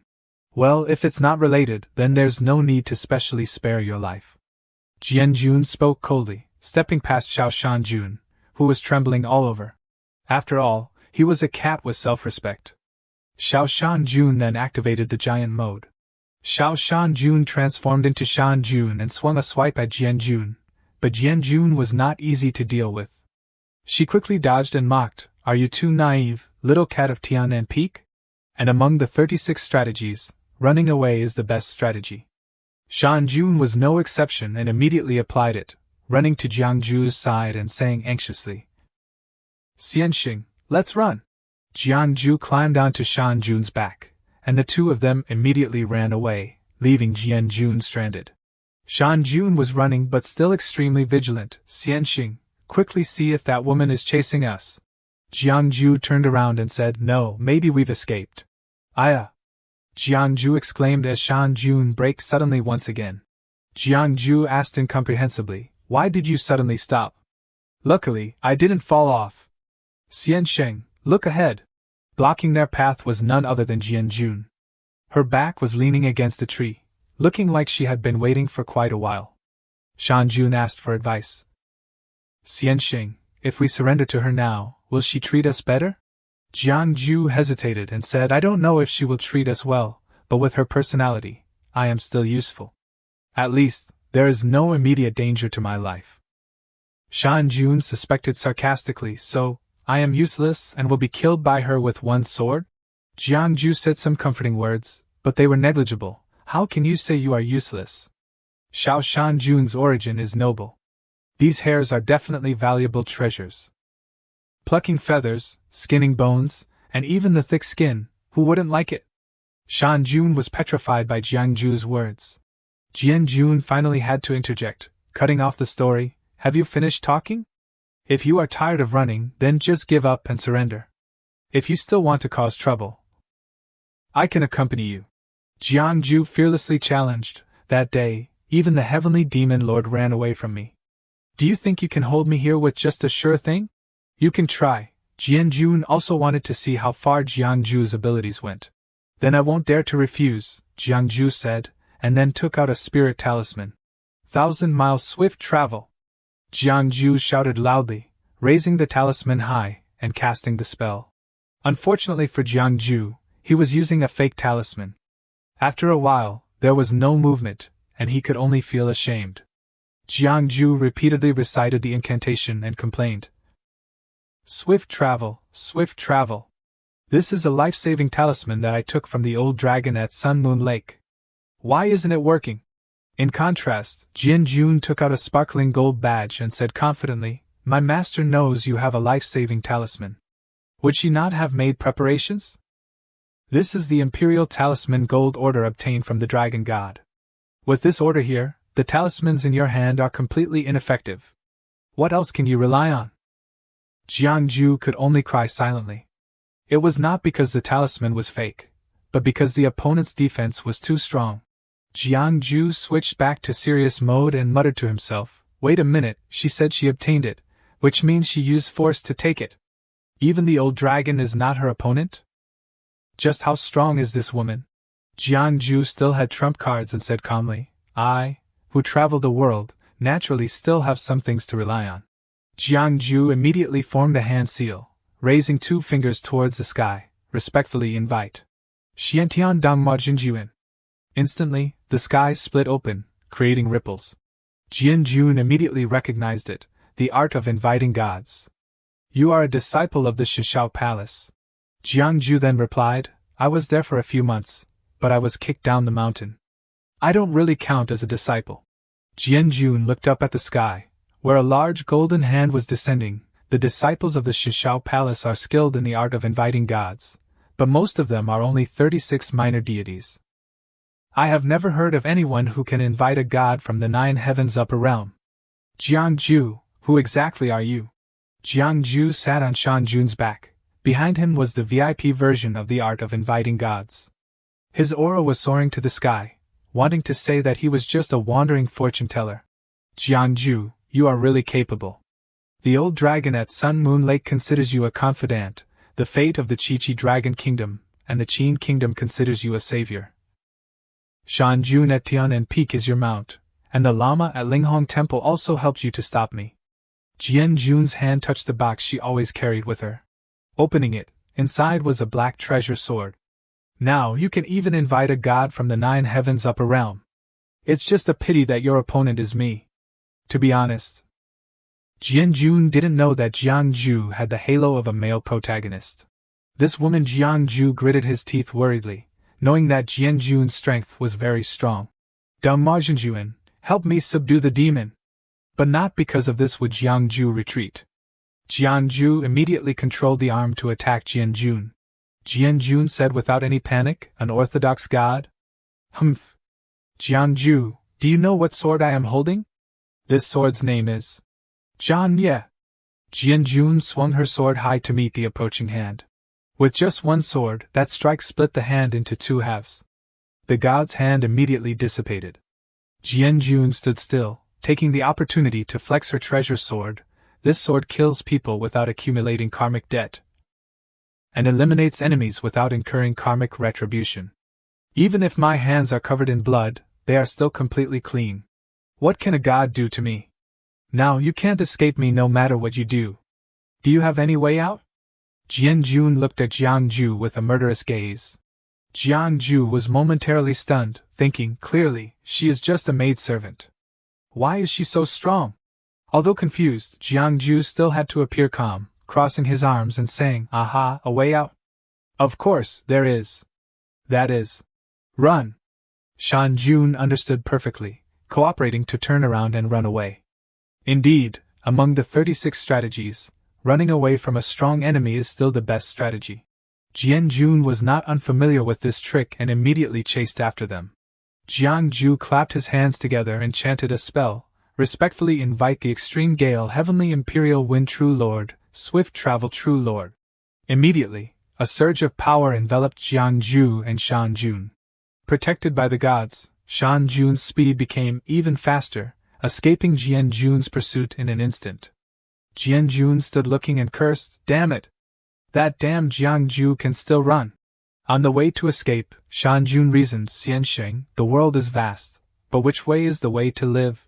At this time, Jiang Ju was thinking and analyzing. Feng Jian Nu has not insignificant injuries on her body. It seems that the old Lama gave them to her.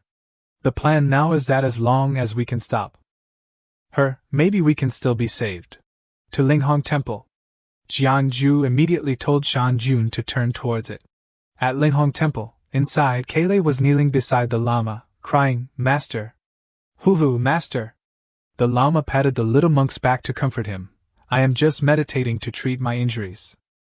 I am not dead yet. But Master, you are bleeding a lot." Kailei looked at the corners of the Lama's mouth and the hem of his robe, which were stained with fresh blood, and couldn't help but worry. The Lama laughed to reassure him. "Haha, it's okay. I will kill an old hen to replenish my qi and blood." "What time is it, and you are still joking? The Buddhist sect is a pure place. Where would there be an old hen?" Kailei was extremely flustered with his master.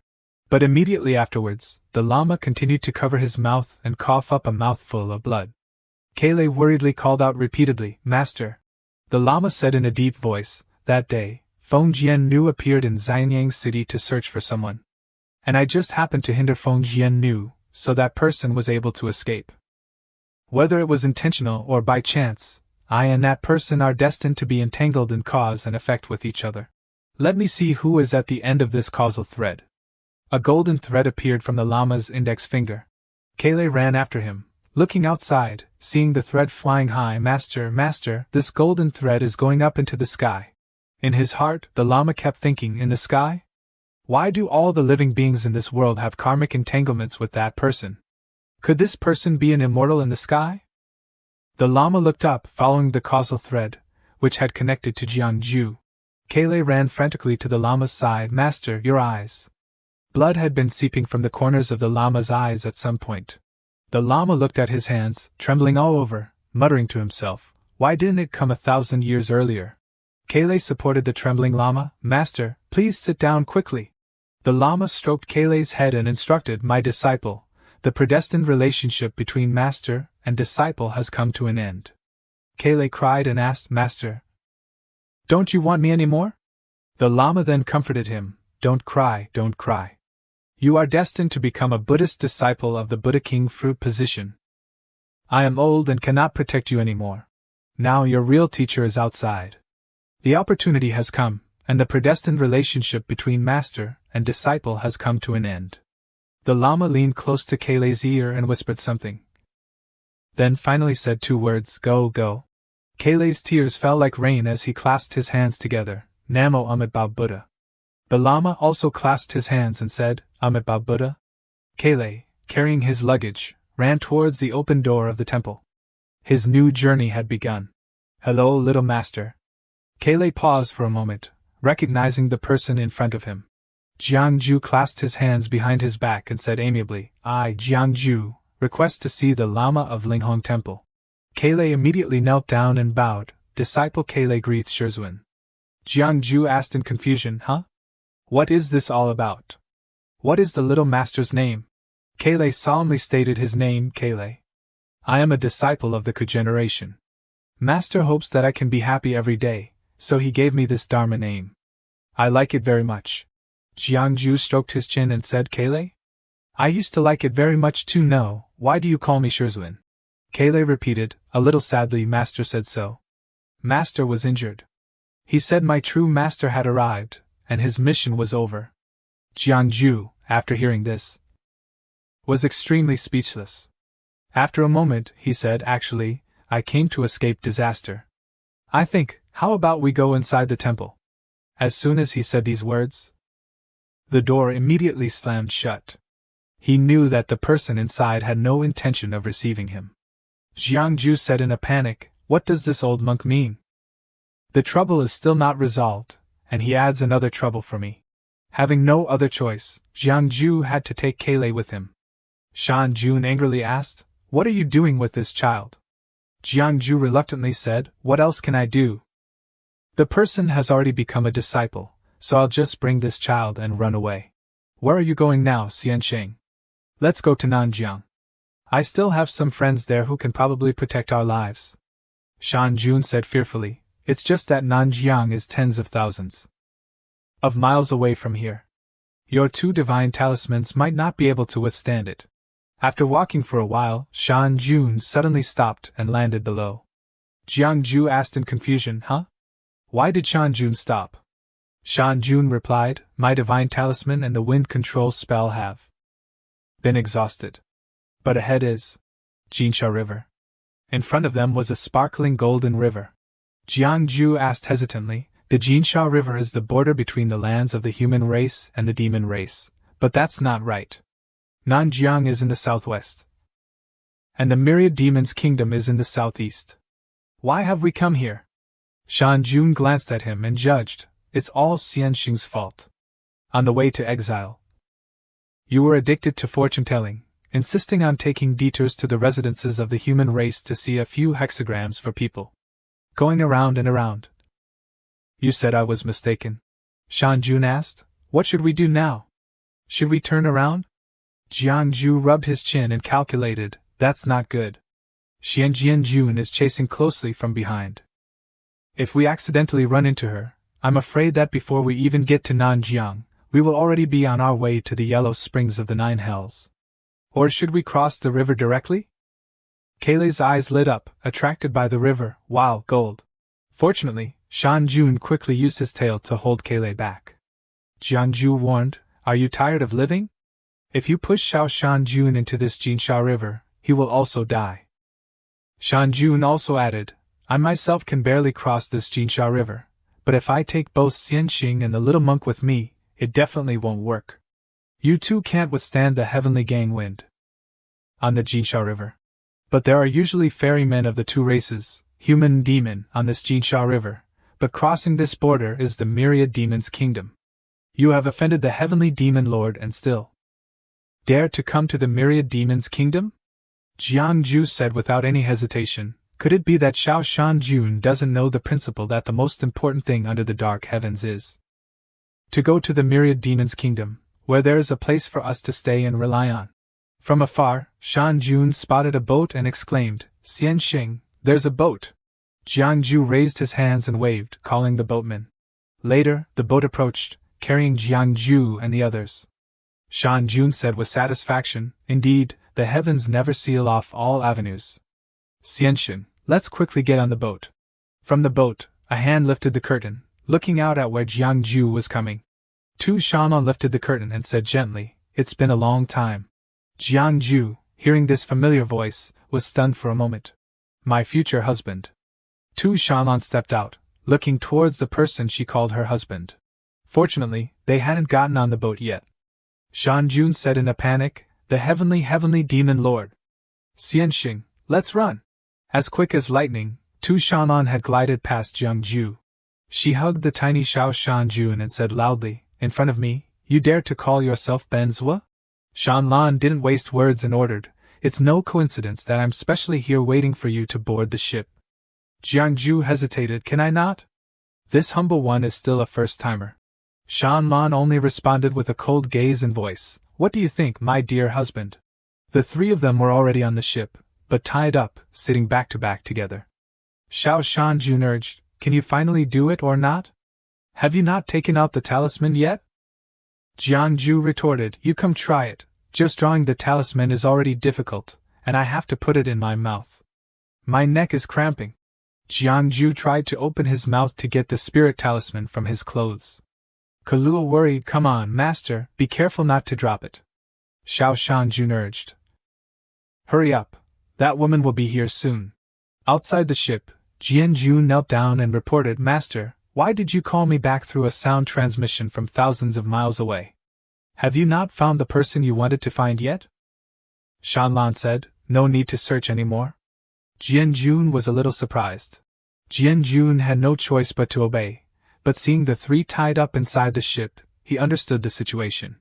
Through tireless effort, Jiangju bit off a corner of the spirit talisman. Success! Jiangju rejoiced, having successfully retrieved the spirit talisman. But the joy didn't last long. Jiangju released the spirit talisman and grinned. Shanlan quietly picked up the spirit talisman and examined it. Jiangju, as if burned, hurriedly said, "Nyangzi, why are you picking up that toy? It's dirty. I can actually explain this." Nyangzi, Jiangju wanted to explain, but stopped because Shanlan had placed her hand on his forehead. This action, could it be? Boom! Shanlan gave Jiangju a loving flick on the forehead, sending him flying 5 meters away. Jiangju lay groaning on the floor. Kaluo asked, "It was just a forehead flick, so why is master making such a fuss?" Xiao Shanjun dared not comment, "It's hard to judge." Shanlan ignored them and went outside to give a task to Jianjun. "Jian Nu, take this and return to the 10,000 Demon Kingdom." "Understood?" The clear blue sky shone down on the golden, glittering surface of the river. A boat embellished the river. Inside the boat, Shanlan sat composed, glaring at Jiangju's group. Jiangju spoke to Kaluo telepathically. "Why do you think Tu Shanlan is so insistent on tea? Ing me back to the 10,000 Demon Kingdom?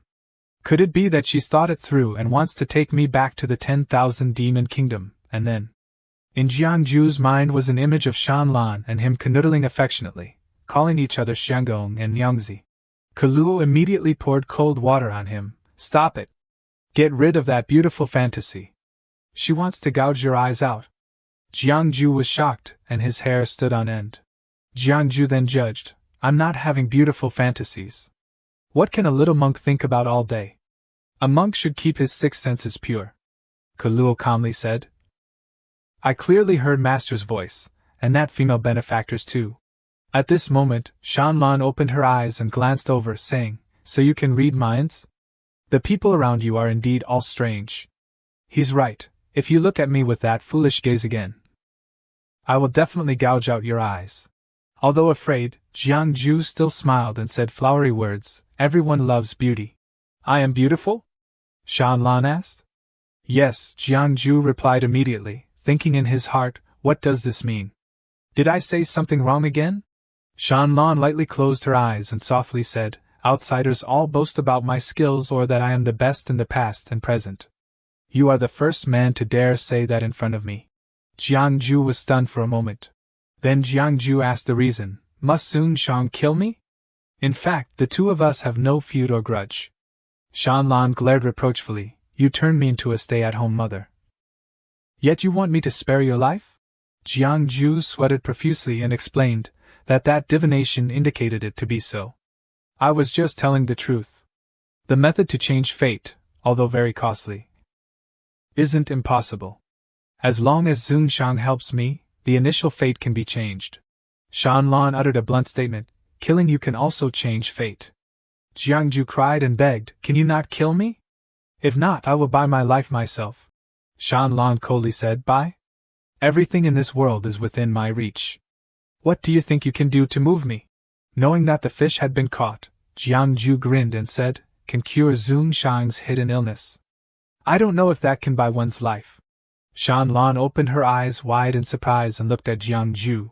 A surge of demonic energy spread everywhere, heading towards Jiangju. Shanlan stood up arrogantly and interrogated, "How did you know about my hidden illness?" "Very good, it seems there's another reason why I definitely cannot kill you." Jiangju panicked and said, wait a minute, wait a minute!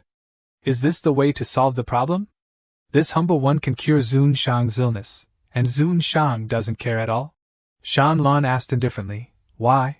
Jiangju hurriedly said, in 36 days, there is a type of heavenly medicine, Liuli Wang Jinjuan, that can cure Zun Shang's illness.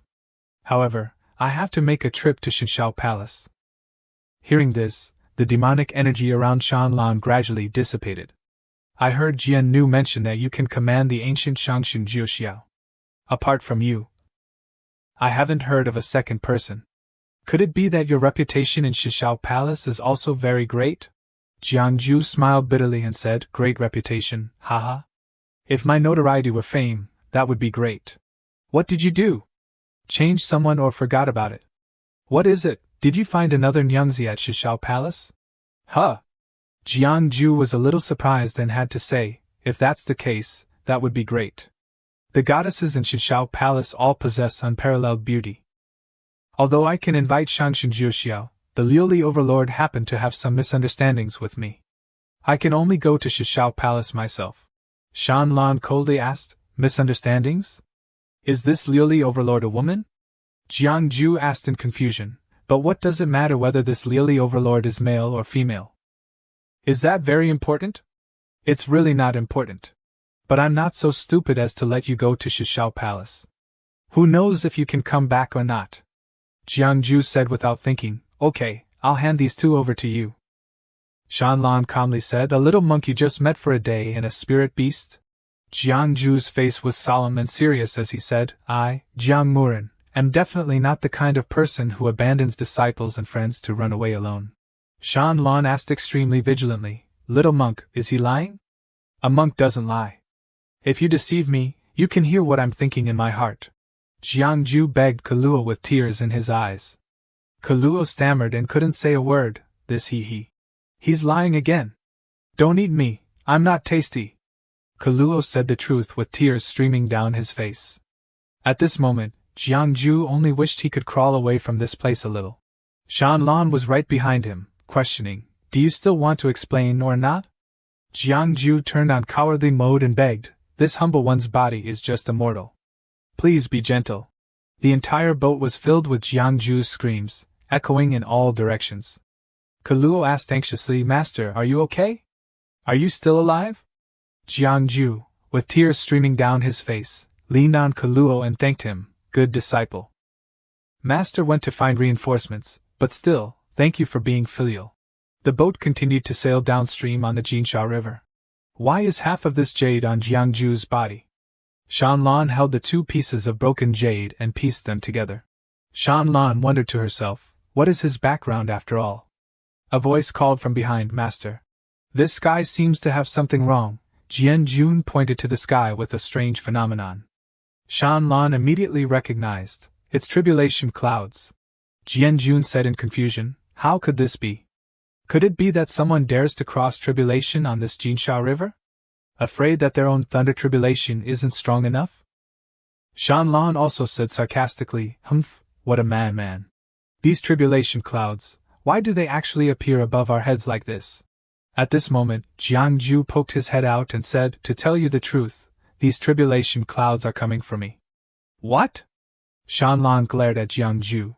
Jiangju was dragged out by Jian Jun and thrown in front of Shan Lan, who interrogated, coming for you? Your cultivation is only at the 8th level, and you have merit on your body. Why would there be such a heavenly tribulation? Jiangju began to explain, I once swore to calculate the fate of 3 people every day. If I can't do it, a heavenly tribulation will befall me. Shan Lan frowned in disbelief, you want to make fun of me again? Jiangju said seriously, Zun Shang, please raise your head and look. The tribulation clouds are pressing down. How would I dare to lie and deceive people? I still have 1 hour to complete today's task. Otherwise, 1 hour later, the tribulation clouds will condense into form, and the thunder tribulation will descend on this small boat. In a space filled with an enchanting aura of demonic energy, Shan Lan stood before Jiangju and asked, so what do you want to do? Jiangju replied without hesitation. Actually, besides me on this boat, there are 4 others. Ke and Shan Jun are willing to help me complete the task. Also, could I invite Xian Jianjun to take a look at a divination? Shanlan frowned and said, No way. I only allowed you to read for Qi Hong Dan so you wouldn't uncover my secrets, especially regarding my close servant, the sword maid. Do you really think I would agree? Hearing this, Jiangju tilted his head back and frowned at Shanlan. If you don't trust me, then let me off the boat. Dying in the Golden Sand River during a heavenly tribulation is no different. Shanlan turned away and replied, You can only read for the living. Jiangju said, As long as there's a spark of spiritual essence, it will do. Upon hearing this, Shanlan raised a hand to tie back her hair and said, The Golden Sand River has buried many people. Finding a few corpses with lingering spiritual essence shouldn't be too hard. Huh! Jiangju looked quite surprised at this. After tying her hair, Shanlan turned back to Jiangju and said, Wait for me here. Oh my, she's really going for it. Shanlan jumped into the water, and Jiangju thought, jumping straight into the Golden Sand River? This too Shanlan is quite the fierce one. After a long while, Jiangju sat on the boat with Qin Shao sighing, Has the Lord not returned yet? Qin Shao replied, Shut up. Just as he finished speaking, ripples began to form on the water's surface. In an instant, Shanlan soared up into the sky. Back again, Shanlan stepped onto the boat. She then laid out a row of 6 skeletons in front of Jiangju. Shanlan coldly stated, Now there are no issues, right? These 6 corpses should be enough to get you to the demon nation. From here on out, you can leave the rest to us. No need for you to consult any fortune tellers. As soon as she finished speaking, the two turned to leave, but Jiangju shouted, Wait! At least, my lord, you should untie me first. After being untied, the next day, sitting on the boat and looking at the pile of bones, Jiangju said, Thank goodness for these corpses. They help me complete my daily mission. I truly appreciate your help, esteemed predecessors. Now Jiangju found himself sitting in front of a skeleton, holding one of its hands, and said, So your name is Tseng Yuzi. Suddenly, a series of notifications popped up from the system, asking if he wanted to simulate the ending and change the fate of this individual. To restart from the beginning would cost 100 million effort points of Tseng Yuzi. Jiangju was astonished, thinking, This person has been dead for nearly 10,000 years, and yet can still change fate?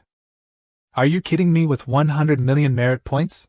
The system chimed in, stating that one could choose to conceal heavenly secrets with a merit reward of 10,000, or face a punishment of 10,000 for revealing heavenly secrets, along with one of the following penalties. Jiangju was taken aback as the system continued. 1 is the cultivation technique of Tseng Yuzi, 2 is the insights of Kam Yuzi, 3 is the secret of the Golden Sand River. Jiangju thought to himself, In these 2 days, I've been looking at images of these 6 places. They all perished in the great battle between humans and demons 10,000 years ago. The images of the battle gradually unfolded, and the system informed him that Tseng Yuzi was a powerful 6th-grade cultivator, and his sect was a key player in creating the Golden Sand River.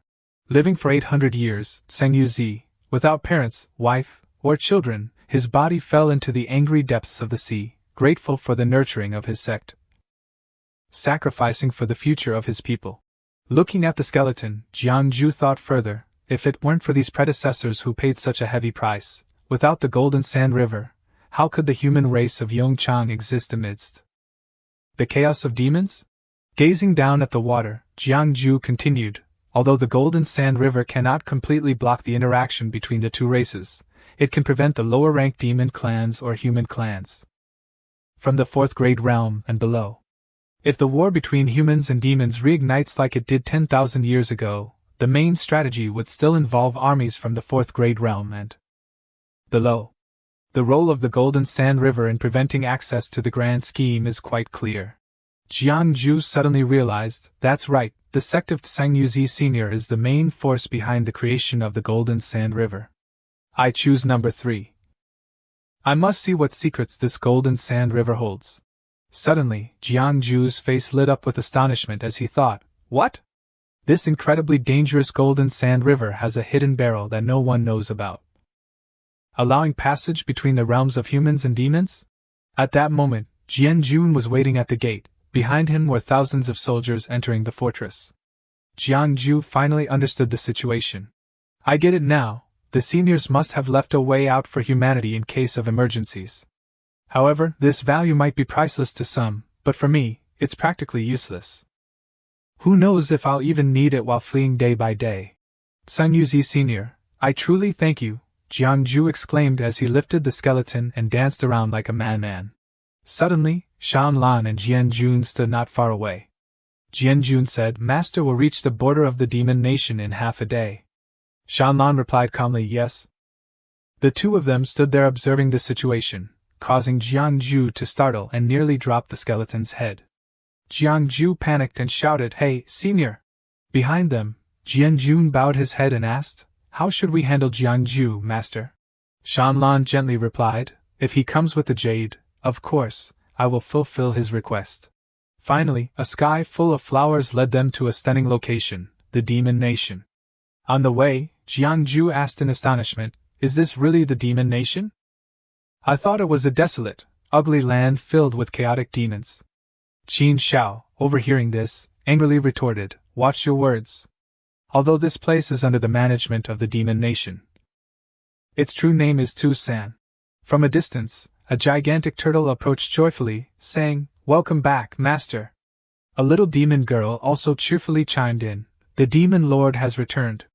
At that moment, Jiangju and his companions were wide-eyed, taking in the sights around them. They moved deeper inside, and the people around them bowed their heads in reverence, welcoming the master back, welcoming the master back, welcoming the master back. Along the way, they encountered stunning fox maidens lining the path. Jiangju, holding Xiao Tu-san in his arms, cheerfully said, Tu-san, don't you have any male foxes? Who will take care of the little fox sisters? We need to find someone to have babies. Xiao Tu-san, hearing this, turned around and snapped, Mind your own business first.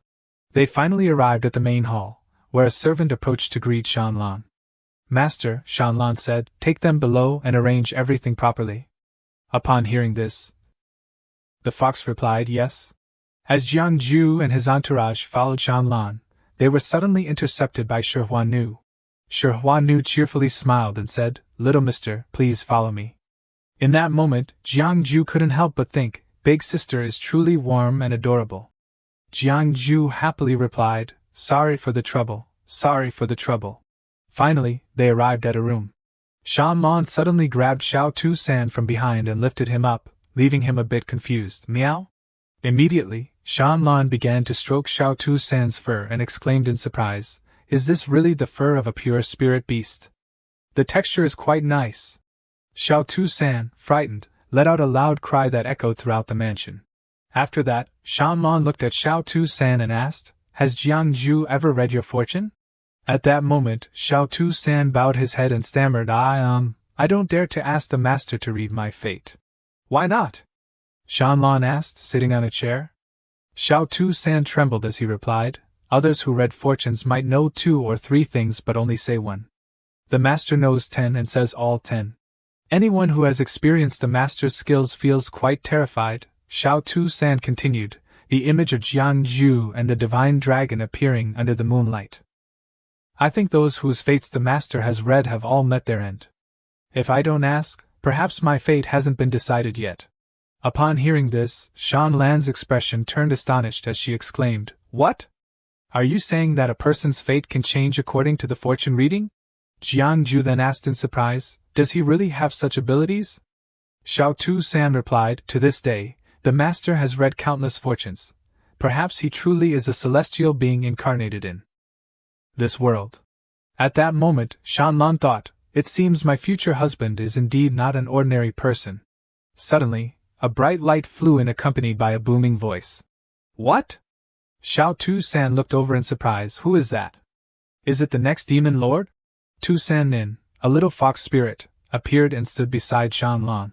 Tu-san Nin joyfully asked, Big sister, weren't you supposed to bring back your husband? Where is he?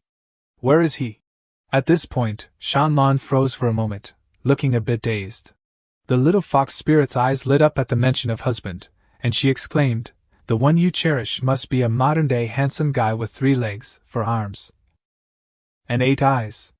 Ninni really wants to see him.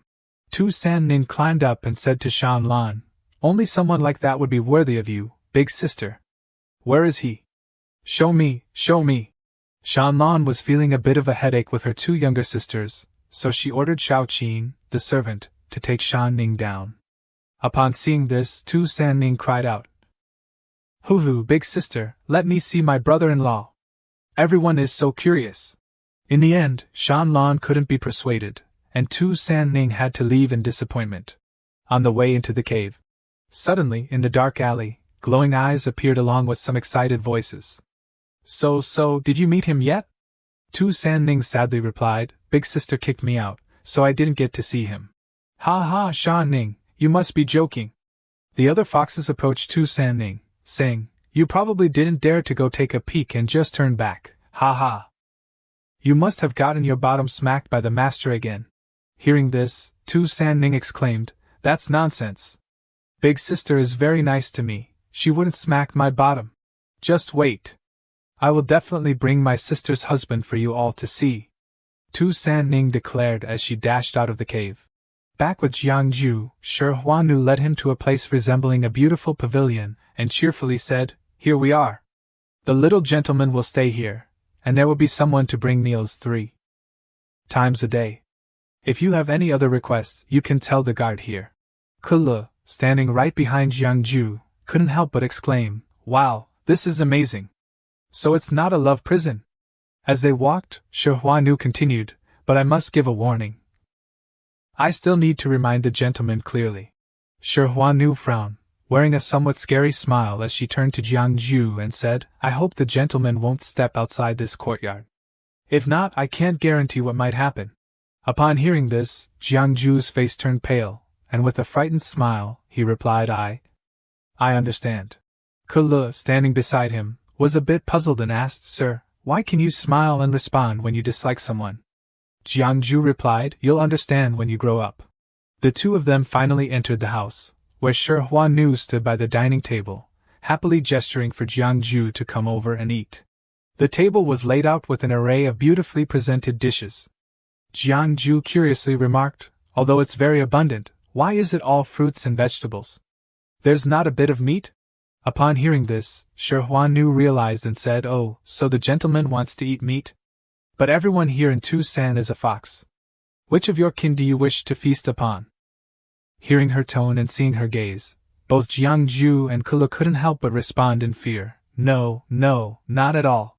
Jiangju quickly stuffed the fruit into his mouth and reminded Kulu to do the same, saying that both of them loved eating fruits and vegetables, which made the child so happy.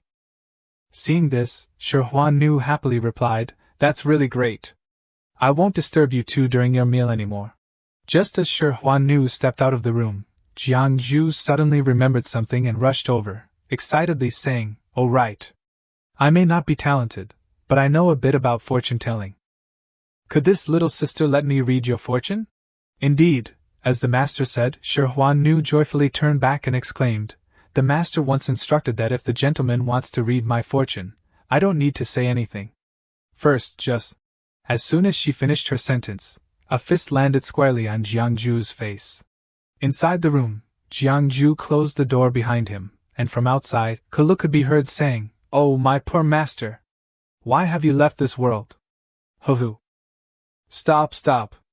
I'm still alive!" Jiangju replied, while Shi Huanu left, saying, "Huanu will take her leave now." Inside the room, Jiangju, with a face all puffed up from Shi Huanu's punch, clenched his fist in frustration and muttered, "That annoying Tu Shanlan, sooner or later.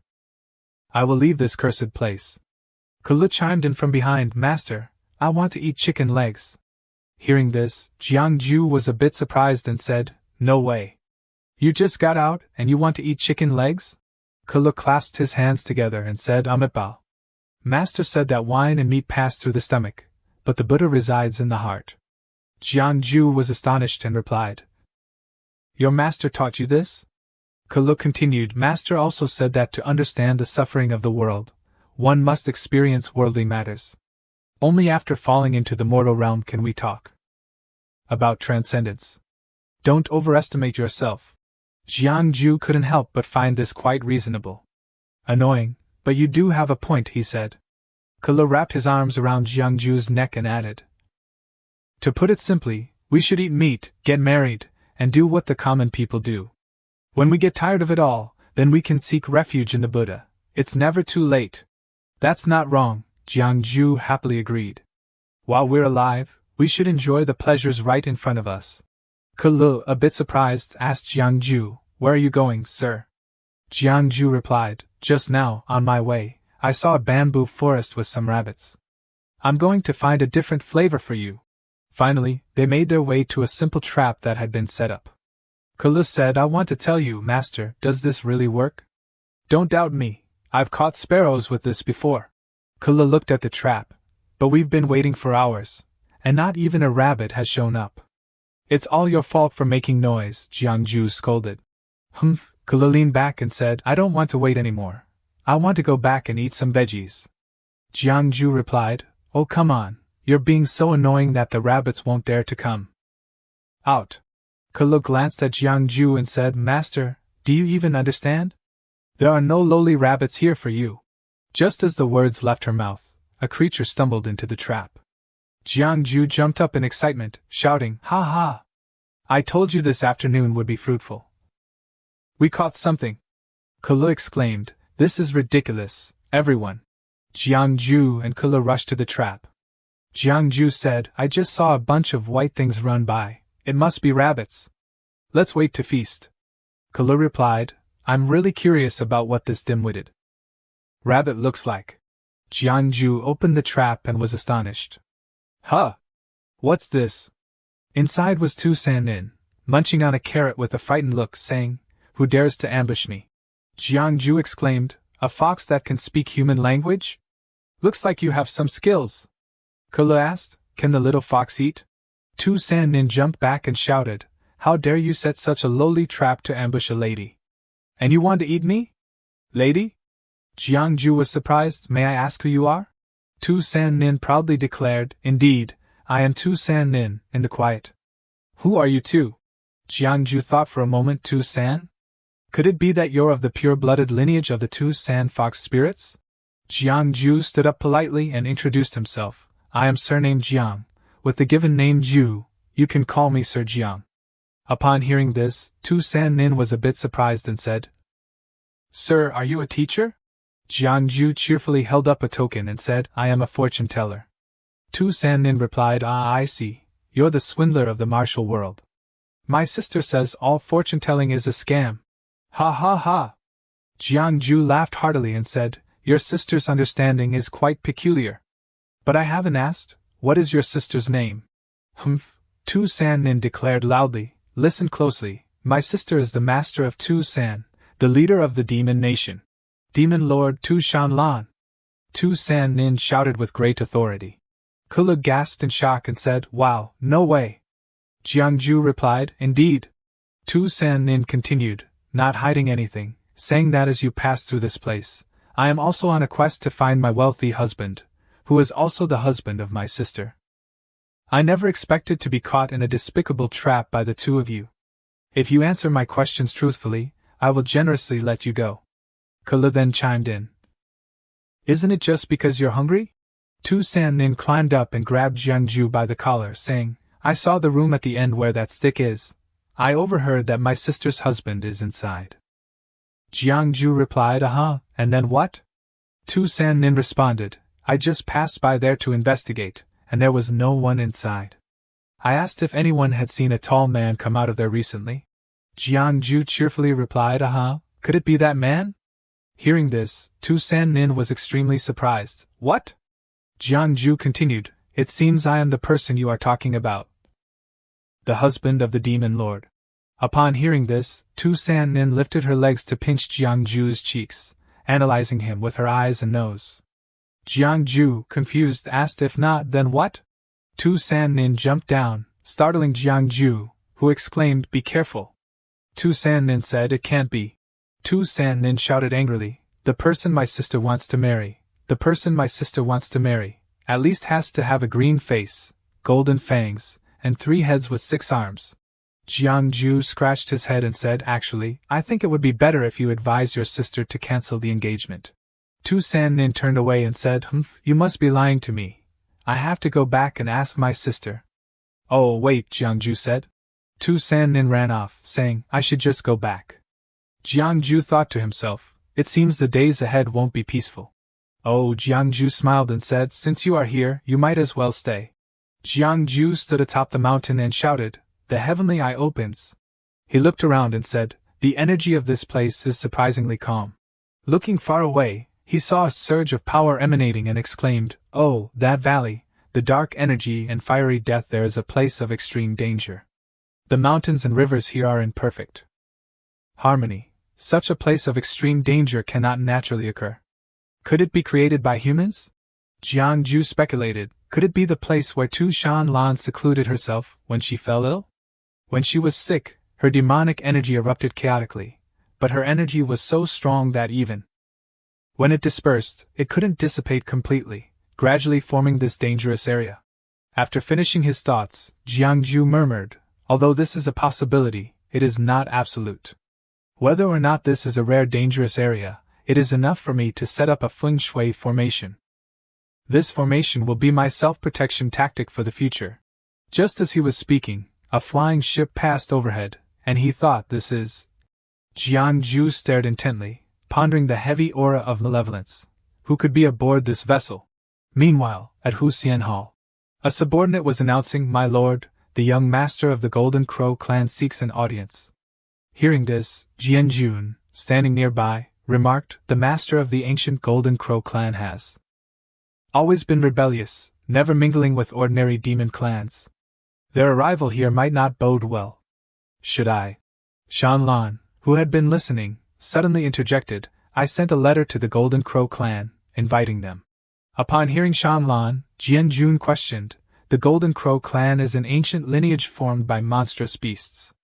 Since the lords reign over the demon nation, they have maintained a high degree of autonomy, and have never submitted to the lord's control. What could be the purpose of summoning them to Tusan? Shanlan replied. The ancient divine beast clan. Bring the Jade Qilin here. Jianjun understood the command and bowed his head, saying, as you command. Shanlan then ordered, convey the order for the Golden Crow clan to enter Huxian Hall. Shortly after, the young master Dihao and Elder Shi entered. They stepped inside. Dihao raised his hand in salute, saying, Demon Lord I am. But Shanlan interrupted, how dare you? Shanlan unleashed a suppressive force while continuing, who allowed you to meet me without kneeling? Dihao was forced to kneel, exclaiming, ah. Dihao looked up, gritting his teeth, and said, you? Shanlan calmly asked, what's the matter? Do you have an opinion? At this moment, Elder Shi spoke up to ease the tension. Ahem, is it so wrong for the Holy Sun to pay respects to the Demon Lord? I wonder where the Qilin Holy Sun mentioned by the Demon Lord is. Unfortunately, our holy clan is busy training and cannot send anyone in person, so we could only send myself and the young master of the Golden Crow to welcome you. Shanlan turned to his subordinate, instructing, bring it here and hand it over to them. Upon hearing this, Jianjun picked up Xiao Shanjun, who exclaimed, where are you taking me?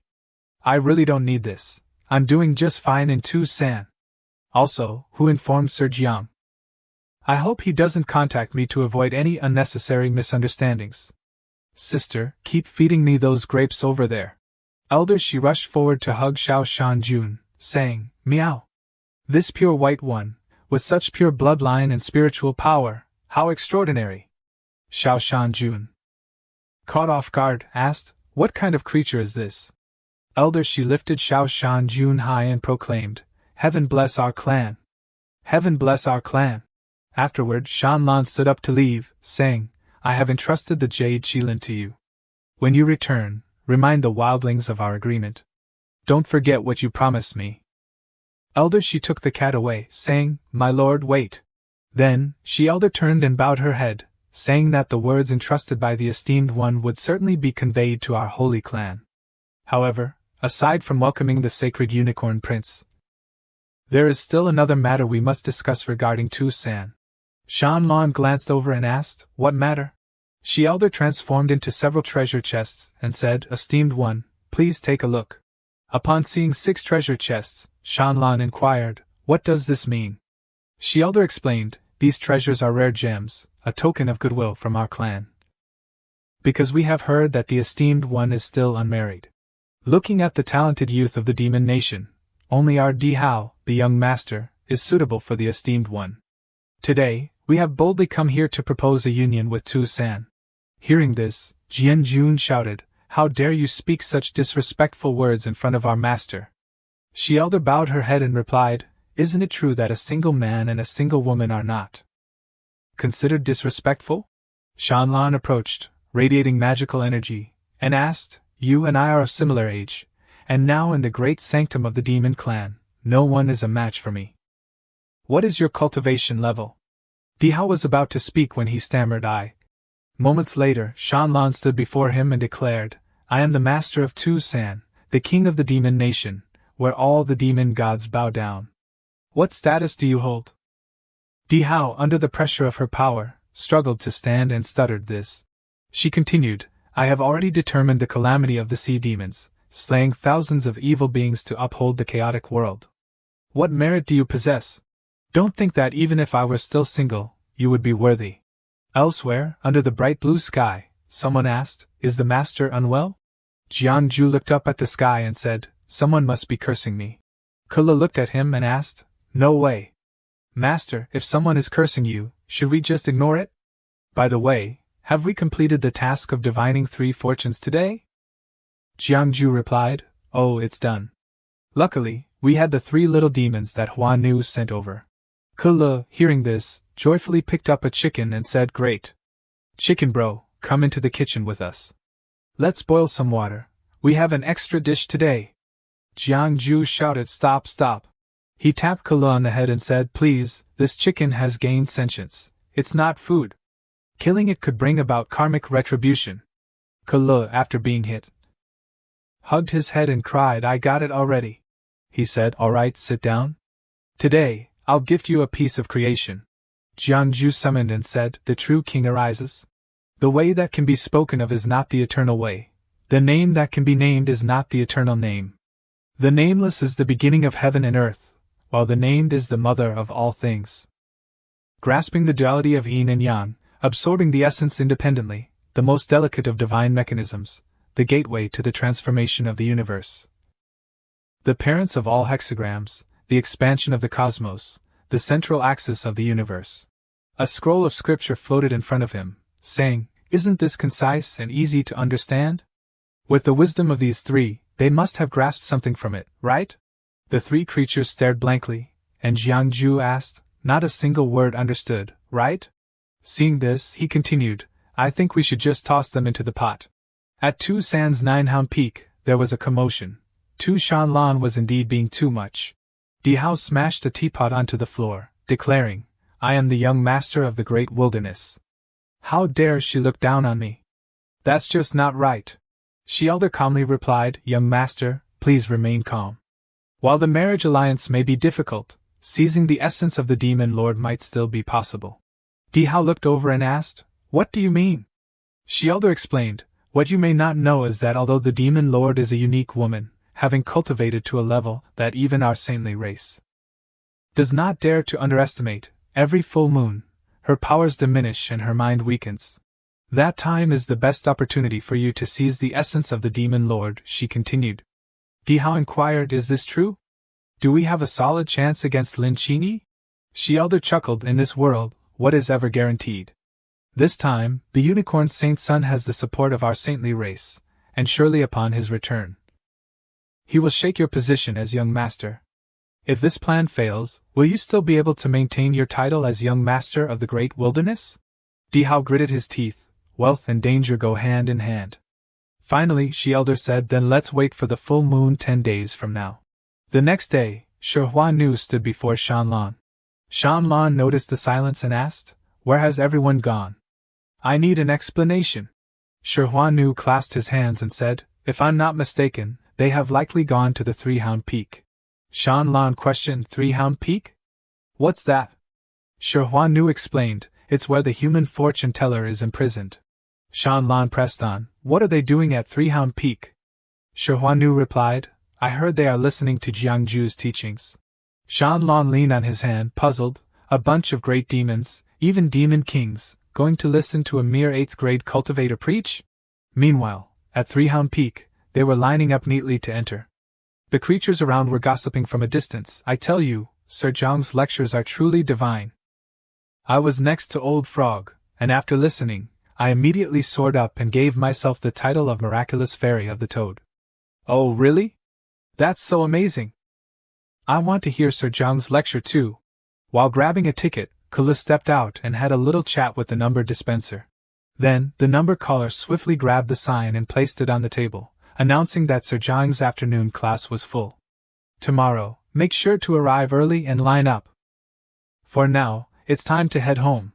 A bunch of folks in line immediately erupted in frustration, saying they had endured 2 grueling days just to reach the foot of the mountain, so why on earth would they turn back now?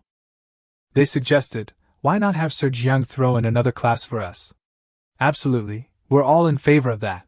At this moment, Di Hao burst onto the scene, proclaiming loudly, in my opinion, Jiang Ju is nothing more than a con artist playing tricks to cash in on his reputation. Most of the folks here just want to butter up this future royal consort. It's all just a bunch of ass-kissers. A creature standing nearby chimed in, that's not right. Do you even know that Sir Jiang managed to get 3 9th-tier little demons to chat in just one day? Di Hao, still skeptical, shot back, no way. Other creatures chimed in, of course, Sir Jiang was no ordinary mortal. How else could he have caught the eye of the esteemed deity? It made perfect sense. Those who captured the attention of the divine were certainly not your run-of-the-mill characters. Suddenly, a sound approached, causing the creature in front of Di Hao to freeze, prompting him to turn and look back. Then, Shanlan and Huan Nu made their grand entrance. Hey, the little pig is still busy packing stuff into the chest without looking up, saying, today's list is all set. If you want to catch Sir Zhang's sermon, make sure to show up early tomorrow. Shanlan replied, oh, is that so? Hey, little pig, hearing that familiar sound quickly kneels down, stammering, Your Highness, Your Highness, Your Highness. Shanlan turned and said, take the supreme deity to meet Jiang Ju, and then I'll decide your fate later. On the other side, the system is preaching the divine decree. You can choose to conceal the heavenly secrets, for a reward of 30,000 fiery punishment points. Or you can opt to reveal the heavenly secrets, facing a penalty of 3,000 along with one of the following choices. A profound insight from the Underworld Commander. A top-tier spiritual treasure blueprint for refining the Fiery Guardian. Or a detailed map of Tucson, complete with forbidden areas. Suddenly, the door in front of me burst open with a dramatic flare. Shanlan strides in with arms crossed. She strolled over to where he said, clear the stage for me. Sending all the critters into a wild frenzy. Shanlan plopped down and said, I've heard you're quite the preacher. Why not share some of that wisdom with me? Jiang Ju scratched his head and chuckled, saying it was all too flattering. Shanlan interrupted, saying if he wasn't willing to lecture, then he didn't need to lecture at all. He suddenly remarked, when did you become so easy to talk to? But right after that, she pointed at him and said, Huan Nu, pull out his tongue. He recoiled in fear, like a character in a thrilling scene. Then Jiang Ju quickly climbed up the rock, settled in, and declared, let the show begin. Jiang Ju began to raise his hand to his forehead. Then summoned. He started to lecture, the revered one is the great saint of the demon clan who opened his own path of cultivation, the profound heart techniques are usually useless. I will talk about the side paths, the creation of heaven and earth is the supreme cauldron. The name of the husband of the mysterious void is unknown, but this word is the way. Shanlan widened her eyes in surprise and exclaimed, oh. She propped her hands and asked him, aren't you afraid to take out the innate treasure of the divine flower scripture from the divine mist palace? What if I snatch it away? Jiang Ju waved his hand and said, the essence of this technique has merged with the divine way of heaven, becoming a void object. I am merely using the technique to summon a projection. How could it be snatched away? Torturing me or soul-searching would be useless. Although I can look at the innate flower scripture any time, I can't remember all the content on it. Shanlan asked, why not? He replied, it records 3,000 great paths, but none of them are the way of self-cultivation and destiny that Jiang Ju learns. So what's the point of looking at it? He thought to himself, if I can predict others' destinies with my cultivation techniques, why should I waste effort training? If I have a golden hand and don't utilize it, wouldn't that make me a fool? At this moment, Shanlan stood up and stared, saying, if I kill someone, wouldn't the Divine Mist Palace mobilize all their forces since they haven't appeared in the world until now? He said, then why not? Just as he was speaking, she interrupted. But it's fine, the Divine Mist Palace won't chase me to Tucson. No one in this world can make me yield. After today, no one will disturb you anymore. The sword servant will guard at Sanya Peak. If you have any issues, you can find her. Hearing this, Jiangju felt angry, thinking, this annoying girl must be teasing me. Seeing the two of them leave, he spat. After a while, Jiangju went into the room and took out a treasure chest. Looking into the treasure chest, he thought, after much effort to obtain the treasures from that big demon, they are all necessary for arranging the feng shui layout. I originally had a few more to prepare, but I didn't expect that annoying woman to be so vigilant. Now Feng Jian Nu guarding several great demons has promised me. It's not going to be that bad anymore. How annoying, the map of Tucson is almost in my hands, yet I lost. While he was pondering, there was a knock at the door. He opened it to find Shan Ning greeting him. Hi, you trickster of the martial world. Seeing Shan Ning, he immediately closed the door. Shan Ning yelled loudly, you scoundrel, how dare you leave your lady outside? Jiangju turned back in and said, you go away, sister, you can't let me talk to other women. Suddenly Shan Ning realized, so that's how jealous big sister is. But wait, doesn't that include all the other women, including me? Later, when he had Shan Ning sitting in front of him, he asked, future brother-in-law, can I ask you for a favor? He inquired, what is it? Shan Ning replied, I've heard everything about you these past few days at Tucson. My clan really wants to meet you, but it's tough for us to get out. I told them I met you, but they didn't believe me and called me a fraud. Jiangju, upon hearing this, asked, so you want me to go preach to them? Shan Ning extended her hand and said, don't worry, if you help me, I won't let you down. With me backing you up, no one in Tucson will dare to touch you. Jiangju shook her hand and replied, but even if I agree now, your big sister just arrived here. Shan Ning responded, I know, I've been hiding in the shadows watching. Then he said, you should hurry. If Feng Jian Nu arrives, it might be hard for you to leave the mountain. Shan Ning confidently patted her chest and declared, the sword servants won't find me. In all of Tucson, if I want to hide, even my big sister won't be able to find me. After saying that, she suddenly vanished, leaving him astonished. She disappeared? Just as he was puzzled, he was suddenly struck from behind. Jiangju raised his hand to his forehead and shouted, Heavenly Eye, activate. Then Jiangju looked around the room and asked, gone? Suddenly, Shan Ning appeared, proudly asking, still here, how about that? Jiangju asked, how did you do that? Shan Ning replied, big sister is worried something might happen to me, so she gave me a protective treasure passed down from our ancestors. Jiangju continued, what kind of treasure is so powerful? Shan Ning answered, of course it's... But as she was about to answer, she suddenly stopped and shouted, how could I tell you? Do you think Shan Ning is a foolish fox? He looked away and said, you're just bragging. If your big sister is that powerful, how could she not find you? Shan Ning immediately retorted, Shan Ning isn't bragging. I've sneaked into my big sister's chamber several times, and she never noticed me. Jiangju sat down on the floor, frowning, it's not impossible for me to go preach to you, but your sister's temper is fiery. If she finds out I left this place without permission, my fate will be quite tragic. However, if you help me with a small task, then I might risk your sister's punishment and join you on this trip. He then whispered into her ear. That night, Shan Ning took a small bag of goodies and left. After that, she jumped and vanished into the night. Meanwhile, he finished drawing the formation. Drawing the 8 fierce killing formation, he looked at it and smiled. Now this feels much safer. Under the full moon, the cicadas chirped incessantly, creating a symphony of sounds. But in the blink of an eye, everything froze. Beneath the moonlight, Huxian Hall exhaled a breath of green mist. Tu Shanlan's tail and ears peeked out, as she struggled to contain herself, soft whimpers escaping her lips. Hua Nu anxiously called out to her master, while Xian Jian Jun understood the gravity of the situation, realizing that the fateful day had come again. Tu Shanlan walked barefoot on the ground, each step she took freezing the earth beneath her. She instructed the two of them to follow her, and they both replied affirmatively before departing together. Under the moonlight, the trio walked along the stone-paved path. Suddenly, Shanlan sensed something amiss, and cast a quick glance. Jianjun, noticing her reaction, asked, "What's wrong, master?" In the distance, a shadow flitted away without leaving a trace.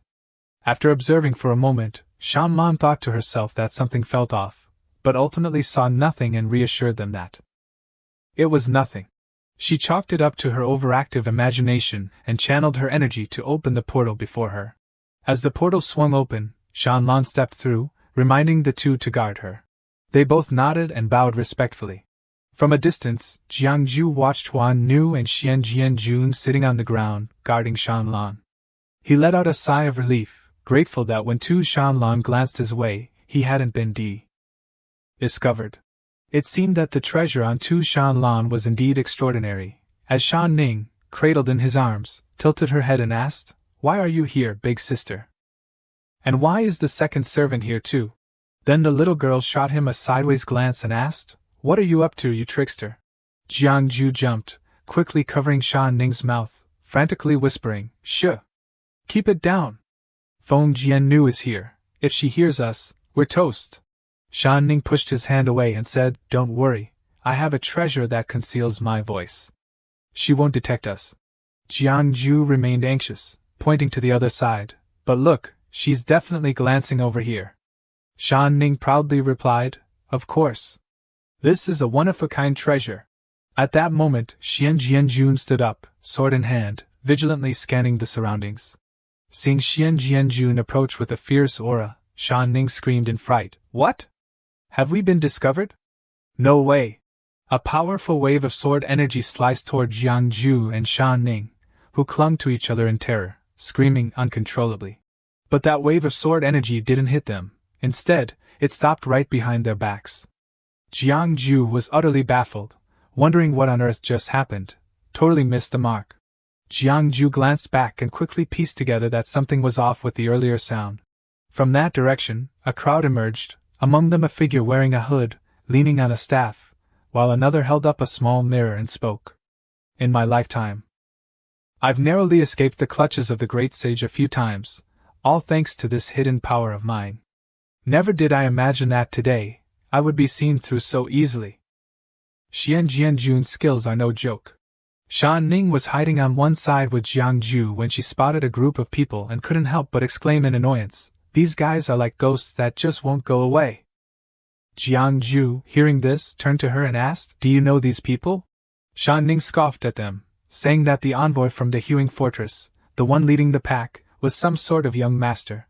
With that ridiculous appearance, he dared to propose to my sister? Humph, he's not even in the same league as a con artist like you. Jiangju pondered quietly, realizing that he wasn't the only one eager to pull some strings during Tu Shanlan's vulnerable moments. But how did these folks get wind of such secretive intel? On this side, the leader of the newly arrived crew is chatting with Jianjun. If Jianjun is on guard here, it seems the intel is spot on. Looks like the illness of the esteemed one has flared up, and they're holed up here in seclusion. Di Hao raised an eyebrow as he spotted the newcomer and exclaimed, "Di Hao, you've got some serious guts. How did you get wind of the Lord's illness?" Di Hao, hearing this, felt a wave of confusion wash over him because he had no clue what a fortune teller of the human tribe was. Meanwhile, the fortune teller of the human race, hiding in the shadows, was taken aback by suddenly being called out. Shan Ning squinted at Huanu's words and challenged Jiangju, accusing him of colluding with outsiders to harm her sister.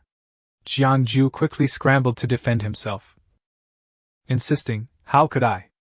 I'm your brother-in-law. Just think about it. If it weren't for true love, would your sister have forced me to Tucson and tied the knot with me?" Di Hao over here is quite clear about his intentions for coming to this land to ask if there's any meaning left in this matter.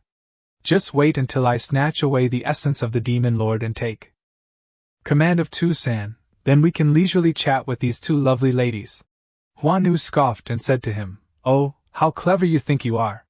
But I suggest, dear young master, that you keep your ideas under the watchful eye of your second servant. Live through tonight first." Then she snapped her fingers and called out, "Dragon vine." A dragon vine shot up from the ground, wrapping tightly around the group in front of him. Di Hao cursed inwardly, "What the heck is this madness?" Jianjun rushed in to lend a hand to Huanu.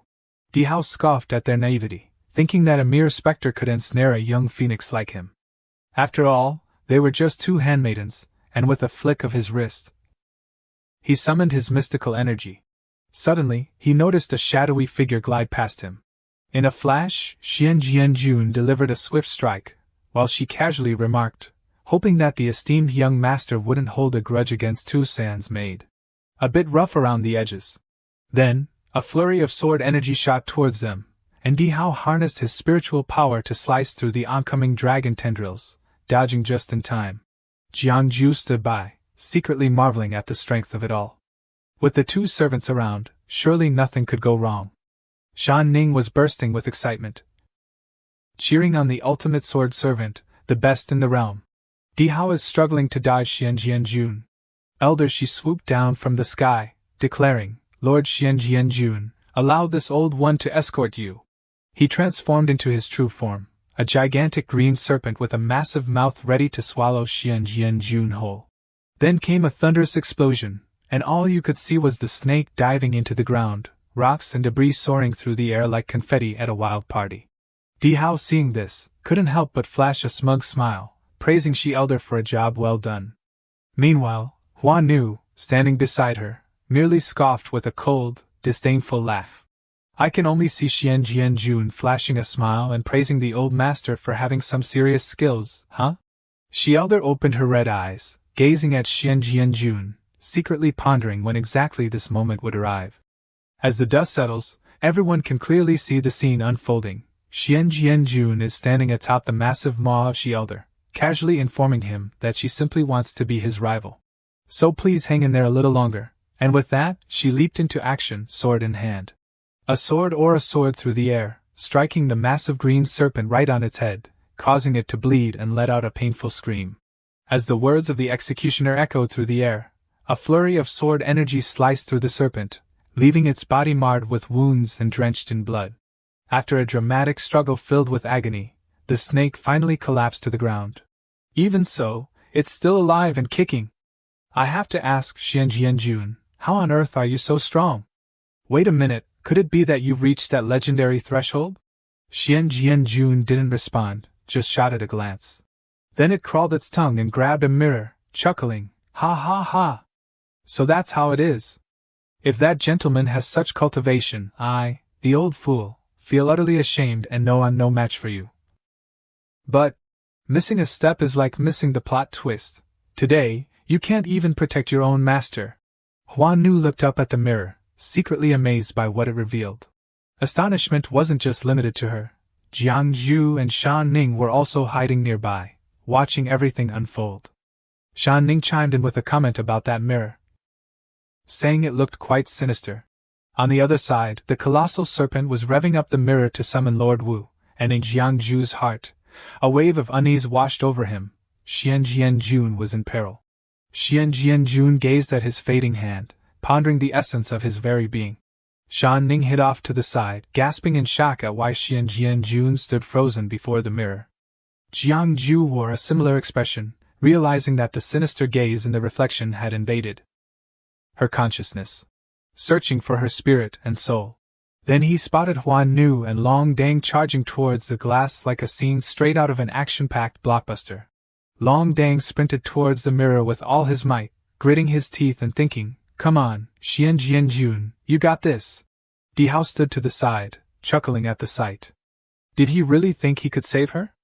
How naive! It was the day he began to harness his mystical powers. Then a massive blaze charged towards Hua Nu and the dragon. The flames seemed eager to engulf her whole. But Hua Nu's face remained calm, showing not a hint of fear. Shan Ning anxiously shouted Hua Nu from the sidelines.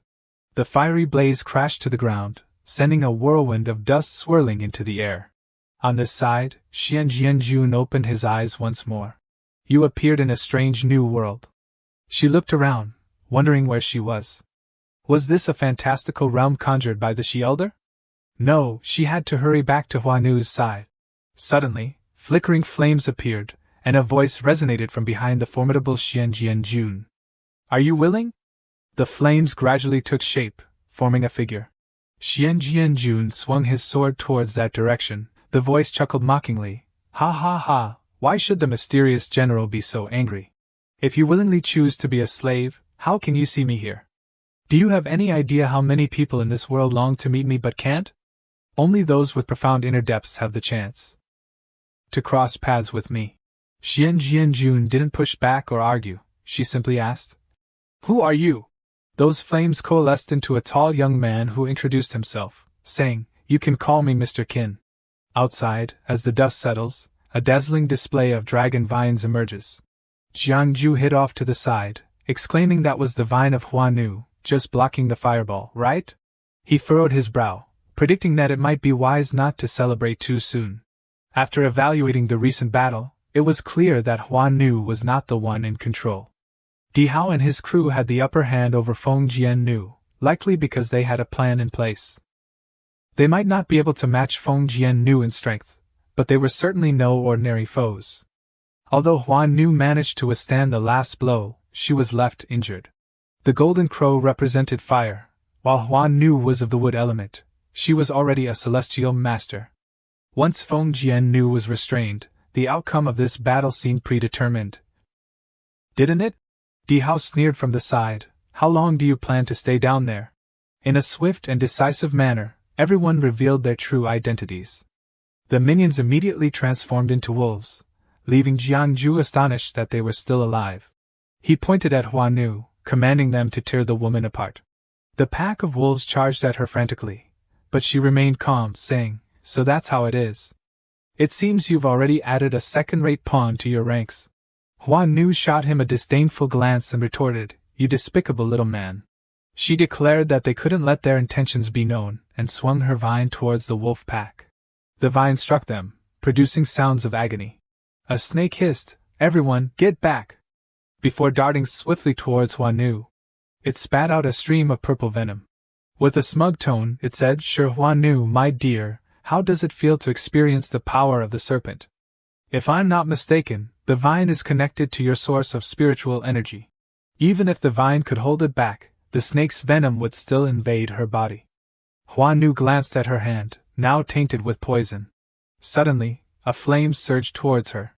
Huanu was struck, and in pain, she fell to the ground. Seeing this, Shan Ning, who was hiding nearby, couldn't help but shout, "Huanu!" She wanted to rush in but was held back by Jiangju, who quickly reassured her. "You don't understand. If you go out there, you're just asking for death." Huanu was covered in wounds, her clothes tattered and in a pitiful state, blood spilling from her mouth, as she couldn't help but groan. Jiangju furrowed his brow, thinking that continuing like this wasn't a good idea. He had no choice but to resort to that. Shi Elder, standing beside Di Hao, smugly suggested, "Young master, why not deliver the final blow and send her off? Obtaining the essence of the Demon Lord is the goal of this trip." Despite being gravely injured, Huanu still defended her master, telling them, "You shall not insult my lord." Di Hao scoffed at her ridiculous loyalty, thinking, "You still want to crawl? You're clearly just a maid. If you don't value your life, I'll make sure you die in pieces." He gathered his spiritual energy, ready to deliver a fatal blow. Meanwhile, Jiangju gently placed the extremely worried Shan Ning on the ground. In his heart, he thought he could only activate that formation. He clasped 4 fingers together, beginning to set up the array, preparing for battle. The 8 fierce formation was activated. As soon as he finished speaking, the formation was already taking shape. Suddenly, a thick fog rolled in from the sky, causing Di Hao, who was about to strike, to pause and observe. He frowned, scanning the surroundings, puzzled by what was happening. The white mist, swirling from nowhere, enveloped him completely. Weakly sitting on the ground, Huanu wondered about this sudden fog. Could someone be setting up a formation? Elder Shi, surrounded by the thick mist, cursed under his breath, "Damn it! This fog is so dense I can barely see the path ahead. Who is this mysterious expert behind this?" Shan Ning, witnessing the scene, generously praised Jiangju. "Wow, I didn't expect you to be able to pull this off. With your skills, surely Huanu will be saved." "Right." Jiangju, feeling a bit smug, reassured her, "Don't worry, Huanu is temporarily safe. In this formation, no one can see clearly except for me." Shan Ning turned to him, joyfully exclaiming, "That's great! Let's hurry and find Huanu and the others." Jiangju replied, I'm afraid we can't go looking for Hua Nu right now because I have something important to take care of. After apologizing, he pushed her behind him and dashed off. Jiang Ju ran into the secret chamber, ignoring Shan Ning's angry shouts, "You trickster!" He continued deeper into the cave, thinking, "Sorry, everyone, but I have to seize this opportunity to find the Demon Lord." Before long, he found himself hugging his body, lamenting, "Ugh, it's freezing. What on earth is happening in this cave? It's like ice in here. What is she doing?" Spotting a door not far away emanating cold air, Jiang Ju thought, "Oh no, she won't go crazy in there, will she? If I go in now, I might not survive the wedding day. Everything depends on this." As Jiang Ju stepped through the door, he pondered, what is the secret of the Demon Lord? Suddenly he froze in place, taken aback by the scene before him. The delicate feet of a young girl were swinging back and forth incessantly. The Demon Lord lay happily on the bed, admiring the puppet resembling Jiang Ju with delight. She pointed at the puppet cheerfully and said, "Little darling, you're just lying here without saying a word. If you keep this up, I'll use magic to turn you into ice cream." After a moment, Jiang Ju finally realized that the puppet was modeled after him. He was even more stunned to see the Demon Lord Tu San playing with it so joyfully. Watching the childlike Shan Lan in front of him made Jiang Ju blush, feeling that she was acting quite strangely. Had she lost her mind? Once he regained his composure, Jiang Ju said to Shan Lan, "Little darling? Who's your little darling? And where did you get that ragged toy?" Suddenly, Jiang Ju froze as a long, bushy foxtail wrapped around his body. He was yanked forcefully toward Shan Lan, who was waiting with open arms to embrace him. Moments later, to Jiang Ju's astonishment, he found himself tightly hugged in her embrace. "Little darling, Jiang Ju, lying here in the mountains," he thought, feeling embarrassed as this situation was anything but normal. He felt her body was quite cold, perhaps due to an illness, as Tu Shan Lan would lose her mind for a while, just like a 3 or 4-year-old child. It seemed Chi Hong Dan's thoughts were not unfounded. Tu Shan Lan was a dual-soul entity, with the primary being the female demon lord Tu Shan Lan, while the other soul was the innocent child she resembled now. On the full moon each month, that soul would take control. Suddenly, Shan Lan exhaled a chilling breath. As a gifted fortune teller, Jiang Ju's instincts told him that the main soul of Tu Shan Lan had not completely departed and was about to awaken. The soul merged with the body, and Shan Lan let out a sigh of relief. Seeing herself hugging Jiang Ju, she couldn't help but feel a mix of anger and embarrassment. As Shan Lan raised her hands to strike, Jiang Ju shrank back, trying to explain, "Wait, you have to hear me out." "Hear you out?" And just like that, he was sent flying with a slap. He trembled as he got back up, realizing that this woman seemed intent on killing him. Meanwhile, Shan Lan slowly approached, her entire being radiating a fierce aura. "Who allowed you to come here?" Jiang Ju bowed his head in silence, contemplating an escape, but his body felt utterly drained. Was this really how it would end? Just then, the heavens seemed to conspire against him as Shan Lan suddenly spun around. A wave of cold energy erupted from her, spreading out in all directions. Moments later, Shan Lan seemed to lose all her strength and collapsed to the ground. He realized that the soul from earlier had returned. Shan Lan reverted to her childlike demeanor, and upon seeing Jiang Ju sprawled on the ground, she curiously asked, "Hey, darling, why are you lying on the floor like that?" "It's so cold down here." Shan Lan stretched her delicate white arms toward him. "Let's get into bed, shall we?" The situation was a mix of playful teasing and gentle care, leaving Jiang Ju feeling both physically and mentally twisted. "Oh dear heavens! If I've done something wrong, please let the law punish me." At that moment, Jiang Ju was adrift in an endless void, wondering what was happening. His body felt both cold and hot. He closed his eyes to focus more intently, sensing two opposing currents of cold and heat swirling within him, as if they were locked in a battle. It seemed like someone was helping him heal from his injuries. Who could this mysterious benefactor be? Jiang Ju didn't dwell on it for long. He had been lightly injured by his wife earlier, and he needed to heal quickly. Whatever these two energies were, he hoped to absorb them. After a while, he slowly opened his eyes. Thankfully, these two energies had protected his life and kept his lungs functioning, allowing him to advance to the 7th level of the Kamli realm. But something felt strange. Jiang Ju awoke from his daze to find himself sharing a bed with Shan Lan, and they were both completely unclothed. Feeling a bit wrong, Jiangju sat up, his voice trembling with sadness. Why aren't you wearing any clothes? What on earth happened? I still have to. Seeing Jiangju feigning modesty by covering his face, Shanlan was filled with question marks in her mind. She rushed over and leaned against him, cheerfully explaining, actually, you kept saying you were hot yesterday, so I took my clothes off. My cool body was perfect for helping you cool down. Cool? Jiangju hesitated. Shanlan turned to him with a bright smile. Exactly. If you don't believe me, just touch and see. It was then he realized the coolness he had absorbed was the precious essence of the enchanting Shanlan. Being a straight-laced guy, Jiangju quickly grabbed a robe from the bed and draped it over Shanlan, reminding her not to let her body temperature drop. He pondered the heat from the previous day. The shimmering red crystals sparkled brightly, and he recognized this as the warm jade bed. As he dressed Shanlan, he thought to himself that this warm jade bed must have been intentionally set up by Shanlan to suppress the cold energy within her. Yet, he had accidentally absorbed the enchanting essence she had released, along with the fiery energy from the warm jade bed.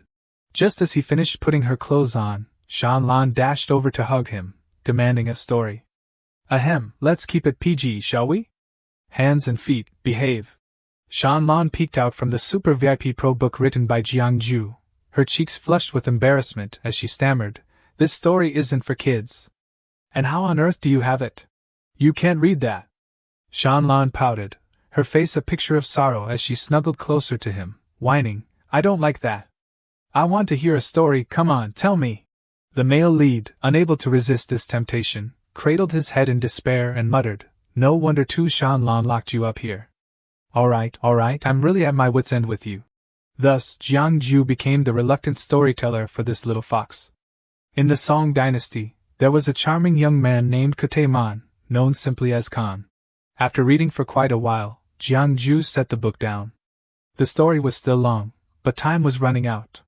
At some point, Shanlan had dozed off on Jiangju's lap.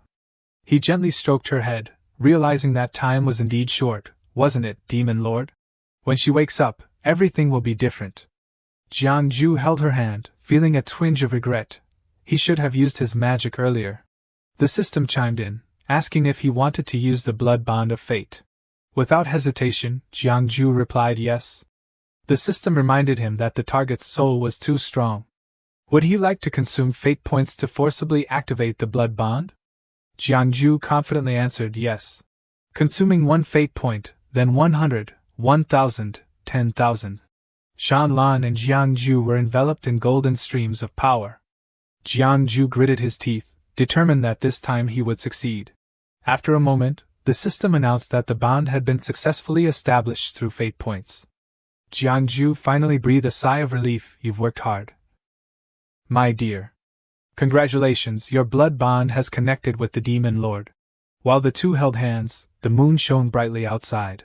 Dihao looked around, the mist finally dissipating. She elder slithered over, Young master, take this chance to enter the stone gate. If we wait until dawn, once the Demon Lord wakes up, we won't stand a chance. Dihao replied, No need for your chatter. By the stone gate, vines were growing wildly. Hua Nu approached slowly. What's this? Did you think Tu-san was dead? Dihao, listen closely. Before Hua Nu is reduced to dust, you won't step into the stone gate, not even a step. Dihao, furious, gathered his strength, thinking, I thought you'd run off in the mist, but you still haven't given up? You've truly tested my patience. His energy was running low. Hua Nu also realized what Dihao was planning. She quickly shot out her vines, thinking, this isn't good, I have to stop him. But it was already too late. Dihao had taken his final step. He swiftly leaped into the sky. Once transformed, Dihao was caught by Hua Nu's vines, and he shouted, just a tiny flower spirit daring to be reckless in front of a phoenix. Hua Nu struggled with all her might, refusing to let go. Dihao roared, underestimating her, you should know that just my fiery feet are enough to deal with you. With that, the flames ignited Hua Nu's hands. Her vines were burned to shreds by the flames, allowing Dihao to break free. He scoffed, HMPF, you must know you're no match for me, right? What, do you want to fight to buy time until the Demon Lord wakes up? Such foolish thoughts. He blew fire down and shouted, "Surrender!" Jiangju slowly emerged from the stone gate. "Who dares to bully my lady?" Jiangju unleashed a powerful formation, creating an earthen wall to block Di Hao's attack. Both Di Hao and Huan Nu looked towards the gate, thinking, "Wait, is that really Jiangju? When did he enter the stone gate?" Jiangju helped Huan Nu to her feet. "Sorry for the trouble, you've suffered enough," Huan Nu thought in confusion. Could it be that the white mist formation earlier was his doing? Di Hao shouted from above, "Who are you?" "Just a human cultivator, daring to meddle in our affairs? You must be tired of living."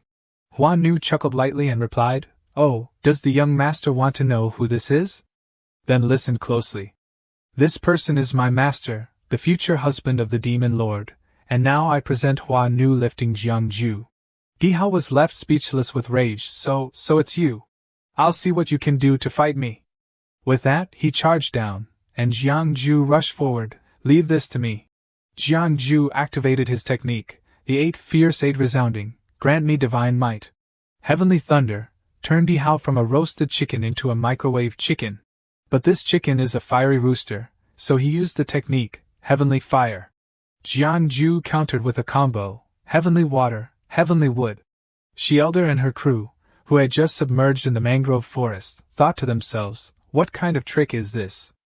Could it be he is the fated immortal?" Jiangju asked. "You are the Phoenix young master Di Hao, right?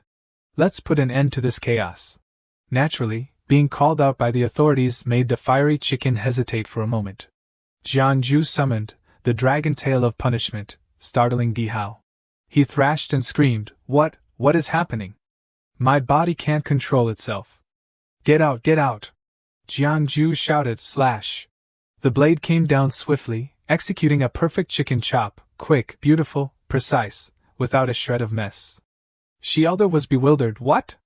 The young master's cultivation has weakened countless times. Could it be the heavenly fate weapon? I must leave quickly and report this to that esteemed lord." Meanwhile, Jiangju was ready to end this battle. Then an announcement rang out, a warning: the host wants to dissolve the blood pact, sending shockwaves through Jiangju's people. The dragon tail punishment technique faltered and backfired slightly, causing Huan Nu to panic and shout, What is happening?" Then a voice called out, "Master, you've finally entered seclusion." Jiangju turned to see someone emerging from the stone gate, affectionately calling his name, Jiangju. Shanlan seemed affected by the breaking of the blood pact, saying, "Look what trouble you've caused."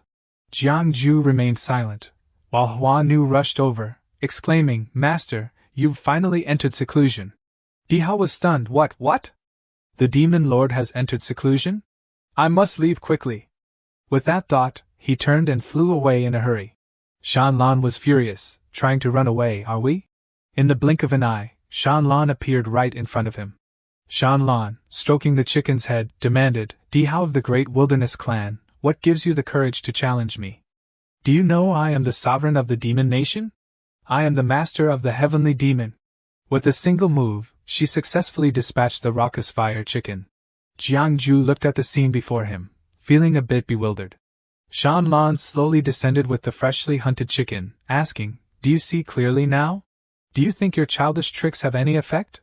Do you think you can survive in my grasp? Do you think you can escape from Tu San in this lifetime?" But then she sensed a different aura. A hand from the heavens seized Di Hao and the cat. Shanlan recognized it. "So you want to take someone from my hands?" Xiao Shanjun caught Di Hao, saying, "Jiangju, don't worry too much." Jiangju, seeing a familiar face defending the wrong person, shouted in worry, "Xiao Shanjun." Shanlan, furious, declared, "You ignorant fool, this place is not one you can come and go as you please. Let me show you the consequences of provoking Tu San." Her voice echoed as she chased after her prey. A few hours later, Jiangju was lounging in the depths of the Tu San hell, completely unaware of how Xiao Shanjun was faring. Suddenly, a slap across the face jolted him back to reality. With a bruise blooming on his cheek, Jiangju chuckled softly. "Little fox spirit, if you've come, why not show yourself?" Shan Ning appeared, fuming, "You deceitful scoundrel!" Jiangju feigned innocence, asking, "Shan Ning, why such harsh words?" Shan Ning retorted, "You still dare to speak? That day you said you wanted to go preach with me." But you deliberately led me to the mountain gorge, didn't you? From the very beginning you tricked me, making me help you set up a trap to harm my sister. Jiangju patted his foxtail, saying, Who said I wanted to harm your sister? I'm your brother-in-law, you know. Shan Ning scoffed, stepping aside. HMPF, Shi Huanu has told me everything. You can't fool me. I'm not that naive. Jiangju defended himself. I saved her life, and this is how she treats me? But I can't blame her. She already has a prejudice against me, thinking I'm unworthy of your sister. Jiangju switched tactics. Little Shan Ning, that day I saved your sister, Feng Jian knew, and Shi Huanu, didn't I? If it weren't for me, your sister. Shan Ning pondered for a moment and replied, That's true. But then she jumped up. Wait, that's not right. Why would my sister lock you up? Jiangju sighed in exasperation, gently explaining to the little one, Your sister is deeply in love with me, but alas, I have grand ambitions and am not swayed by romantic entanglements. She fears I might run away, which is why she locked me up. This can't be right, can it? As her sister, shouldn't you help her steer clear of love and focus on greater matters? Shan Ning's mind conjured an image of her sister, the tyrant, playing a game of hide-and-seek with Jiangju. Frightened by her own thoughts, she hurriedly asked, So, how should I help you? Jiangju beamed. Shan Ning, thank you for understanding human emotions so well. However, this requires a long-term plan. Now lean in close. Just as he was about to charm the little one, Jiangju suddenly sensed something and promptly shut his mouth. Huan Nu had appeared out of nowhere. She smiled and said, Unlock the chains binding him.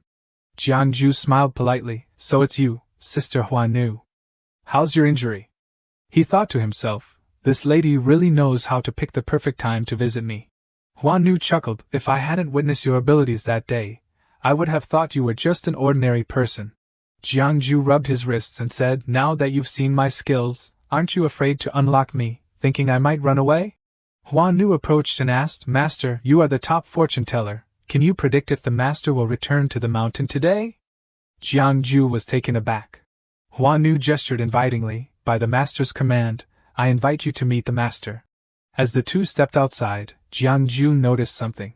It was a chicken head and pig trotters hung up by Shanlan to dry. Jiangju thought, Looks like the great Huang clan is paying a much bigger price than I imagined to appease the demon lord. The demon lord truly lives up to the title. When they strike, it's for blood. Huan Nu smiled at Jiangju and said, You need not fear, master will not take a life lightly unless that person no longer wishes to live. Jiangju clasped his hands together and coughed, The demon lord is indeed formidable. I am in complete awe. Inside Huxian Hall, Shanlan asked, Feng Jian knew, You initially lost to me, and I had no intention of lingering. You voluntarily pledged your loyalty to me, swearing to serve me for life, correct? Feng Jian Nu knelt below and replied, That is correct, master. Shanlan inquired, Now that you serve as my sword, do you have any grievances? Feng Jian Nu answered, I dare not. Shanlan, irritated, huffed, I see you are quite bold. Did you not wish to become a saint? Who exactly is this Master Jing? Feng Jian Nu said, Master, I realize my mistake. Master Jing seems to see through people's hearts. I was momentarily enchanted by him, putting the master in danger. I am unworthy of life. I do not know Master Jing's true identity, only that elder she calls him master and uses a false identity to give orders. However what? He once said, Jiangju, you have ruined my plans, and he harbors much resentment towards Jiangju. Shanlan pondered, So it's Jiangju again. It seems my future husband is indeed not simple. Huan Nu appeared to report, Master, Jiangju has been brought here. Shanlan welcomed him in. Jiangju also clasped his hands respectfully and said, I pay my respects, esteemed one. Shanlan stated, 3 months from now is the wedding. Do you have any close friends you wish to invite? Jiangju grimaced but managed to respond normally, The wedding will proceed as usual. I wonder who you have made arrangements with, yet you keep your word so well. It really isn't necessary. Shanlan frowned, Tu San does not keep those who are idle. You have just begun to preach. In the future, you may enlighten the Tu San clan, responsible for guiding those demon tribes that have yet to awaken. Jiangju helplessly smiled, Although I am a master, I am not a teacher. Shanlan gently asked if he had any opinions, to which Jiangju stubbornly replied, I dare not. Then she asked, "Do you know Master Jing?" Seeing Jiangju's surprised expression, she seemed to know he did. In the void of illusion, she elder knelt, glued to the ground, reporting to her master, "Master, Di Hao has met a tragic end at the hands of Tu Shanlan." The old man from the great wilderness couldn't stop her. "Although Di Hao is gone, I have absorbed all the essence he cultivated over the years. One day, I will become a second-tier demon king." Mr. Jing chuckled at this. "Ha!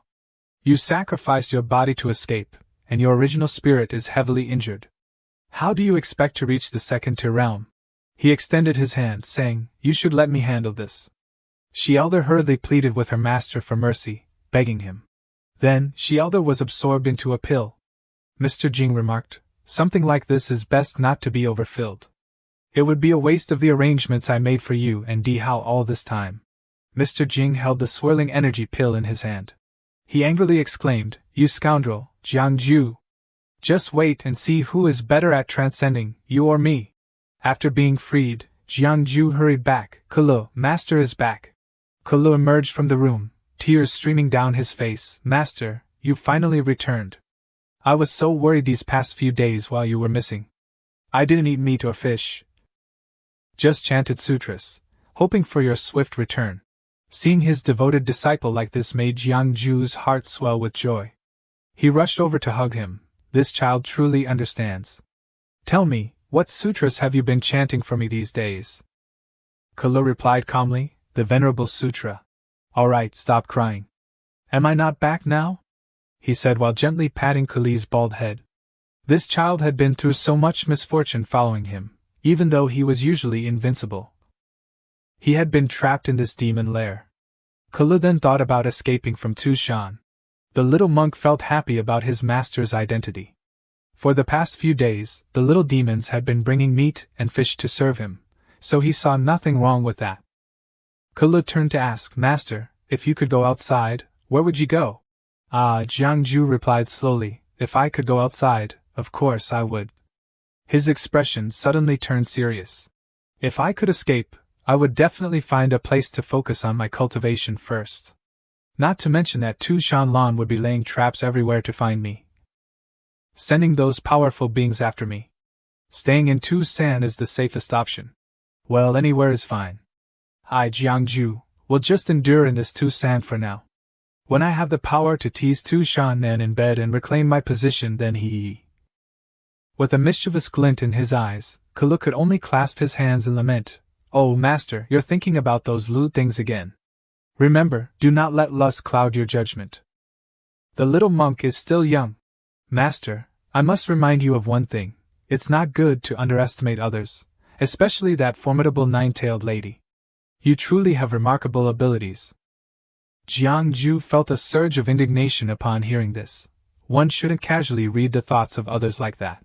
At these words, Jiangju's gaze suddenly turned somber. Perhaps the day of lying above was indeed a distant dream. Meanwhile, in the Qin kingdom, many people were kneeling before a young woman, Qin Shao, the great princess of the empire. Long live, long live, long live. Qin Shao held 3 incense sticks and proclaimed, "This prince overthrew the regime and established the great empire thanks to the guidance of a divine being, which allowed me to protect the livelihood of the people. Truly, it is a blessing from the heavens. Today, as the divine being has traveled, I have no way to repay this kindness. So I shall build a small temple this evening." The young woman, with a dignified appearance and exquisite beauty, Kim Nan Fuang Qiu, hoped that the great prince would remember the grace of the divine being.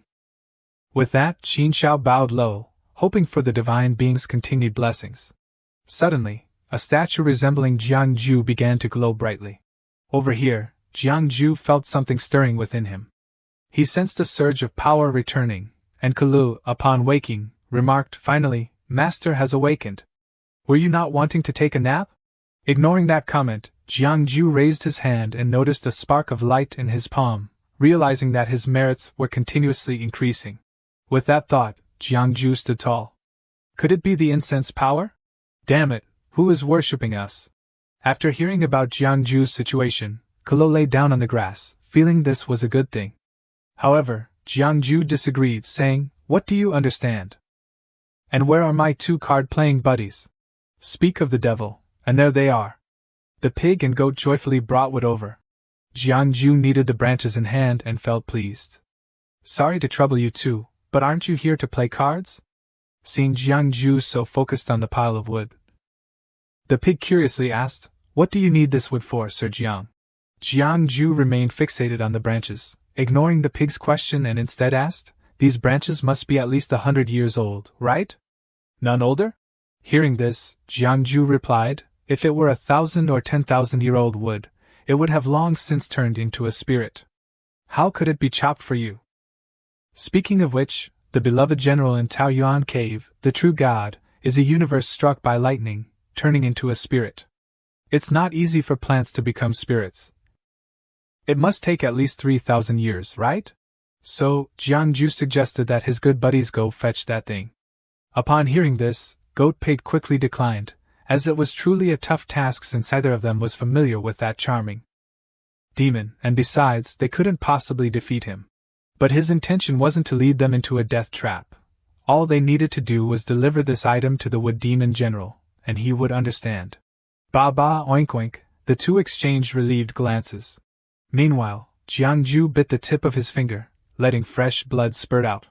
He chanted a spell, invoking the spirits and deities from all directions to come and pay their respects. Under Jiangju's magic, a wooden stick slowly floated up into the air. Boom! The wooden body was torn apart, revealing Jiangju, who had been magically created from wood in an instant. He needed to obtain this wooden statue and couldn't help but sigh. After all, it was just a 100-year-old tree that couldn't withstand too much incense and fire. So, I hope you two can deliver this item to the Wood Demon General. I apologize for the trouble. At that moment, in Taoyuan Cave in Tucson, someone spoke in a furious tone, That's right. The Demon General at Sanya Feng is going too far. Another voice chimed in, How dare he come to demand the 3,000-year-old wood heart from the General? This cannot be overlooked. We must report it to the Demon Lord. Hearing this, the Wood Demon General became furious. Shut up. He picked up the wooden figure of Jiangju and exclaimed, What a great opportunity! Who in this world would offer their own incense and fire to another? No wonder he was chosen as a royal consort. What a powerful being! Don't even think about asking me to choose a tiny wood heart. I would give you my entire heart and liver. Just then, Jiangju suddenly sneezed. Who's thinking of me? Below, Pig was overjoyed holding the statue that Jiangju had given him, wondering if it was really a gift for him. Of course! Jiangju replied emphatically. You two have worked hard to obtain the wood heart, so you should accept this item. It is blessed by incense and fire, and the owner can gain merit from it. Upon hearing this, Pig and Goat both knelt down, tears welling up in their eyes. We have cultivated for 1,000 years, yet we are not even half as bright as the gift bestowed upon us today. Your great kindness is like a rebirth for us. No need for such formalities, Jiangju said, extending his hand towards them. However, I still have one more favor to ask of you two. Jiangju's voice took on an unusually cheerful tone. My grand wedding with the Demon Lord is approaching, and to express my sincerity, I want to create merit incense for the beings of Tucson as a gift. Please help me spread the word, and if you wish, you can go to Sanya Feng to collect this divine statue. This statement left both kids wide-eyed in surprise. How could there be such good news in the world? What on earth is this good news? Aya, the wailing cries pierced the air, echoing deep within the human psyche. Shan Ning was held tightly by two people on either side, struggling but unable to break free. Shan Ning was thrown before Shan Lan. Ha, this little one has quite the stubborn mouth. Does she know what her sister wants to ask? Seeing Shan Lan, Shan Ning's tears flowed freely. If I don't go there, I'll stay secluded with my brother-in-law, and I won't let my sister-in-law know the terrain of Tucson. Nor will I secretly sneak into the prison to visit my brother-in-law, and all of this is slander, slander. Oh ho, Shan Lan has just realized that this fox truly hides many secrets. She asked Shan Ning if Jiangju had said anything to her. So, Shan Ning quickly replied, My brother-in-law said that you love him deeply, but unripe melons are not sweet. Please let my brother-in-law go. This statement shocked Shan Lan a bit. She asked again to be sure, Did my brother-in-law really say this to you? Yes, Shan Ning replied firmly, My brother-in-law said that you are blindly in love. Unrequited, a lovesick fool, infatuated with handsome men, and it won't end well. Hearing these words, Shan Lan's expression darkened. It seems my sister has learned quite a bit from him recently. Huan Nu, hang her up, bring me a whip. So Shan Ning was hung up. Despite her struggles, she couldn't escape. While Shan Lan asked her maid, was there any incident today, as no one was seen? Huan Nu cautiously replied, their master has gone to Tam Na Fong again. What? Shan Lan's face turned serious. Oh, that Jiang Ju, I must go see what tricks he has left. Huan Nu beside her knew that Jiang Ju was in for a rough time with his future wife. A little while later, Shan Lan arrived at Tam Na Fong, where she could clearly hear the lively whispers and chatter from outside. This made Shan Lan's temper boil like a pot of mixed flour in anger. Without a word, she pushed the door open. Hearing such a loud noise, Jiang Ju turned around and scolded, "Who has no manners here, demon lord?" Before he could finish his sentence, Jiang Ju felt a chilling aura enveloping him. Looking at Shan Lan's dark expression, Jiang Ju shrank back. From behind her, Shan Lan glared at him, skillfully using her authority to suppress others. No way, no way, Jiang Ju stepped forward, scratching his head and said, "Demon Lord, please don't mind me. My cultivation is quite lacking, I'm just trying to protect myself." Upon hearing this, Shan Lan immediately ordered her servants to step back. She slowly walked towards the stone table, casually picking up a statue of Jiang Ju's face. "If you don't like me calling you wife, then let's just drop that and move on."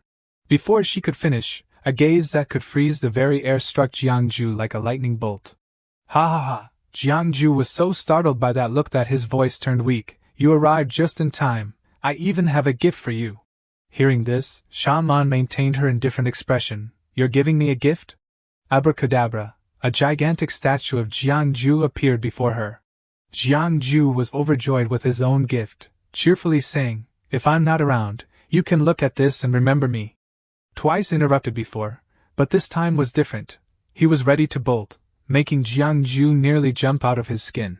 Shan Lan looked at him with a serious tone. "Countless people have built brothels just to gather fragrant fire, even turning into monsters to fight for the essence of humanity. And yet you just hand it over to someone else?" With that, Shan Lan sheathed her sword. Feeling safe at last, Jiang Ju replied, "How can you say I just handed it over? It's all just listed prices. Original fire is the collective will of the people. Receiving fragrant fire means accepting countless thoughts. My cultivation is too low to handle it." Simply put, he was in too deep and didn't have a firm grasp on it. But there was one thing Shan Lan didn't understand. If that was the case, where did he get this fragrant fire? I don't know, Shan Lan said, her eyes gazing into the distance. Rumor had it that in the land of the Qin kingdom, chaos reigned, and the new prince had rebelled, changing the kingdom's name. Now Jiang Ju realized that it turned out that the merit of this incense fire was brought to me by young Master Shao, but she did good deeds, I have merit, if she did bad deeds. Of course it would also increase her karma. I have to check my future family or else I can change someone else's destiny at will. Let's not talk about that anymore. Let's get back to the main topic, Shan Lan said, her heart racing as she looked at the sculpture before her. She stared straight at the wall and said, "Giving me this is your way of trying to win me over?" Simply put, Jiang Ju just wanted her to know they weren't enemies. Looking at her fierce gaze directed at him, Jiang Ju stammered, "Why do you treat me like I'm a thief?" Where did Jiang Ju find such fierce courage? He stepped closer to Shan Lan, their eyes locking in a charged moment, and declared, "Don't you see I'm more trustworthy than Shi Huan Nu or Feng Jian Nu?" Shan Lan felt a flutter in her heart at that gaze. Her cheeks flushed as she shyly murmured, "What are you saying?" Jiang Ju continued, "We are practically bound together as husband and wife. Who in this world cares more about the life and death of the esteemed one than I do?" He looked straight into Shan Lan's eyes, unflinching. This made the cool and warm-hearted Shan Lan waver. Her face was now as red as a tomato. She softly asked, "Why are you saying so much today? What do you really want?" Jiang Ju hesitated a bit. "Don't be so wary of me. Can't you help me lift the restrictions? Let me roam freely within Tucson." "My lady, what are you doing? The atmosphere was so nice just a moment ago." "My lady, please show mercy. I can't take it any more." "Oh, esteemed one, spare me, spare me." After enduring a torturous session both physically and mentally, Jiang Ju now sat in deep thought on the bed. Seeing him in such a pitiful state, Shan Ning beside him raised an eyebrow. Didn't you say you were well versed in the heavens and the earth? How could you not foresee this? It was humiliating, but Jiang Ju had no choice but to justify himself. Shan Ning, women are not to be hit, they are to be cherished. No matter how high my martial arts are, I won't strike a woman. This is what I've told you 1,000 times. I see my wife as my first love. Wow, Shan Ning thought, this brother-in-law is truly a good man. Even though I can't leave Tucson, now that my sister has lifted the restrictions for you, you can stay here. And I can keep you company. Suddenly, Jiang Ju's voice turned serious. Shan Ning, I need your help with something. Before he could finish, Shan Ning scolded him. You said that before, and I ended up hanging on the fox lightning for days. I promised my sister I wouldn't help you with anything. Not helping? Oh no, Jiang Ju said, pulling out a bag of spirit stones in front of Shan Ning. Is this enough? Indeed, material wealth influences consciousness. Shan Ning happily agreed. Brother-in-law, just let me know what you need, and I'll ensure your safety. Jiang Ju then pulled out a letter from the bag and asked Shan Ning to deliver it to the White Moon Lake. Also, could you find out how little Xian Jun is doing since being brought to Tucson with me? Looking at the letter in front of her, Shan Ning felt a bit aggrieved. But what does a wealthy guy like Jiang Ju do to make someone suffer while working for him? After this, you won't be short on benefits, trust me. Jiang Ju pulled out a jade pendant. Keep this safe. Once everything is settled, use it to let me know. At this moment, in a castle floating high in the sky, Shan Lan is playing Go with an old man. This character is named Lord San, and he boasts a pair of extraordinarily long eyebrows. Suddenly, he jolted awake from an unexpected nap attack. He looked up at Shan Lan with sincere apologies. Your Excellency, please forgive me. At my age I tend to forget things. Where did I put that just now? As someone with both strength and power, Shan Lan doesn't sweat the small stuff. Lord San, we were just chatting about Jiang Ju, the husband you snatched away, right? Shan Lan held out a jade pendant, ready for action, as he needed this precious gem in that moment. Gazing at the jade pendant before him, Lord San remarked, holding the piece that his beloved had requested, that he really should have just handed over some cash to that old lady instead of taking this pendant all those years ago. But in the end, who would have guessed that the one holding this jade pendant would be a seemingly ordinary man, yet still larger than life? Suddenly, Shan Lan gripped the jade pendant tightly, declaring with determination, Jiang Ju is anything but ordinary. Lord San realized that his esteemed master had fallen for the allure of the mortal realm. If you, my esteemed leader, make a call to action, I can only stand by your side, but there's a little twist. There's a line I just have to drop. Sure, let the illustrious Lord San take the stage. Your Majesty's successor, let's just let the little girl Shan Ning go. After all, the future offspring of the esteemed lord only carries half the blood of the beloved, and upon hearing this, Shan Lan's cheeks flushed with a playful blush. She turned away and said with a serious tone, Tomorrow, Jiang Ju will arrive at Ling Nai to teach. Make the arrangements. In the dark, shadowy forest at night, a familiar figure is sprinting swiftly. Jiang Ju was still half asleep. Wasn't it said that the beginner class wouldn't kick off until tomorrow? Why the rush? If he kept this up, everyone would think his big sister sent him over. Shan Ning chimed in with a firm tone, and you could bet Shan Ning would never go back on her word. Shan Ning pointed ahead. The entrance to the blessed realm of the barrier could only be accessed by the true members of the Tucson clan. However, the treasure I possess can assist her brother-in-law, who is ready to sweep her off her feet. Hearing that, Jiang Ju scooped Shan Ning up onto his hip, and then, off they soared. As soon as Jiang Ju heard the word fly, he felt completely drained, like he had zero energy left in his tank.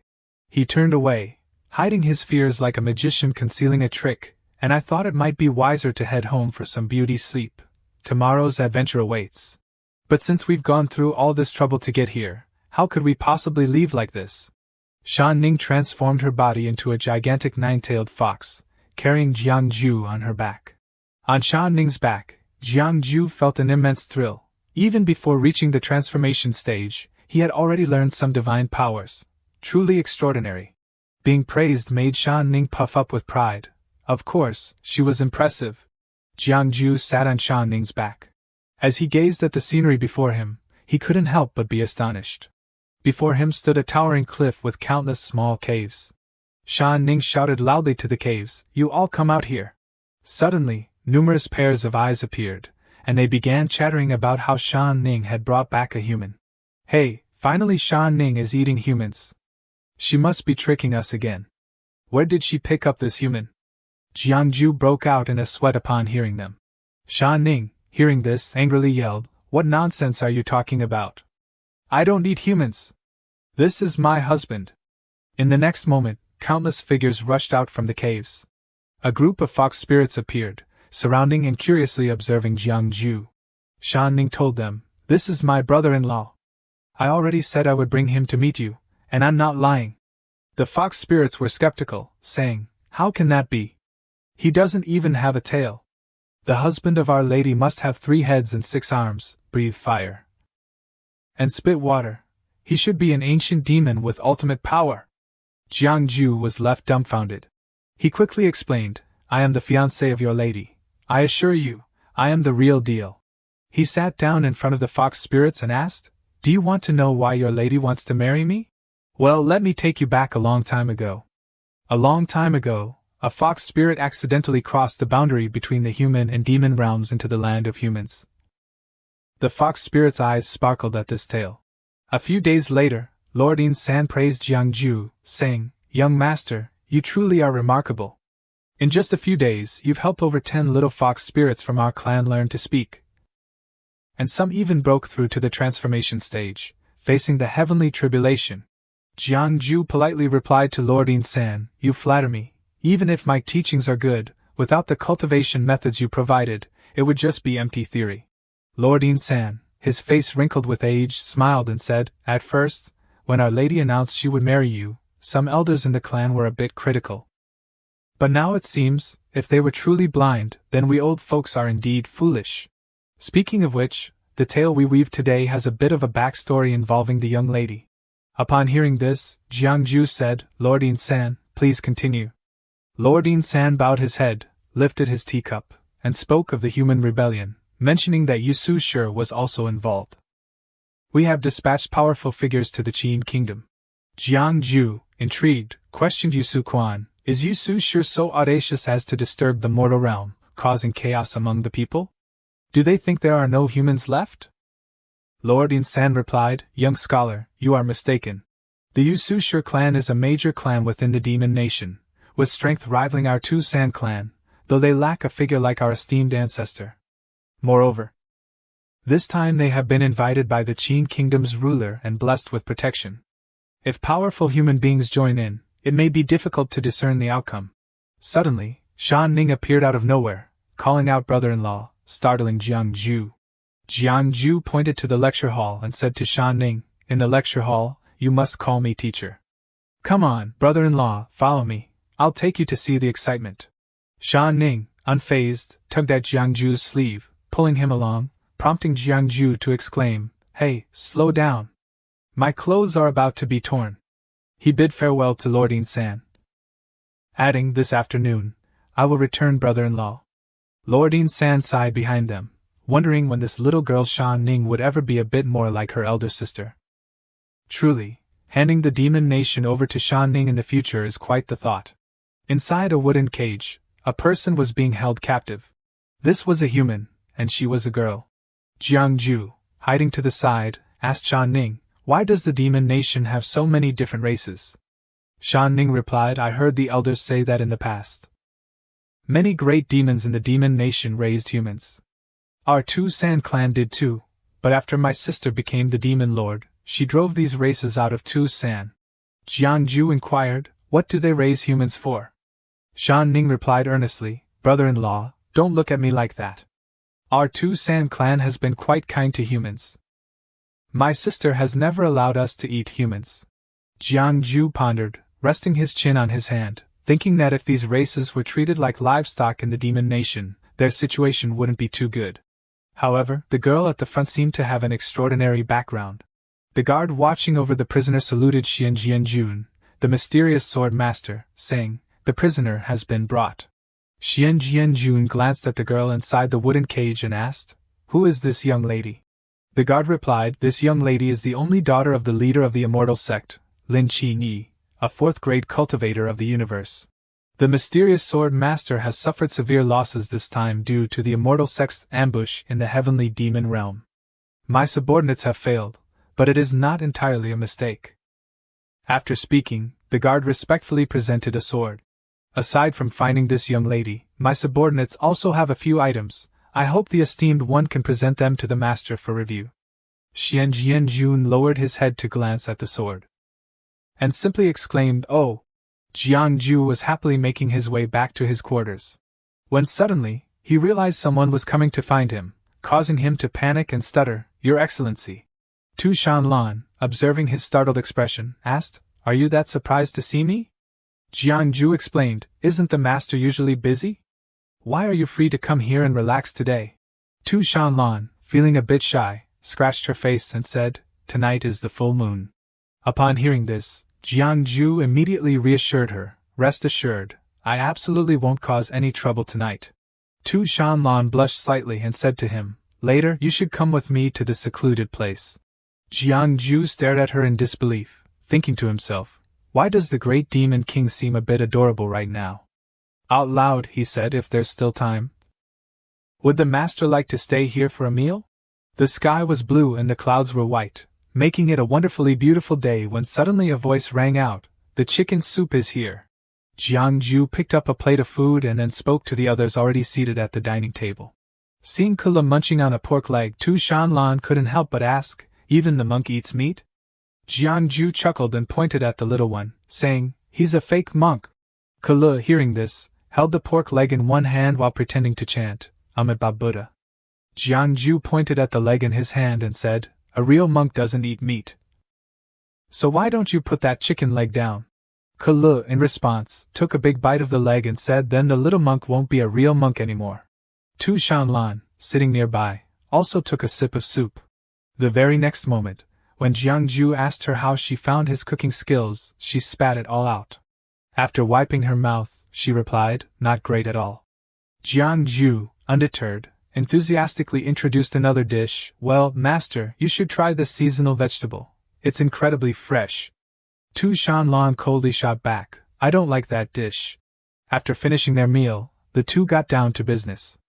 Tu Shanlan looked at the sword placed on the table, and said to Jiangju, "This is something we retrieved from the rebel forces of the D. Tianming. You should be able to see if there's anything unusual about it." Before the Golden Sand River formed, the great demons had a habit of keeping the populace as servants. Since I took this position, I intended to find a place for them to restore their vitality, but they instead established the Tianming, using the rescue of the common people to amplify their power, frequently attacking the territories of the great clans. Hearing this, Jiangju picked up the sword, admiring it while saying, "This celestial sword looks like it hasn't been forged for more than 100 years, but where did those folks from the strange immortal sect get it?" Tu Shanlan told him she didn't know, only that this kind of magical weapon was contributed by each member of the strange immortal sect, and there was a seal engraved on the hilt. Tu Shanlan's expression turned serious as she said to Jiangju, "The Divine Arrow Pavilion has to go around the Golden Sand River." Jiangju asked her directly, "Are we going straight through the Demon Nation?" He quickly explained, "I was kicked out of the Divine Arrow Pavilion after a few months and I'm not even considered a disciple. I'm really not close to them. You, being from the tribe and knowing how to read fortunes tomorrow." Tu Shanlan looked at him and said, "You should go to the dungeon and meet those rebel soldiers. See if you can divine where this magical weapon came from." Jiangju replied, "My esteemed lord, I teach the members of your tribe every day, and I have to gather intelligence for you. Is there any pay for this?" Tu Shanlan stared at him. The next day, Jiangju went to the dungeon to investigate. The jailer was a pig spirit leading the way for him. The prisoner was the green-haired girl from before, Lin Qi, her cold gaze fixed on the newcomer. Jiangju stood outside, arms crossed, asking the person inside, "Can you understand what I'm saying?" Lin Qi scoffed, and called him a hunting dog. Jiangju waved his hand, saying, "As long as we can communicate, that's good. The general is waiting outside, right? Help her get these chains off." The jailer replied, "Only Sir Jiang is here, and I really can't dare to release this one. She's incredibly powerful. She's already at the cosmic realm. Jiangju interrupted the jailer.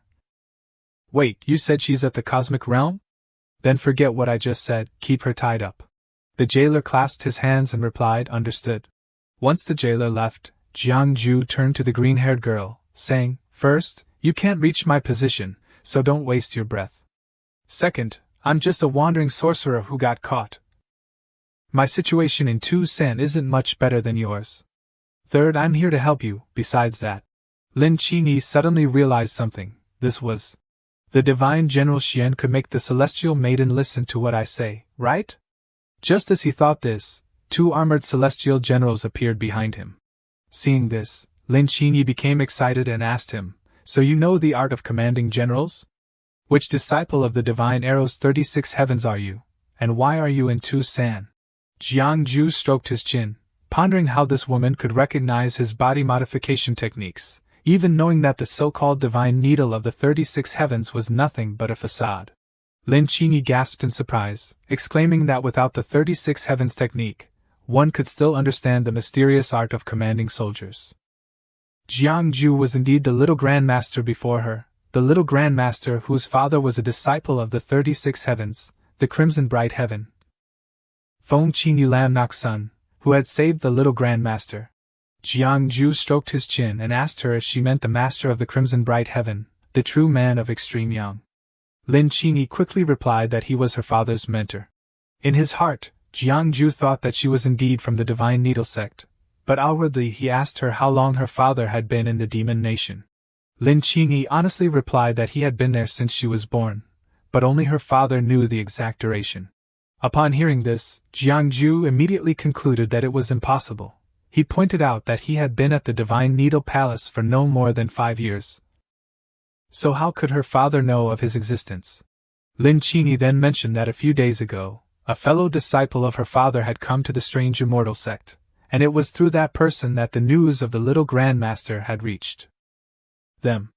She was surprised to find him in Tucson. Jiangju, with a bright smile, said that this story was quite lengthy, and asked if the little grandmaster should read her fortune. He then unlocked her handcuffs. She was a bit taken aback and asked, Huh? The little grandmaster knows how to read fortunes? But you still need a pen and paper for that. As he held the paper, Jiangju replied that he knew a little, but at that moment, the system reminded him that reading Lin Qingyi's fate would cost him 10 million heavenly points. In his heart, he silently screamed, Oh my goodness, that's so expensive. A typical 4th-grade cultivator would never need to spend that much.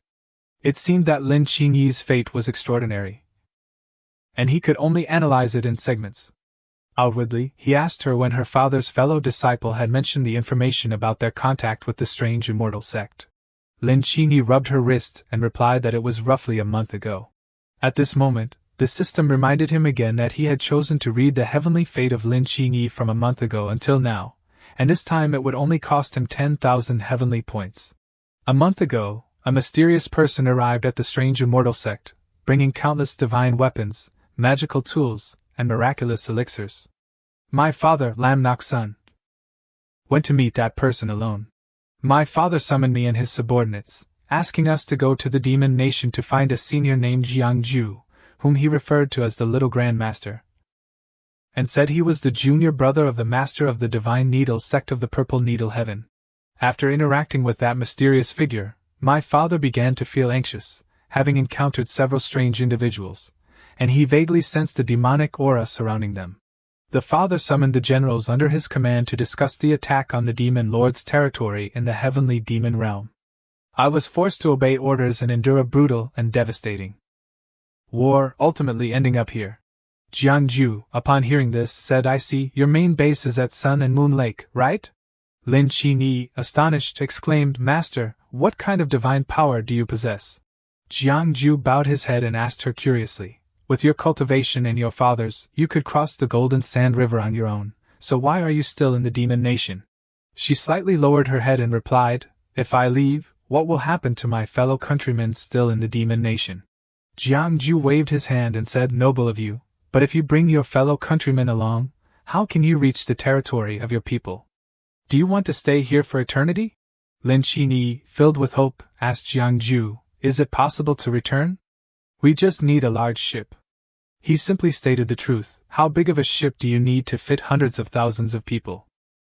Moreover, with the cultivation level of most of them, they wouldn't even make it across. Lin Qinyi, not giving up, continued, "We don't have to cross the Golden Sand River. We can go from the far north through the ice plains, following the ocean currents to avoid the river and enter the human territory." Jiangju countered, "First of all, let's not talk about creating a ship under the watchful eyes of the demon nation. The journey is fraught with dangers from the sea tribes, and there are places so cold that they could claim countless lives." Lin Qinyi remained steadfast, believing it was better than being humiliated for eternity in the demon nation. After their discussion, Jiangju returned to report to Tu Shanlan. Upon hearing his account, Tu Shanlan asked, "You said the demon tribe is colluding with the alien celestial beings?" Jiangju replied, "Although it's not certain, that mysterious figure might not be from the divine emissary palace. They could have given the alien celestial beings artifacts with the divine emissaries sealed to incite them to attack the demon nation. It's very possible they are plotting something sinister to frame the divine emissary palace." Tu Shanlan inquired, "Didn't you say that mysterious figure was searching for you everywhere? If he could bring so many items into the demon nation, he must know a way that doesn't involve crossing the Golden Sand River. You could take this opportunity to escape." Jiangju's eyes sparkled as he thought, "I do consider that, but whether that mysterious figure is friend or foe is still uncertain. For now, I should stick close to the esteemed lady.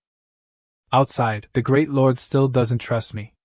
After wandering for half my life, all I seek is a safe haven, and there's no place safer than beside the esteemed lord. Why would I leave?" Tu Shanlan, hearing this, let out a soft huff and said, "You talk too much. What do you think?" Jiangju respectfully clasped his hands and said to her, "Leave Lin Qinyi to me so I can get to know her better. Let's see who's pulling the strings behind the scenes," and as he said this, his expression turned serious. Tu Shanlan, noticing this, teased him, mentioning that Lin Qinyi is also a beauty, which made Jiangju jump in surprise. Lin Qinyi was quickly released and followed behind him, asking her young master, "Why do those demon generals show such respect to you? And why did you come to Tu-san? Did you surrender to the enemy?" Jiangju replied, "I, like you, was captured and brought to Tu-san." He sighed, adding, "But I'm also here for a marriage arrangement. My future bride is the demon lord of the demon nation, Tu Shanlan." Lin Qinyi asked, "But young master, aren't you at a disadvantage against the Shanlan team?" Jiangju replied, "Although I have fought her before, unfortunately, I am still not her match." She lowered her head, pondering that even a celestial being like her young master couldn't defeat Tu Shanlan, indicating that this demon lord was far more formidable than she had imagined. Then she suggested, "If that's the case, young master, why not just escape with us?"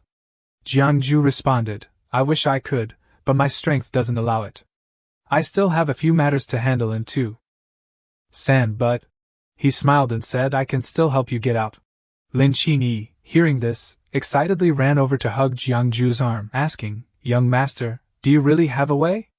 Jiangju was taken aback and blushed. He blushed, thinking to himself that this little disciple had quite the figure. Suddenly, they heard a cough and looked down to see Kalu, the little boy, who said to Jiangju, "Master, women are a disaster." Jiangju, seeing him, said, "I heard you were called to see Tu Shanlan this afternoon. You weren't scared silly by that demoness, were you? You can't just say whatever comes to mind." Kalu smirked and replied, "Master, just remember, some things you shouldn't say, and some thoughts might come back to haunt you." Jiangju, annoyed, tossed the little boy aside, saying, "I don't believe in gods or ancestors. They can't control me." Lin Qinyi turned to him and asked, "What were you thinking just now? Why did that little monk advise you not to think too much?" Jiangju dared not speak the truth and could only vaguely reply, "Oh, just some sentimental matters, nothing serious."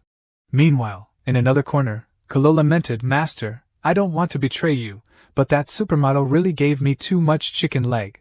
Sitting under the cherry blossom tree, Jiangju called out, "Little Lin." Lin Qinyi, hearing her name, looked up in confusion. He said, "If you had to choose between your young master and the mysterious figure behind the scenes helping your celestial alliance, who would you choose?" Lin Qinyi asked again, Why does the young master say that? Although according to our ranks, you can call me young master without any issue, I have long since severed ties with the Divine Arrow sect. There are many who wish to kill me within the sect, and your secret assistance to them doesn't seem to bode well for me either. After hearing this, Lin Qinyi hesitated and replied, This matter might disappoint the young master, my father. Just then, Jiangju interrupted, saying, Don't rush to speak. I truly cannot provide such abundant resources for your strange immortal alliance, but the conditions I propose are not something just anyone can offer. Beneath the Golden Sand River lies a secret passage connecting the two realms of humans and demons. My condition is to take you all back home. Upon hearing this, Lin Qinyi immediately jumped up and asked, Young master, is this true? Jiangju crossed his arms and replied, Whether it's true or not, you just need to relay the message to your father. Lin Qinyi continued, So we won't need to build a ship to navigate through the frigid northern regions? He responded, Don't celebrate just yet. That passage is located in the Western Demon Territory. If you want to use it, you'll have to traverse the entire Demon Territory, filled with countless demon soldiers. How could the strange immortal alliance possibly break through? The Demon Territory is managed by Tu Shanlan. As long as there are sufficient benefits, this matter might not be impossible. Lin Qinyi still doubted, but young master, you were captured and brought here. Jiangju walked over to Lin Qinyi with a sly smile and said, I know that mere words lack credibility. Come to my room tonight at the second watch. Hearing this, Lin Qinyi blushed, thinking, What does the young master mean by inviting me to his room? That night in his room, Shan Ning came in calling, Is my brother-in-law home? Not receiving a reply, Shan Ning looked around and said, Where is my brother-in-law? Then it walked inside and suddenly in the dark, Shan Ning shouted, Brother-in-law, why is your chest so big? Along with that sound, Lin Qinyi also exclaimed, Young master, why do you have so much body hair? Then Jiangju lit a candle with a spark. Looking over, he saw the two of them groping each other. The two of them, upon seeing him standing there, looked at each other and screamed, Ah! Jiangju, bewildered, asked, I just went to pour some tea, what are you two doing on my bed?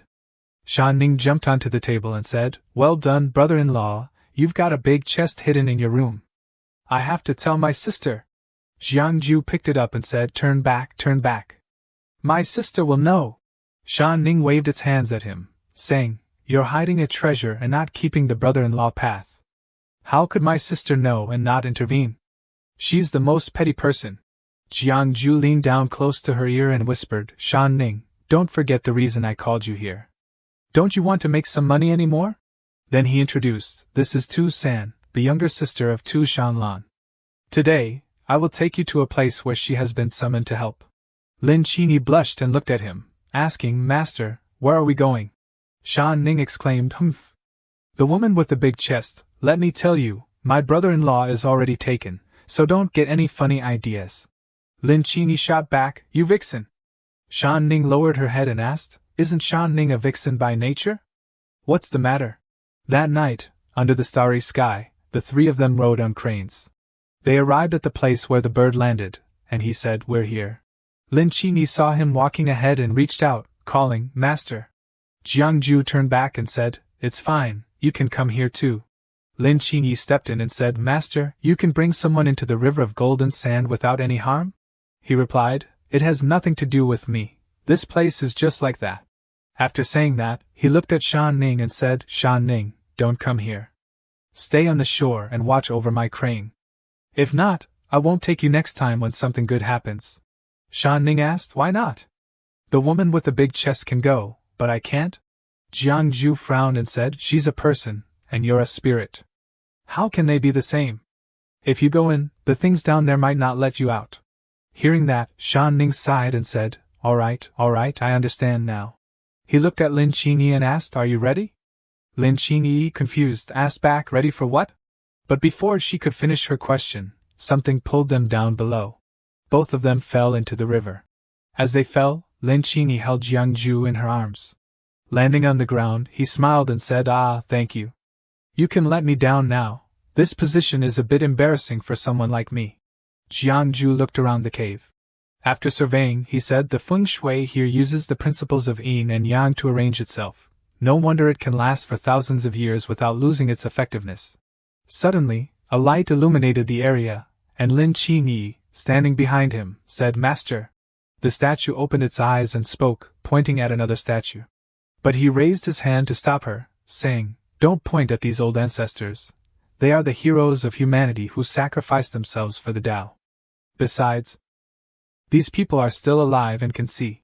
Looking at those statues, he wondered, still alive? Then she hugged his arm and shouted loudly, "Ah, look over there!"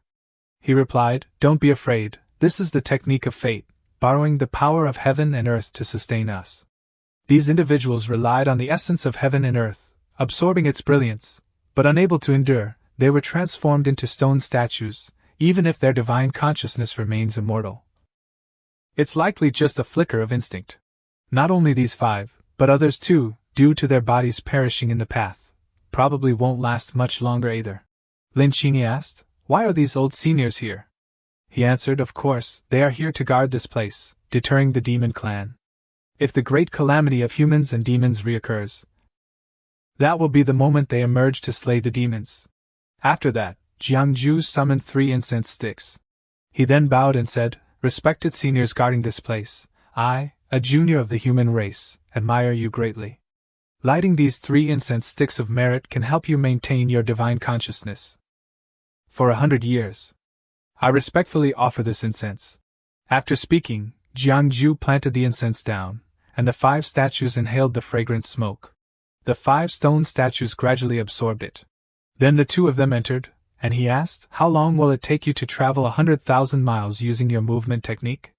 Lin Qingyi replied, "About a day, I guess." He continued, "With the 2 divine talismans, it should be about the same. So take me there." Hearing this, Lin Qingyi was puzzled and asked, "Huh?" After that, Lin Qingyi picked up Jiangju, making him think, "This position is quite humiliating, isn't it? But if she doesn't mind, then whatever." Jiangju took out 2 talismans and read aloud, "I summon the wind god to descend personally." As soon as he finished speaking, both of them were sucked into the next scene. At the Shaman Immortal Hall, she sat on her throne and said, "This paper is a written message, the heartfelt words of the master. In the river of gold sand between humans and demons, it can lead to the treasures of the demon realm. Should I even mention this old hag to San?" After reading it, she angrily clenched the paper, grinding her teeth, and said, "That old hag, ha ha ha." Kala quickly waved his hands and said, "Master, sometimes the master doesn't even call you that." Hearing this, she became so furious her eyes turned red and asked, "Oh, what else is there?" Kala honestly replied, "The little girl is a domineering female demon head." Shan Lan was so enraged that she radiated fury, saying, "Jiangju really has some guts." Kala clasped his hands and said, "Ba, master, please be gentle. The master isn't used to being hit." Shan Lan thought to herself, Jiangju is scheming to sway the otherworldly sect to his side. Has he already devised a plan to deal with that mysterious figure? The return of the otherworldly sect to the human realm is not a big deal for Tu San. The key is that I can secretly assist the otherworldly sect in eliminating the aberrant beings within the clans. The trade between the 2 races. Does Jiangju really just want to make money? Or is his true intention to help the human slaves of Demon Nation return to their kind? Perhaps he wants to seize this opportunity to aid that individual from Qin Kingdom. Oh, Jiangju, you're about to become my husband, yet you still can't forget your past love. After that, he approached the Shi Huanu temple to invite him inside. He clasped his hands and bowed his head, saying, "My lord, I intend to release Lin Qingyi from Tu San." He thought to himself, convincing this arrogant and self-absorbed lady will not be an easy task. Her gaze narrowed as she stared at him, a chill beginning to envelop the air. It sent shivers down his spine, filling him with dread. Shan Lan lowered her head and said, "Correct." Hearing this, he was taken aback and asked, "Huh, does that mean you agree? Or should I explain to my lord why I'm doing this?" She replied loudly, "Shut up." He responded, "All right then." Shan Lan stood beside him, cracking her knuckles. "In less than 2 months, it will be the day of our wedding. Remember, if you are to be my husband, having low cultivation will only invite ridicule. Since I have some free time today, I will personally guide you in your training." Jiangju, terrified, quickly waved his hands. "How could I trouble my wife to personally instruct me? I can find." Before he could finish, Shan Lan had already begun to take action.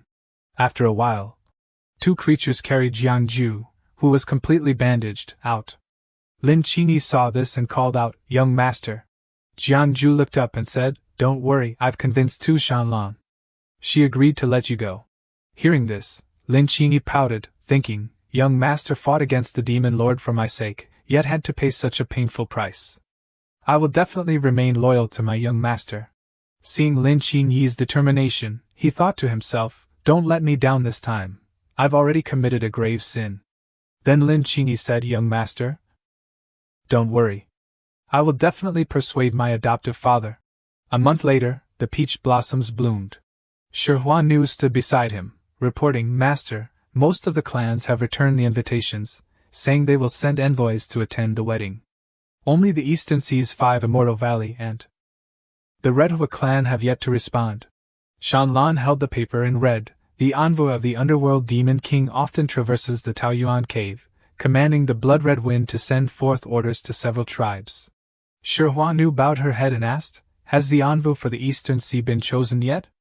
Shan Lan replied, "Let's send that servant girl to fetch the sacred horn of the sea tribe to decorate my wedding room." After finishing her task, Shan Lan turned and asked, "Speaking of which, Jiang Ju is resting today?" Shi Huanu responded, "Yes, Sir Jiang is taking a break today."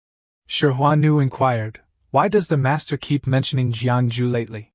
Shan Lan gritted her teeth and said, "Since there's nothing to do today, just call him here to discuss his cultivation." Shi Huanu said, "Actually, master, there are still many affairs to handle today," but seeing your expression, she quickly replied, "Yes."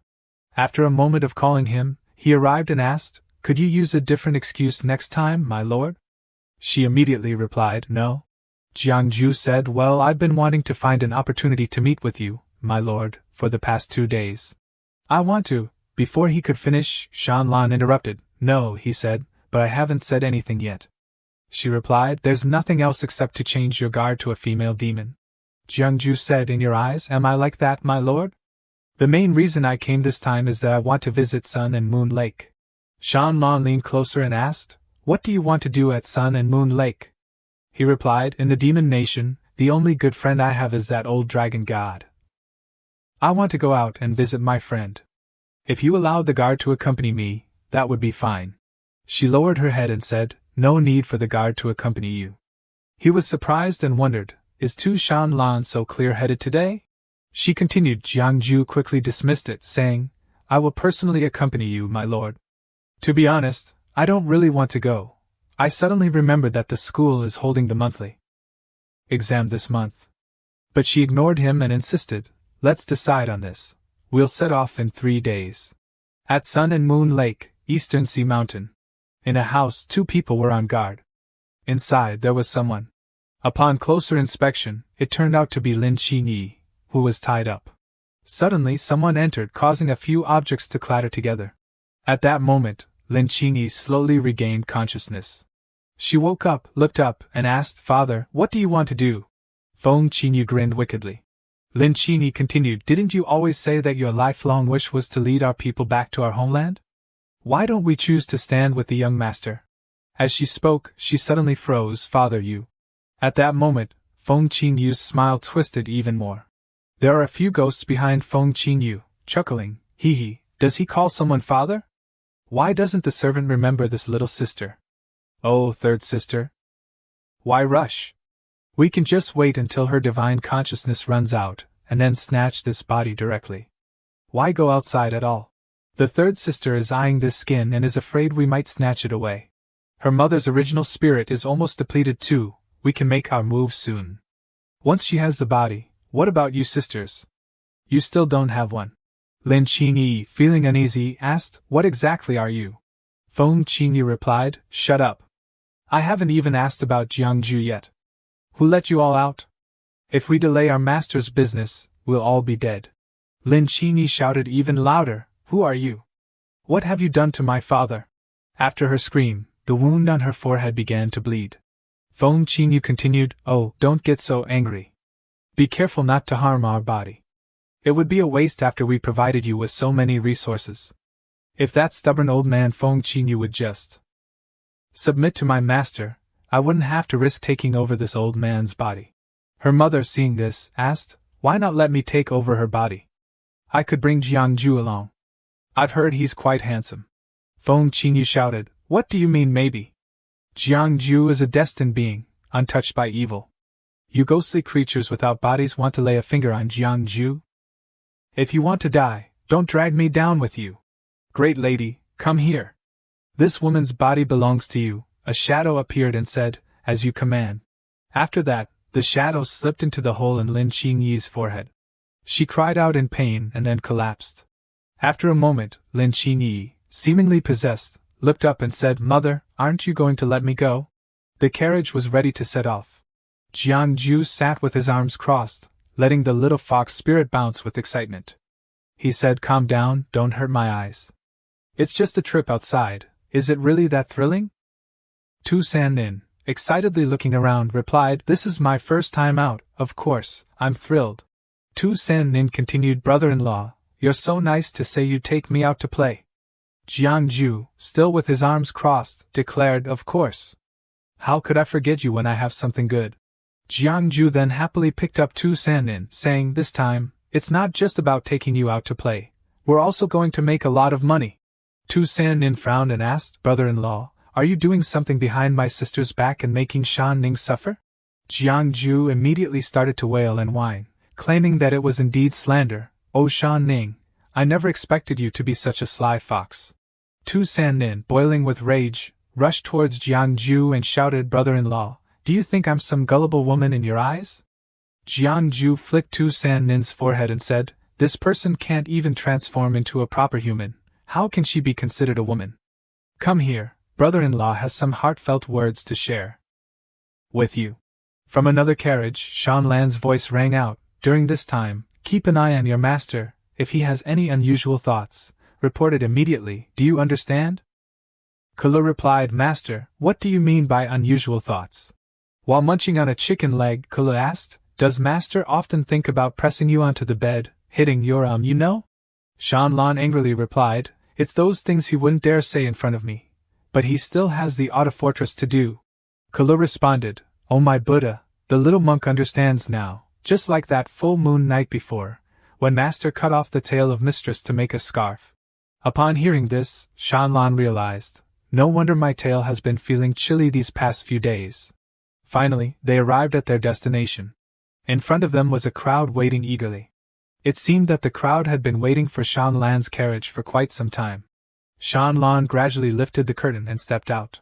The sound of fireworks exploded in the sky as the crowd bowed respectfully, welcoming the Demon Lord, warmly greeting the Demon Lord to offer guidance. Shan Lan's expression was extremely serious at that moment. Shan Lan looked around and said, it's been a while since I visited Sun and Moon Lake, it's still as lively as ever. At that moment, Jiangju also cheerfully opened the door and stepped out. However, what greeted Jiangju were looks filled with deep resentment. Shan Lan approached the Dragon King and said, I've heard the old dragon god mention that this husband of mine is a childhood friend of yours, and by rights, he should be a distinguished guest of Sun and Moon Lake. Why do you seem to harbor such animosity towards my husband today? Upon hearing this, the Dragon King thought, calling him husband so naturally, this is quite close, yet not long ago at the Iron Gate, he was always borrowing my golden command to deal with Jiangju. It seems my old brother Kwang is quite formidable. The Dragon King stepped over to Shan Lan and said, Demon Lord, you may not know this, but in the past, our dear friend Kwang was incredibly enthusiastic at my place, casting lots for many spirits. There wasn't a spirit left cold, all wanting to know how they would meet their tragic ends, whether their wives were unfaithful, or if there were sibling rivalries. But Kwang, with his extraordinary skills, would always say that if something was going to happen, it definitely would. I can only blame myself for not paying attention. By the time I realized that all the Spirit Kings were pooling their resources to hire an assassin to take him out, Kwang had already packed his bags and left Sun and Moon Lake that very night. Jiangju, standing behind, overheard and chimed in, Hey, I heard that. At this age, there's really no need to talk behind someone's back. And finally, the banquet inside the Dragon King's main hall began. Jiangju leaned over to pour wine for Shan Lan and said, My lord, these things could easily be done by someone else. Yet look at Shi Huanu standing there, bored out of her mind. Shi Huanu, feeling the jab, puffed her cheeks, thinking, "You little brat, you're definitely asking for trouble." Shanlan replied, "Today, you're acting in the Kappa fortress of my husband, so if not you, then who else should handle such intimate matters?" Jiangju, holding the wine jug, retorted, "In a husband and wife relationship, it should be equal, right?" Shanlan shot back, "You should first survive one of my attacks in a day before you bring up equality." Suddenly, Jiangju picked up some food for Shanlan, while Shanlan looked away in surprise and said this. His eyes were glued to the dancers performing on stage, and Jiangju's eyes sparkled with two heart shapes. Ahem, Shanlan signaled to Jiangju. But Jiangju was completely oblivious, prompting her to slam her hand down on the wine cup. The wine splashed directly into Jiangju's eyes, causing him to yelp in pain. "Ouch, it stings." The Dragon King, sitting above, looked down with amusement and said, "The affection between the demon lord and his husband is truly harmonious, making others envious." Shanlan shot a sharp glance at the Dragon King and said, "If wearing the long dragon attire isn't suitable, I can send a few divine doctors to Sun and Moon Lake." The Dragon King replied, "I see that Kwang is quite fond of these dancers. If the demon lord doesn't mind, I could gift him a few." Shanlan responded, "Do you think I wouldn't mind?" Jiangju, overhearing this, felt incredibly delighted and thought, "Is there really such good news?" Jiangju then approached the Dragon King's seat and asked, "Hey, old brother Gale, do you have any cattered girls over there?" The Dragon King looked puzzled and asked, "What do you mean by cattered girls?" Jiangju explained, "I mean cat spirits, the black ones are the best." On the other side, Shanlan called out, "Pour the wine." Immediately, Jiangju joyfully jumped down to pour wine for Shanlan. The sky today is absolutely stunning, with leaves dancing in the breeze.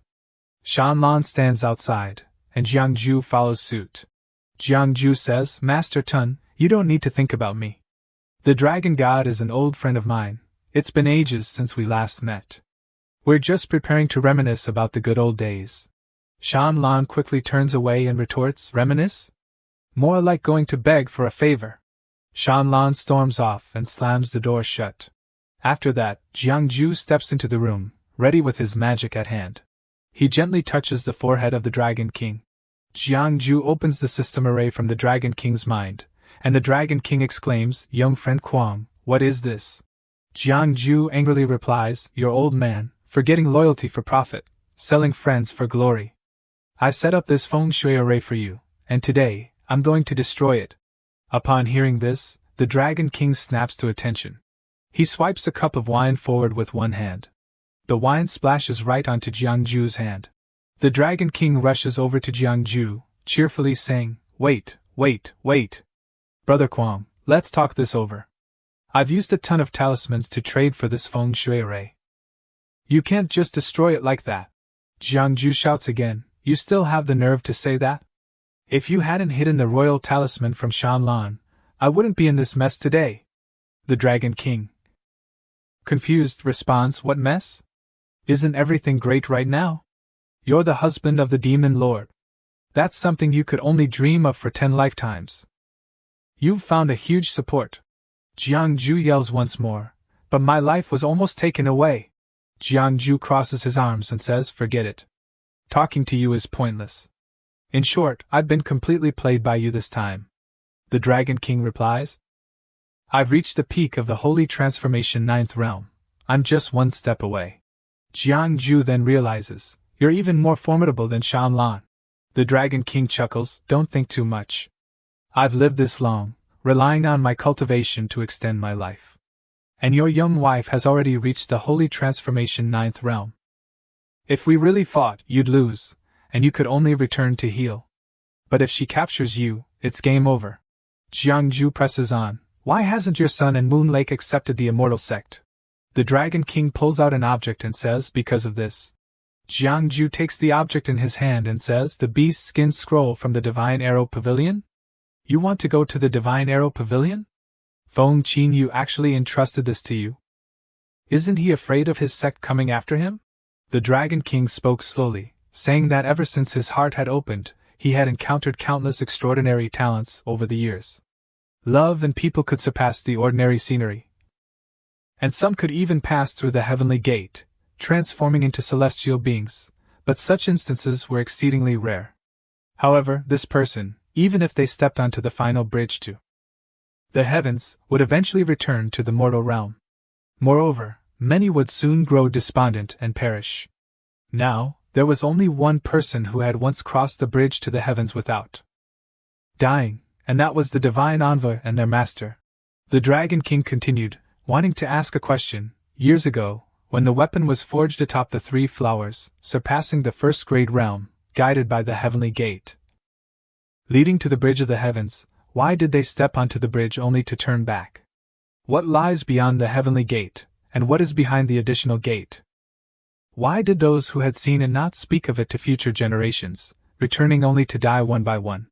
At that moment, Jiangju thought about how all beings were in disarray, deceiving one another, driven by a bit of greed in the mortal world. Even someone as powerful and ancient as the Dragon King could not escape the day when they would let go, still seeking a source of life for themselves. Humans, you see, if they know how to compete, they can still live. If they do not compete, they truly perish. The Dragon King continued, speaking of the adorable little one who sought to forge weapons. Jiangju had refused 10 times with a sincere heart, just as Liu Bei personally visited Zhuge Liang's grass hut to invite him for help, only managing to meet him on the 3rd attempt. Even when asking someone to teach a magical weapon, they still hesitated, wanting more materials. Little did they know, everything was right here. The Dragon King looked over at Jiangju and said, "These things are indeed a waste of heaven's gifts." Jiangju stepped forward and said, "We'll talk about those later. This time, I have something important to ask for your help." Jiangju bowed his head and said, "My benefactor has saved my life. I am willing to charge into the flames alongside you without hesitation." "It's not as dangerous as that," Jiangju said, while handing something over to Jiangju. "Look at this." Jiangju picked it up and exclaimed in surprise, "This item, where did my benefactor obtain it?" The Dragon King immediately recognized it as a treasure of fate. Jiangju then said, "This item was gifted by the Qin Kingdom's Dragon of Fortune. It was originally a complete piece, but unfortunately it was destroyed, leaving only this blade." The Dragon King replied, "So this item is condensed from the will of countless people, akin to a divine being. Only those with great merit can wield it." "Young Kuang, what exactly did you do in the Qin Kingdom to acquire such a powerful artifact?" Jiangju responded, "Just a small matter, nothing worth mentioning." Jiangju continued, "It can only become a divine weapon if—" Jiangju, upon hearing this, looked a bit surprised and said, "My benefactor, I fear I may not be able to assist with that." Upon hearing this, Jiangju's expression turned slightly somber as he said, "You have no way either, huh?" The Dragon King replied, "This treasure of fate is connected to the destiny of a nation. To repair it, we need to offer the incense and fire of countless people, enjoying the sacrifices of the populace for an entire dynasty. Only then can we restore the divine powers of the past." The phrase incense and fire of countless people immediately conjured an image in Jiangju's mind of himself being revered by the masses.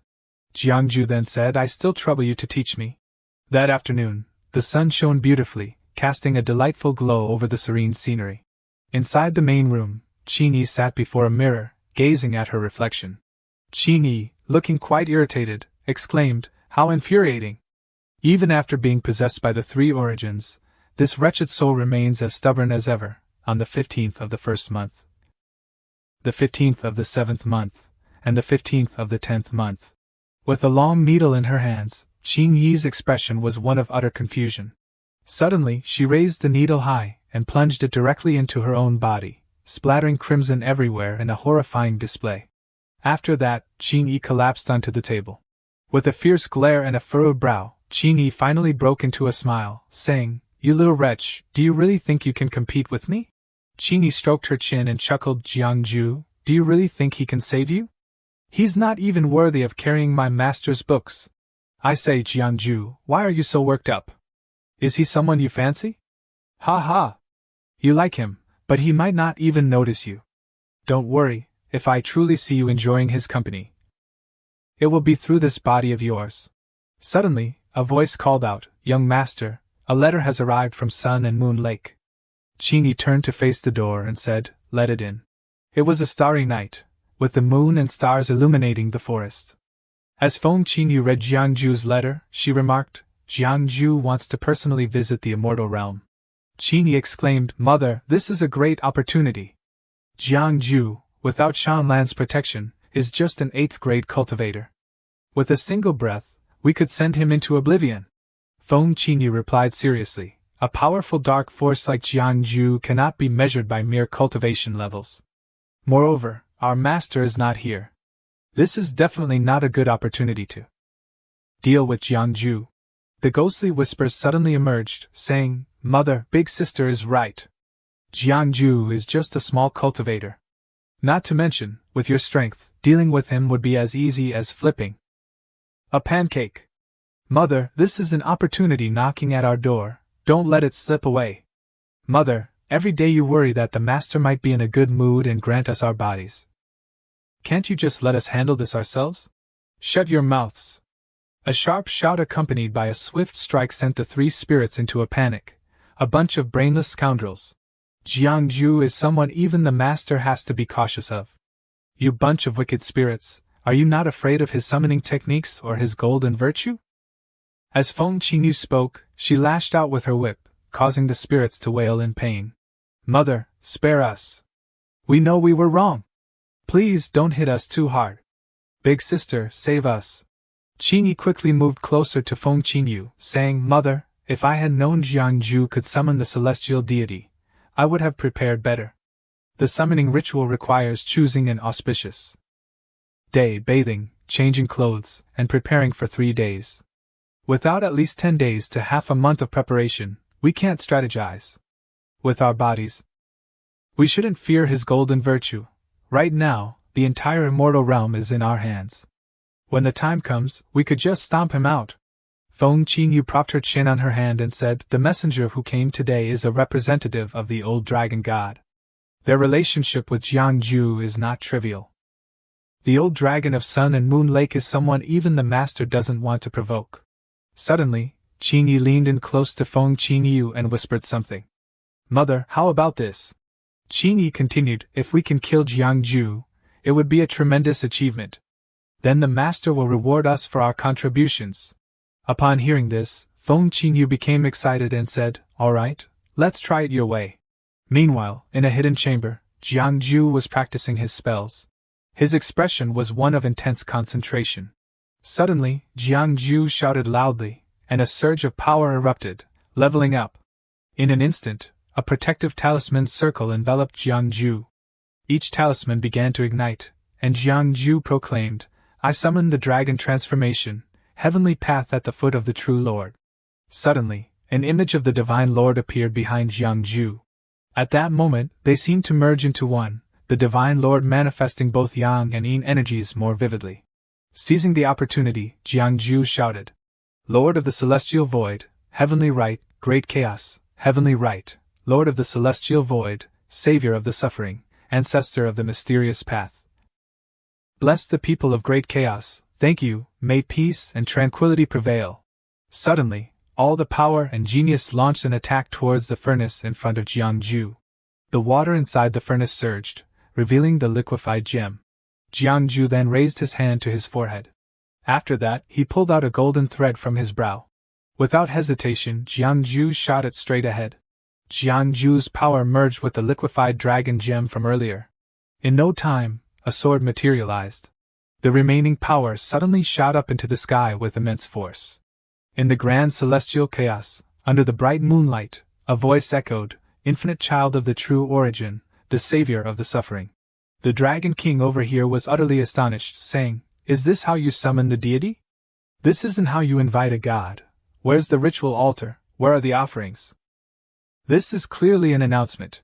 Jiangju, on the other hand, was quite intrigued by the results he had created, saying, All right, all right. Without saying more, Jiangju raised his hand forward. Instantly, the sword flew towards him, and Jiangju caught it perfectly. Jiangju then stroked the blade, feeling the powerful blue energy. The Dragon King bowed his head in congratulations, young friend, on acquiring a treasured weapon. Jiangju looked down at the hilt, and said, This sword deserves a new name. From now on, you shall be known as the Great Chaos Sword, Jiangju said, looking at his sword with great satisfaction. In the night sky, a beam of light burst forth. Shan Lan, in deep meditation, sensed something unusual. Huan Nu beside her remarked, "The divine weapon has emerged. It seems the old dragon god's power has increased a level." "This divine weapon may not belong to the old dragon god," Shan Lan said coldly. "Why would you say that, master?" Huan Nu asked curiously. "Didn't you hear the prayers of the countless people of Great Chaos?" Shan Lan smirked. Then she suddenly remembered to ask, "What about Jiangju?" Huan Nu replied, "He's in the Yinyang cave, I heard." At this moment, Huan Nu realized the true origin of the Child of the Infinite, the new Emperor of Great Chaos. Could it be that Jiangju has an unsavory relationship with the Empress of the People? Shan Lan lightly tapped her fingers, commanding, "Send another wedding invitation to the Empress of Great Chaos." "Yes, I will obey." Huan Nu bowed in compliance. As Huan Nu walked away, she pondered, sending a wedding invitation? Is Master jealous? No, surely Master wants to seize the opportunity amidst the human turmoil to meddle in their affairs. This time, the commander has a grand plan. In contrast, the cold and aloof Shan Lan pouted in annoyance, wondering why Jiangju still hadn't arrived at the fairy realm. How foolish! Didn't he realize that if he didn't want her to know, he could at least come up with a decent excuse to lure her elsewhere? Meanwhile, Jiangju stood frozen for a long moment. The Dragon King, filled with concern, asked if there was something wrong with the letter. Well, nothing was technically wrong, it was just, "I never expected that some people could be so straightforward in person but turn into a completely different character when writing letters," so Tsundere. Jiangju felt a whirlwind of emotions as he read the letter. Tsundere? The Dragon King didn't understand Jiangju's strange lingo, so he decided to let it slide, pretending he hadn't heard anything. Jiangju didn't want to explain further and tucked the letter away. With a dark scowl, Jiangju crumpled the letter in his hands, thinking about how restless he felt at night, waiting for some kind of ghostly rendezvous. It was as if the little disciple of his was watching them. "I plan to make a trip to East Nai Mountain in the next couple of days," Jiangju announced. "The Demon Lord is still around. Is there any way to keep him from finding out?" The Dragon King asked, worry etched on his face for Jiangju.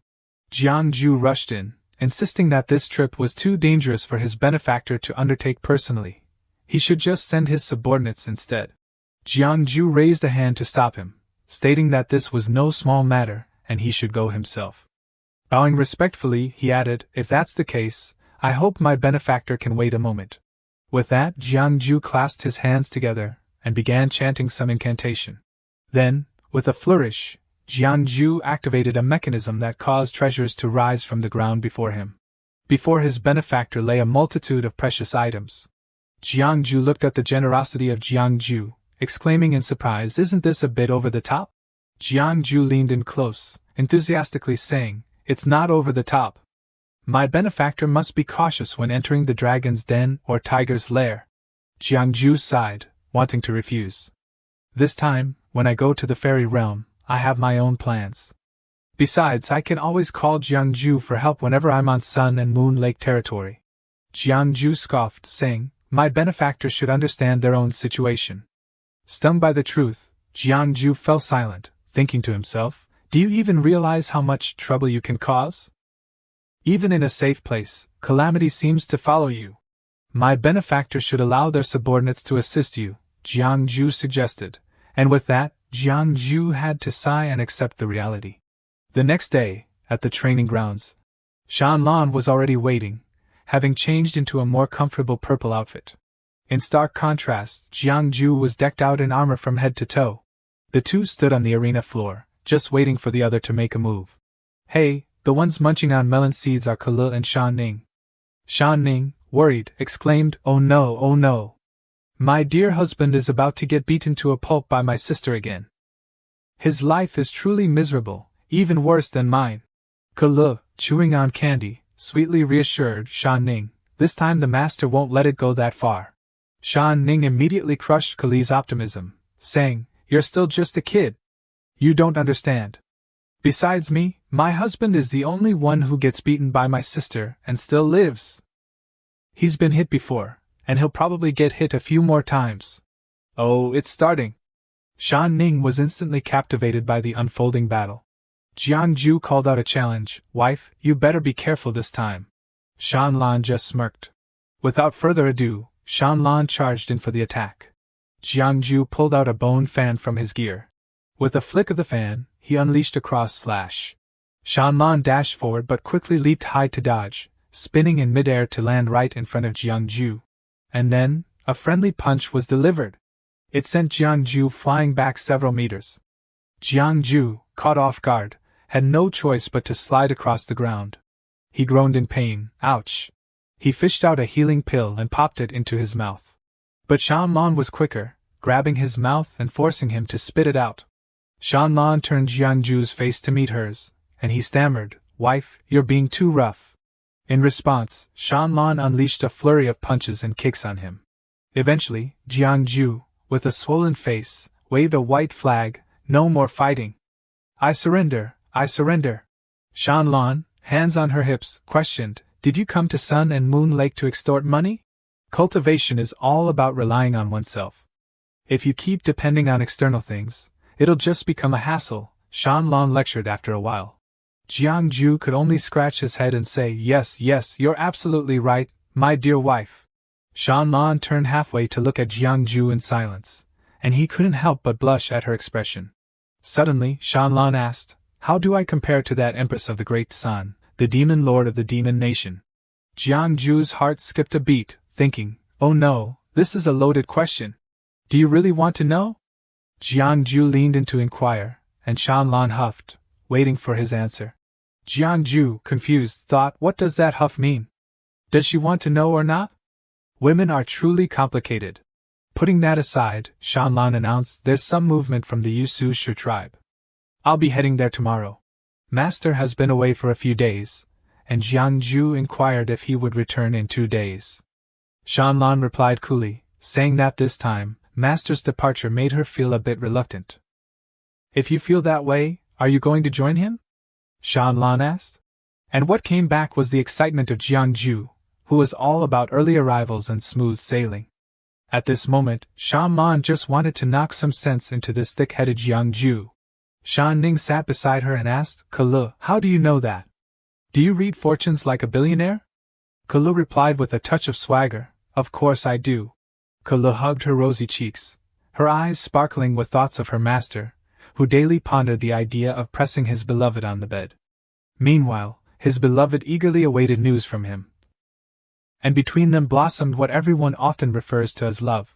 Over here, Jiang Ju has made his way to the gate. Seeing Jiang Ju, the crowd instantly recognized him. A fellow rushed forward to greet, "Sir Jiang invites you to follow. Our young master has been waiting for you for quite some time. Apologies for the inconvenience." Jiang Ju was ushered into a cliffside chamber, where he settled at a tea table, eagerly awaiting his guest. Jiang Ju gently called out, "Shan Ning," while holding a cup of tea. Shan Ning kicked Jiang Ju's hand. He sighed, understanding the situation like a seasoned actor in a dramatic scene. To strut him like this, could it be that the mysterious figure is secretly aiding the immortal of the otherworld, or perhaps? At this moment, footsteps approached. Qingyi joyfully called out to Jiang Ju, the young master of the clan. In the spotlight, Jiang Ju's eyes sparkled with a watchful intensity. Qingyi paused for a moment, caught off guard. Jiang Ju's attitude did a complete 180, bursting with joy as he spread his arms wide to call out to Qingyi, "You clever little one." Jiang Ju wrapped his arms around Qingyi, but Qingyi screamed, his body going rigid. "What's going on? What's going on?" Jiang Ju anxiously asked Qingyi, who was in a state of turmoil. Qingyi pushed Jiang Ju away, raising a hand to stop him. "It's nothing, really. I just haven't seen my young master for ages, so I'm a bit too excited," she thought to herself, secretly cursing. What kind of creature is this? A good soul reincarnated 100 times can't compare to him, yet he radiates such powerful golden virtue.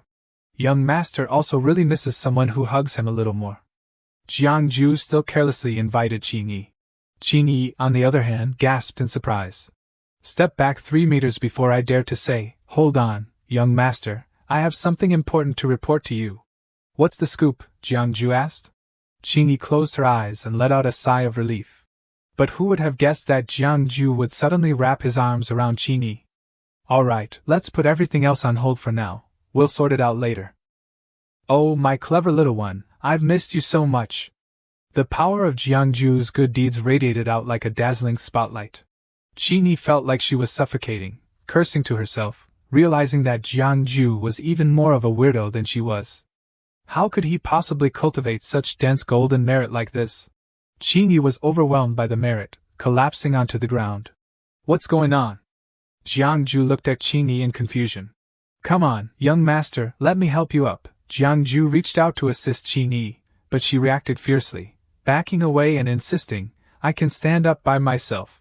After a moment, Qingyi still tried to keep as much distance from Jiangju as possible, bowing slightly and offering tea. Young master, you've had a tough journey, please drink some tea first.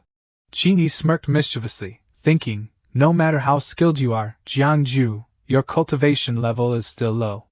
Just let him drink this soul tea. Jiangju didn't think much of it and picked up the teacup. As the tea neared his lips, Qingyi was extremely anxious and hopeful. But things didn't go as she wished. Jiangju handed the tea back to Qingyi, saying, Little disciple, is it really necessary to look at me like that? If you're thirsty, just drink it first. Qingyi was startled, raising both hands in refusal. I'm not thirsty, not thirsty. Please, master, you drink first. Jiangju raised the teacup to his lips again. Qingyi's anxious expression repeated itself. The tea has gone cold. Jiangju set the cup down without drinking. Qingyi wanted to curse him in her heart. You better have something to do.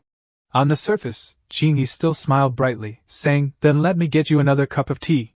Jiangju waved his hand in refusal, saying, Forget it, I won't drink anymore. We should discuss the main issue.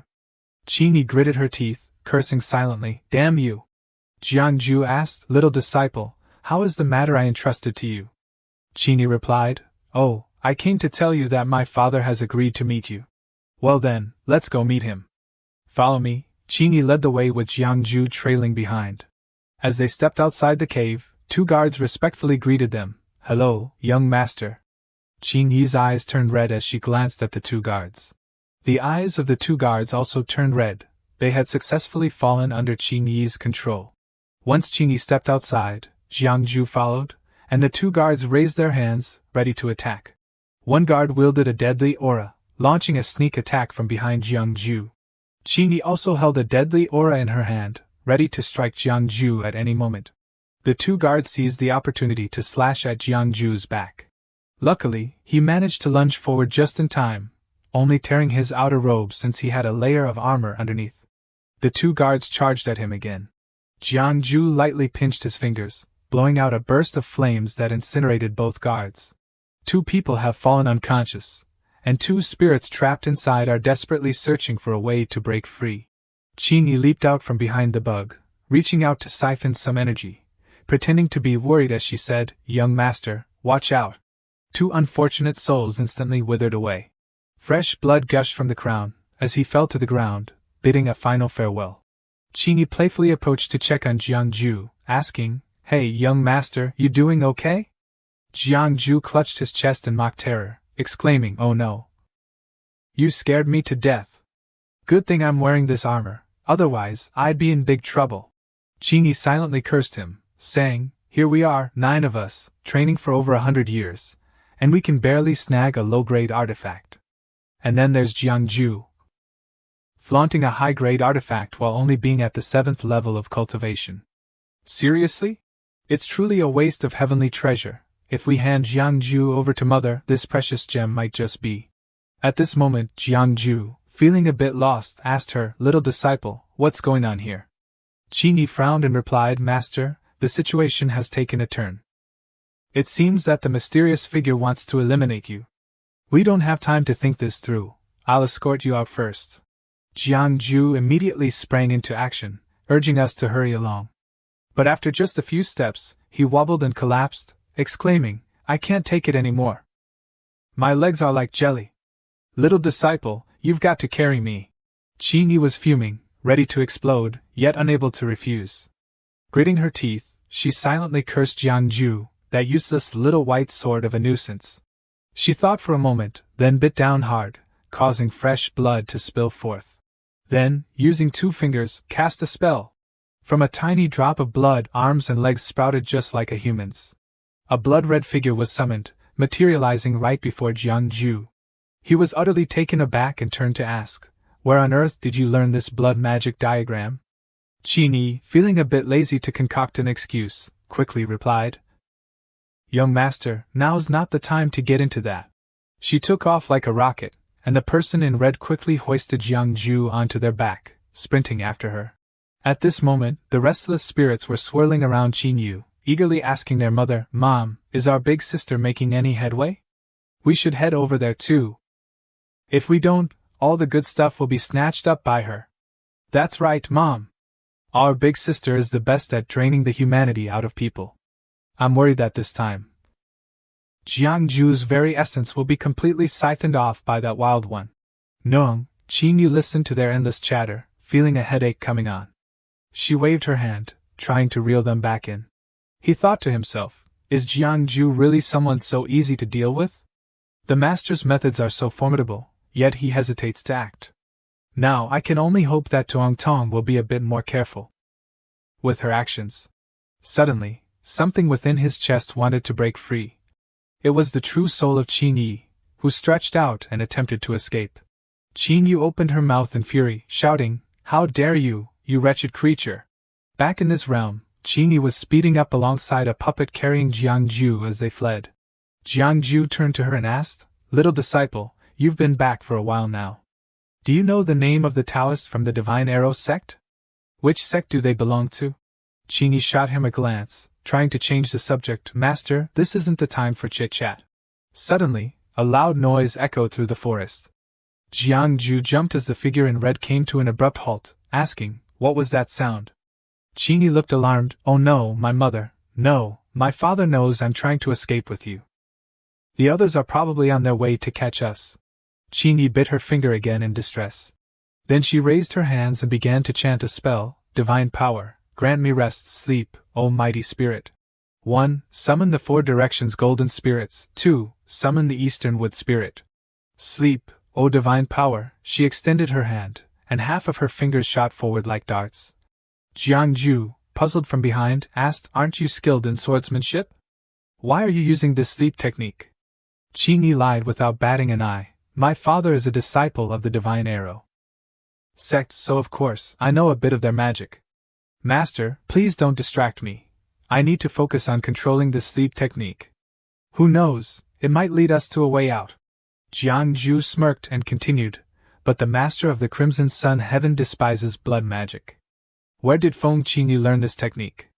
This question left the fake Qingyi momentarily speechless. On the mountaintop, a figure with several foxtails stood there. It was none other than Xiaolan, who bit her lip in anger, scolding Jiangju. "Doesn't he know to bring a few backup allies? Is he about to make a move? Isn't he usually quite clever? Why is he being so reckless this time?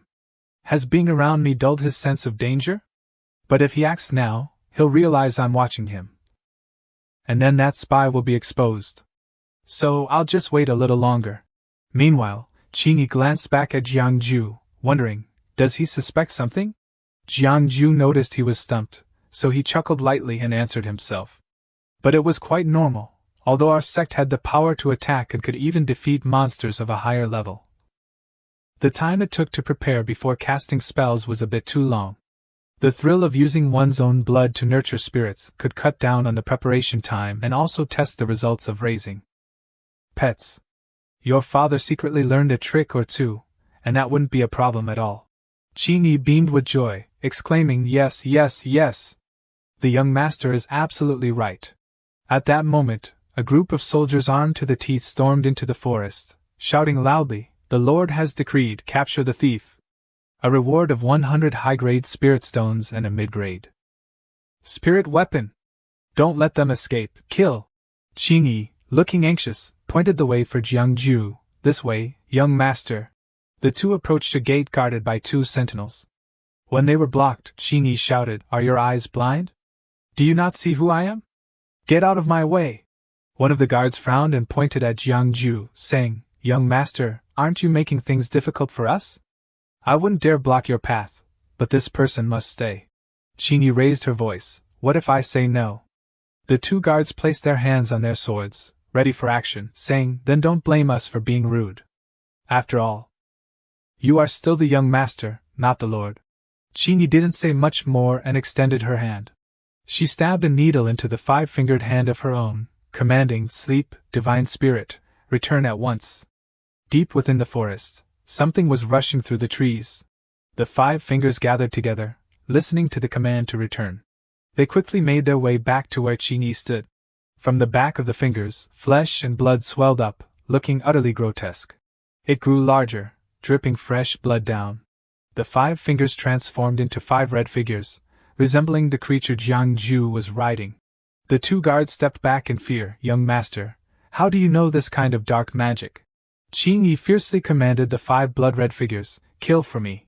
The 5 red figures charged towards the 2 guards. Get lost! A voice boomed, and Qingyi turned in confusion. Jiangju had somehow appeared behind them, slashing at the mount with a smirk. Little disciple, you actually took in such a vile technique? The summoning of spirits isn't meant for you to use. Behind Jiangju, 5 towering divine beings emerged. Qingyi gasped in shock, realizing, it's the mystic warriors commanding the troops. The gods charged towards the red-clad figures, brandishing their blades, daring any wicked creature to act recklessly before their presence. Prepare to meet your doom. The red figures were swiftly pierced through. They erupted into a splatter of fresh blood, scattering into 1,000 pieces. It reverted back to ordinary fingers. Qingyi gritted her teeth in anger as she watched the fingers return to her hand. She trembled as she looked at Jiangju, stammering you. Jiangju smirked and said, My dear disciple, hold your horses. The way you're using blood and flesh is a waste of virtue. It won't do you any good. Let me handle this a bit. Don't point at me with your left hand. You've only got 1 middle finger left, and I feel like you're cursing me. The gods quickly dealt with the remaining red figures. Qingyi, feeling defeated, clutched her arm and cursed, Jiangju. Jiangju leaped into the air, brandishing his sword, saying, TSK, being too hot-headed isn't suitable for a mount. He forcefully pierced the chest of the last creature. Then he jumped and lunged towards Qingyi. Before she could react, the sword had pierced through her head. The soul escaped from Qingyi's body, furiously shouting, Jiangju, you knew all along, didn't you?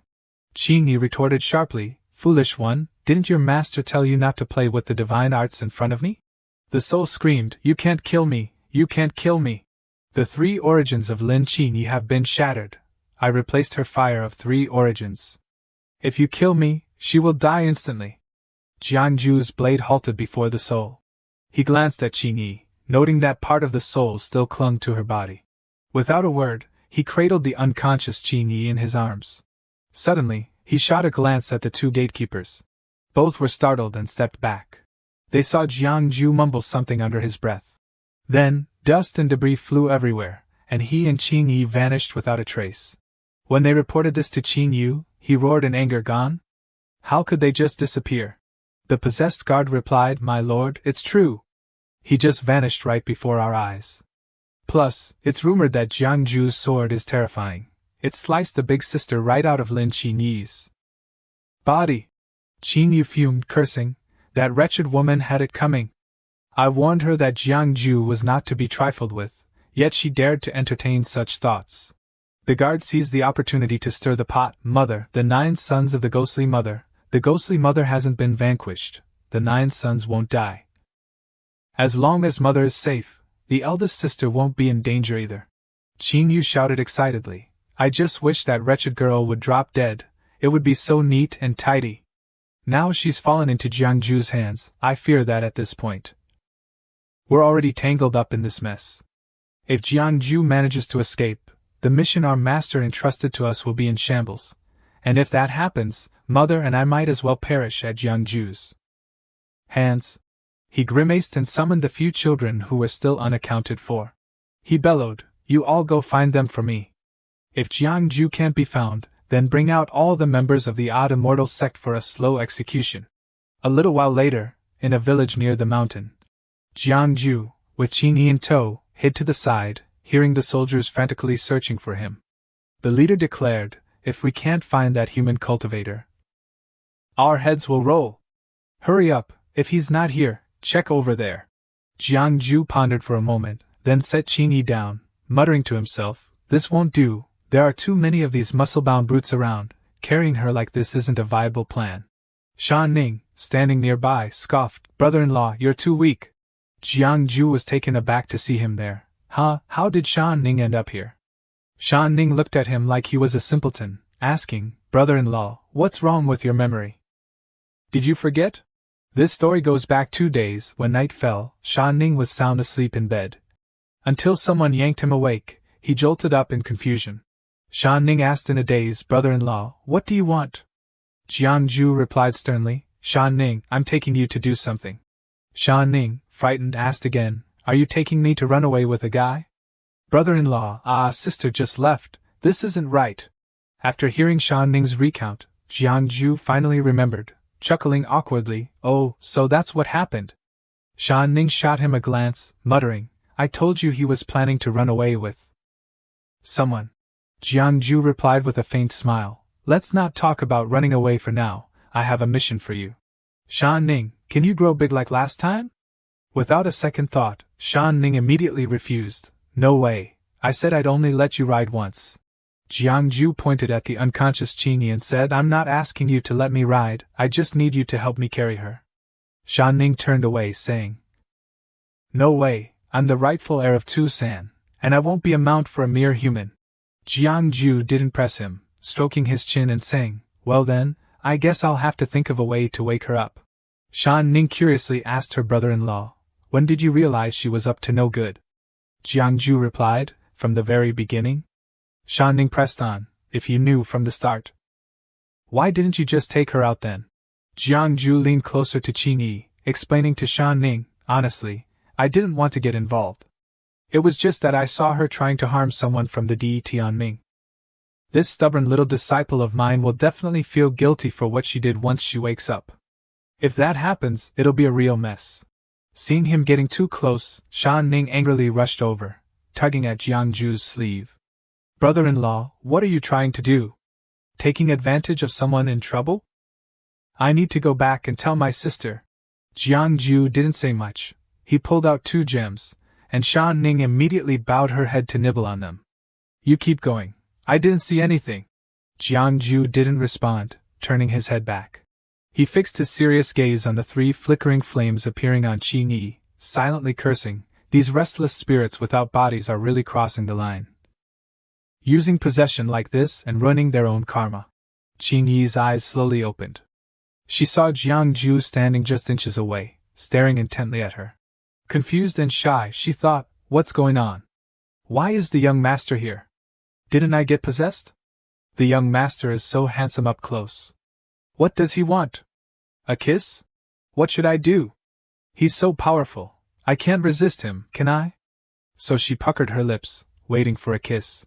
Jiangju raised his hand to cover her mouth, chuckling lightly, little disciple, have some self-respect. Qingyi stammered, I thought it was about you, young master, this situation. Jiangju interrupted her, pointing at Shan Ning beside them, I get it, but my sister-in-law is right here. Shan Ning then walked over to Qingyi, loudly declaring, brother-in-law, she's awake. Hurry up and take her out. Qingyi turned pale with fear, thinking, I just wanted a kiss. And now I might get chopped before I even get the chance? Is the Tusan family law really that strict? Jiangju flicked Shan Ning's nose, reminding her, what are you talking about chopping? This is the real deal.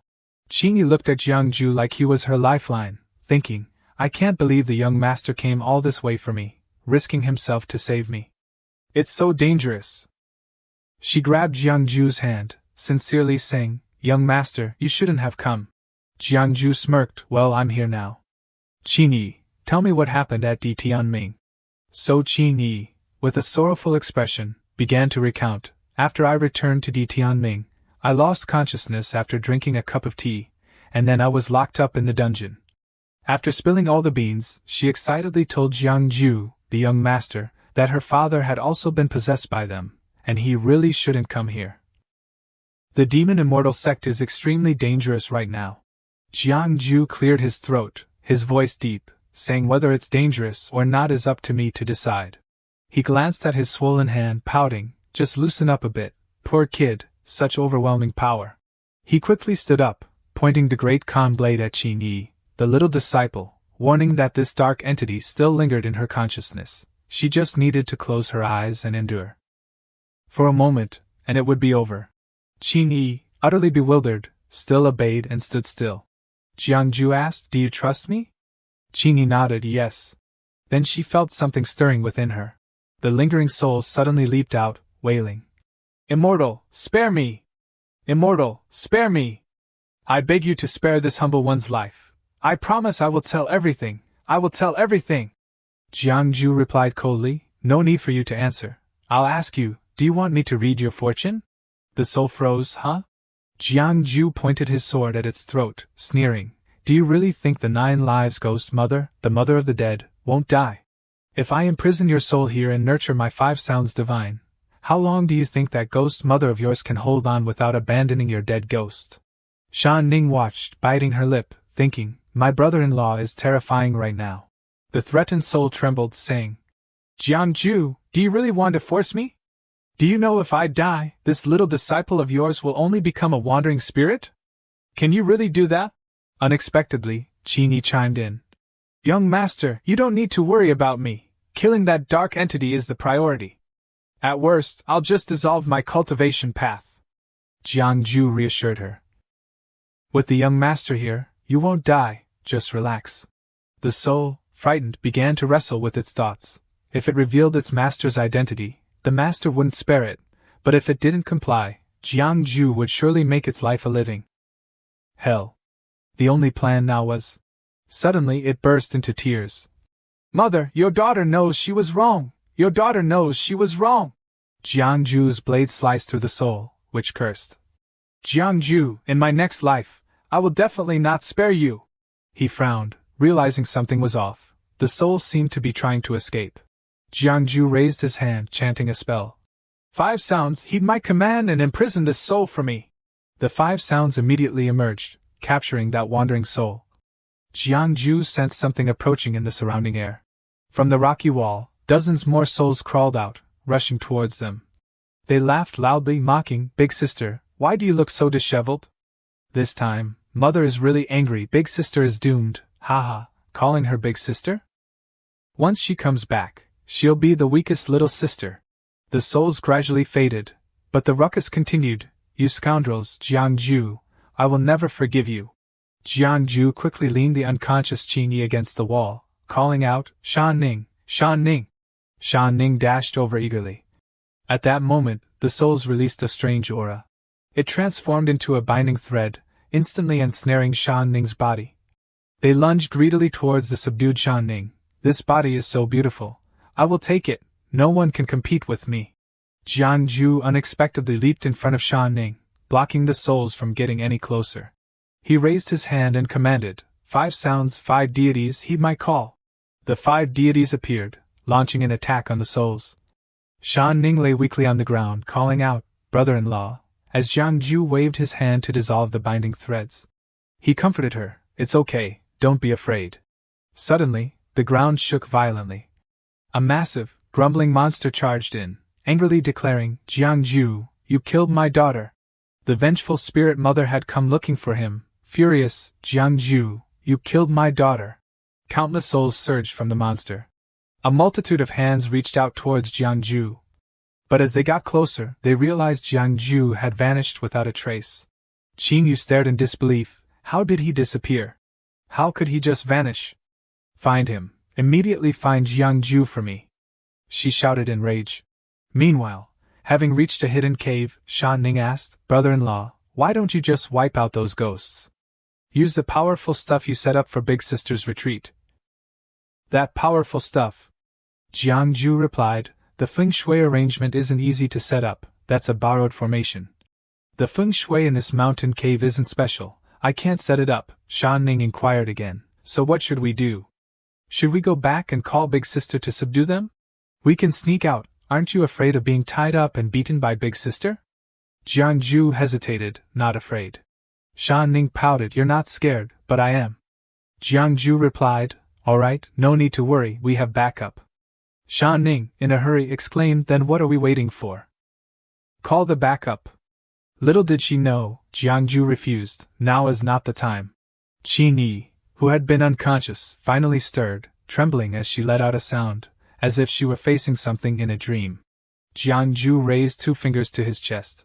He then focused his energy, and transmitted it to Qin Yi.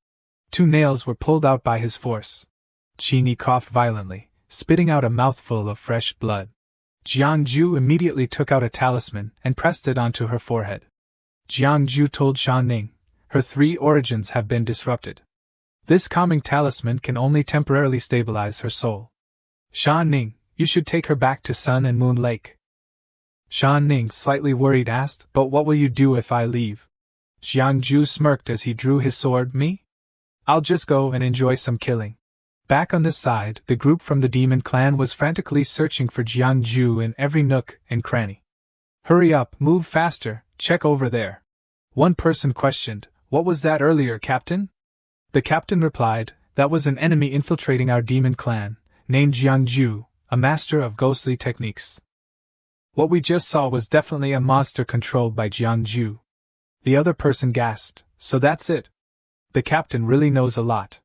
The captain shouted to everyone, the urgent matter at hand is to find Jiangju quickly. If he escapes and reveals our base location to the demon lord, our demon clan will surely face disaster. At that moment, several people suddenly looked frightened, pointing behind him. Captain. The captain turned around in shock. Jiangju had come to them, holding a jar in his hand, and asked, Gentlemen, are you looking for me? The captain shouted, Jiangju. He signaled to the others behind him, what are you waiting for? Capture this guy. The captain had actually been possessed. He thought silently, if I fight alone, I definitely can't defeat Jiangju. My big sister has already met her end like this. I've worked hard to take over this body. I absolutely don't want to become a wandering ghost. The group obeyed the captain, drawing their swords and charging at Jiangju. Jiangju, quick on his feet, leaped up, aiming to finish off Jiangju. You hunting dogs of the demon race, prepare to die. Jiangju suddenly puffed out his cheeks. He exhaled a stream of red energy, blowing the attacker away. The frustrated guy exclaimed, wow, that's quite the loud mouth. As he collapsed to the ground, unconscious, the others were furious. He killed Brother Jiang. Let's avenge him. Jiangju stood to the side, hands clasped, uttering a single word, start. 2 streams of green and red energy burst forth from the vial. The captain behind watched in panic as his team was engulfed by the energy, thinking, what in the world is happening? What is this? He realized the energy was also heading straight for him. In no time, it swallowed him whole. Jiangju swung his blade through the energy. He had suddenly lunged in front of the captain, who turned pale with fear.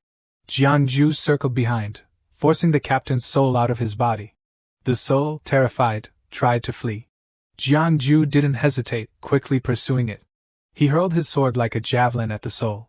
The soul was instantly pierced by the sword, letting out a scream of agony.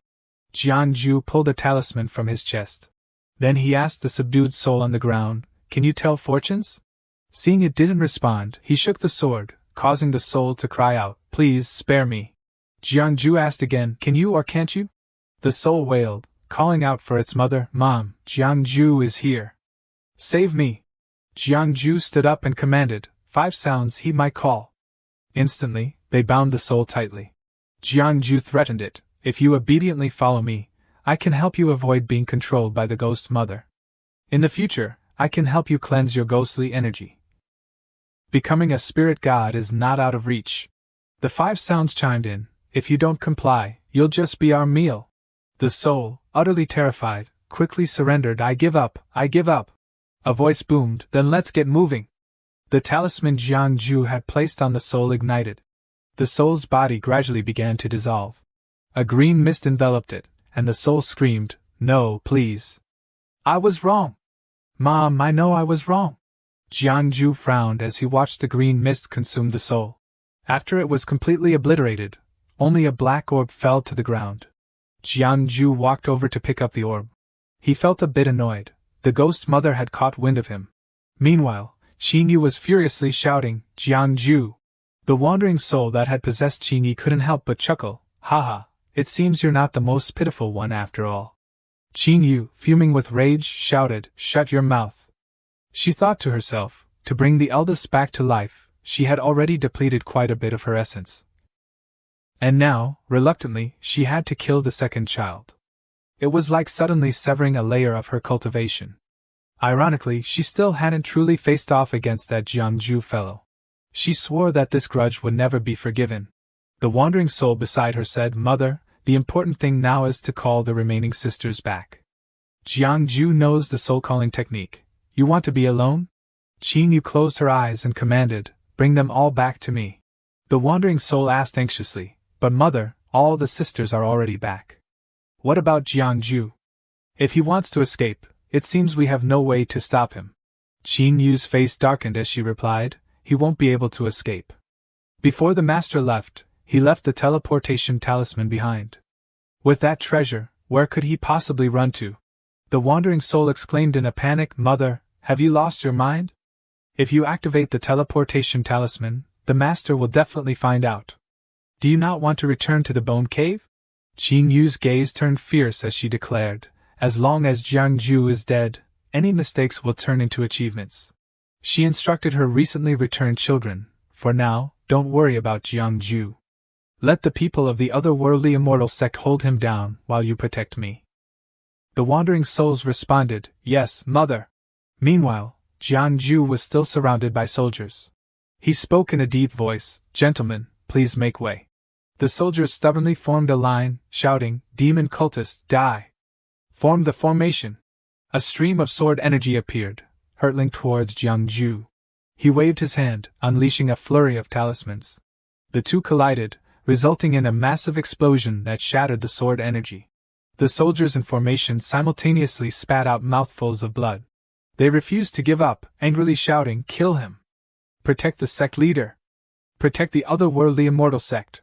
Jiangju lightly tapped his head and said to them, "Use your brains, will you?" Just then, Qingyi appeared with Shan Ning, shouting, "Stop! Stop right now!" The soldiers were taken aback, recognizing her, young master." Qingyi approached Jiangju and called out, "Young master." Shan Ning helplessly explained, "Brother-in-law." She woke up halfway and insisted on coming back. I couldn't hold her back. The soldier shouted loudly, "Young master, this person is a minion of the demon clan. The sect leader wants us to capture him." Jiangju silently turned his head to look at him. Qingyi stepped forward to confront them, asking who gave them the right to treat her young master like that. "He is my benefactor." The others looked confused, wondering what was going on. "Young master, what is happening here?" Qingyi explained to them, "I was possessed by dark forces, and without my young master, I would have long been taken over by a soul spirit. Not just me, but my father and my junior brother would have suffered the same fate. My young master is the elder of my father's sect. His cultivation level is not something you can comprehend. If it weren't for my father and my dignity, do you really think you could survive this?" At that moment, the captain was helped over by another person, who said to everyone, "What the senior sister said is true. I was also possessed by dark forces. Haven't you all noticed how our personalities have changed so much these past few days?" One person frowned and argued back, "But the young master and the junior captain both have talismans on their heads. They could also be under the influence of this dark magic." "So don't believe them," Qingyi shouted back. "This is a soul-binding talisman. The dark forces have harmed my three origins. Without this talisman from my young master, I would have lost my soul." The person replied skeptically, "How can this be proven?" Qingyi hesitated, unsure of what to say. At that moment, Jiangju stepped forward and spoke up, "Your leader has yet to show himself. Is there still no way to prove it? If you still don't believe, let's go meet your leader together." A few minutes later, everyone headed to meet Qingyu.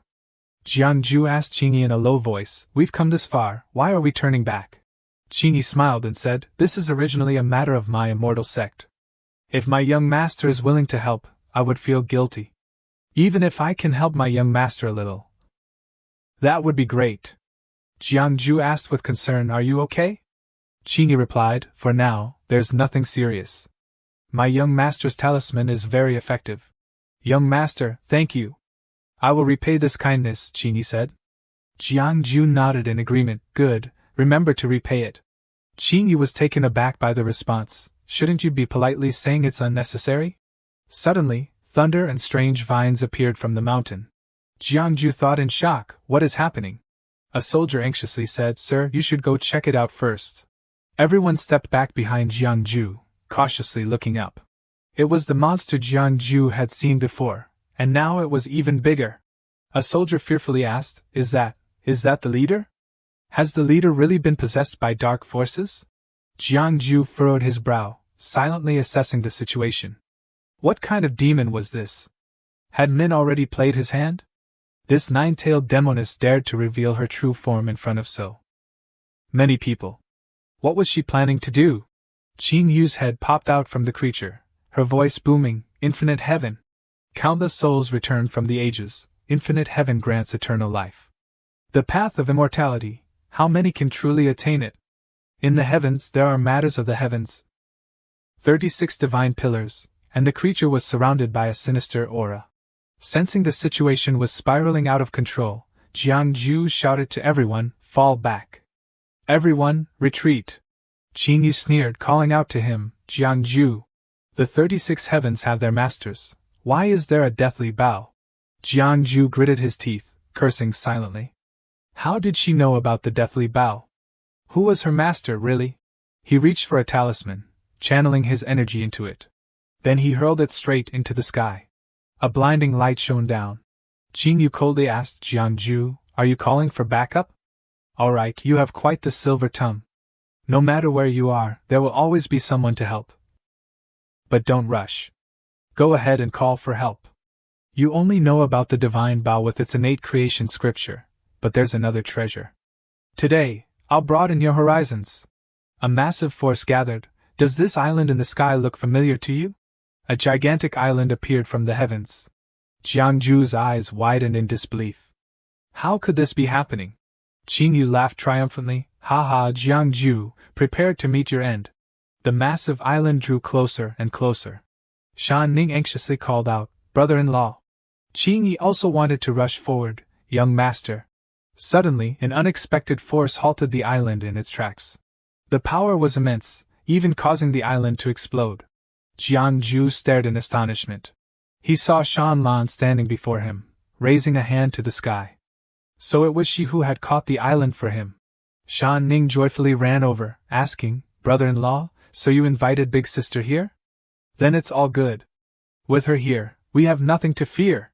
Little did he know, Jiangju was still in shock, questioning, the person I invited was clearly. No, wait.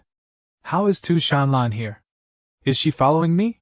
The most shocked of all was Qing Yu, who screamed, How is this possible? How can this be? She cast another spell, calling out, In the outer heavens, there are still the 9 celestial realms, and in the world, there are the 9 heavy chambers. Shanlan frowned and turned her head. She boldly leaps towards the demon queen. The demoness unleashed a few restless spirits and commanded, Stop her for me. As soon as they got close, the air around Shanlan froze them in their tracks. She coldly asked the demon queen, Do you want to take out Jiangju? Qing Yu furiously demanded, Who are you, and why are you here? Its muscles began to ripple all over its body. Then a dark, ominous hole opened up in the front, spewing forth a cloud of shadowy gas towards Shanlan. Instantly, that dark mass morphed into a little monster, complete with arms and legs, crawling towards Shanlan. Qing Yu was fuming with rage, refusing to accept her fate as she shouted, I've battled in the White Bone Cave for thousands of years, devouring countless monsters to reach this point. How can I possibly die here? I will fight back.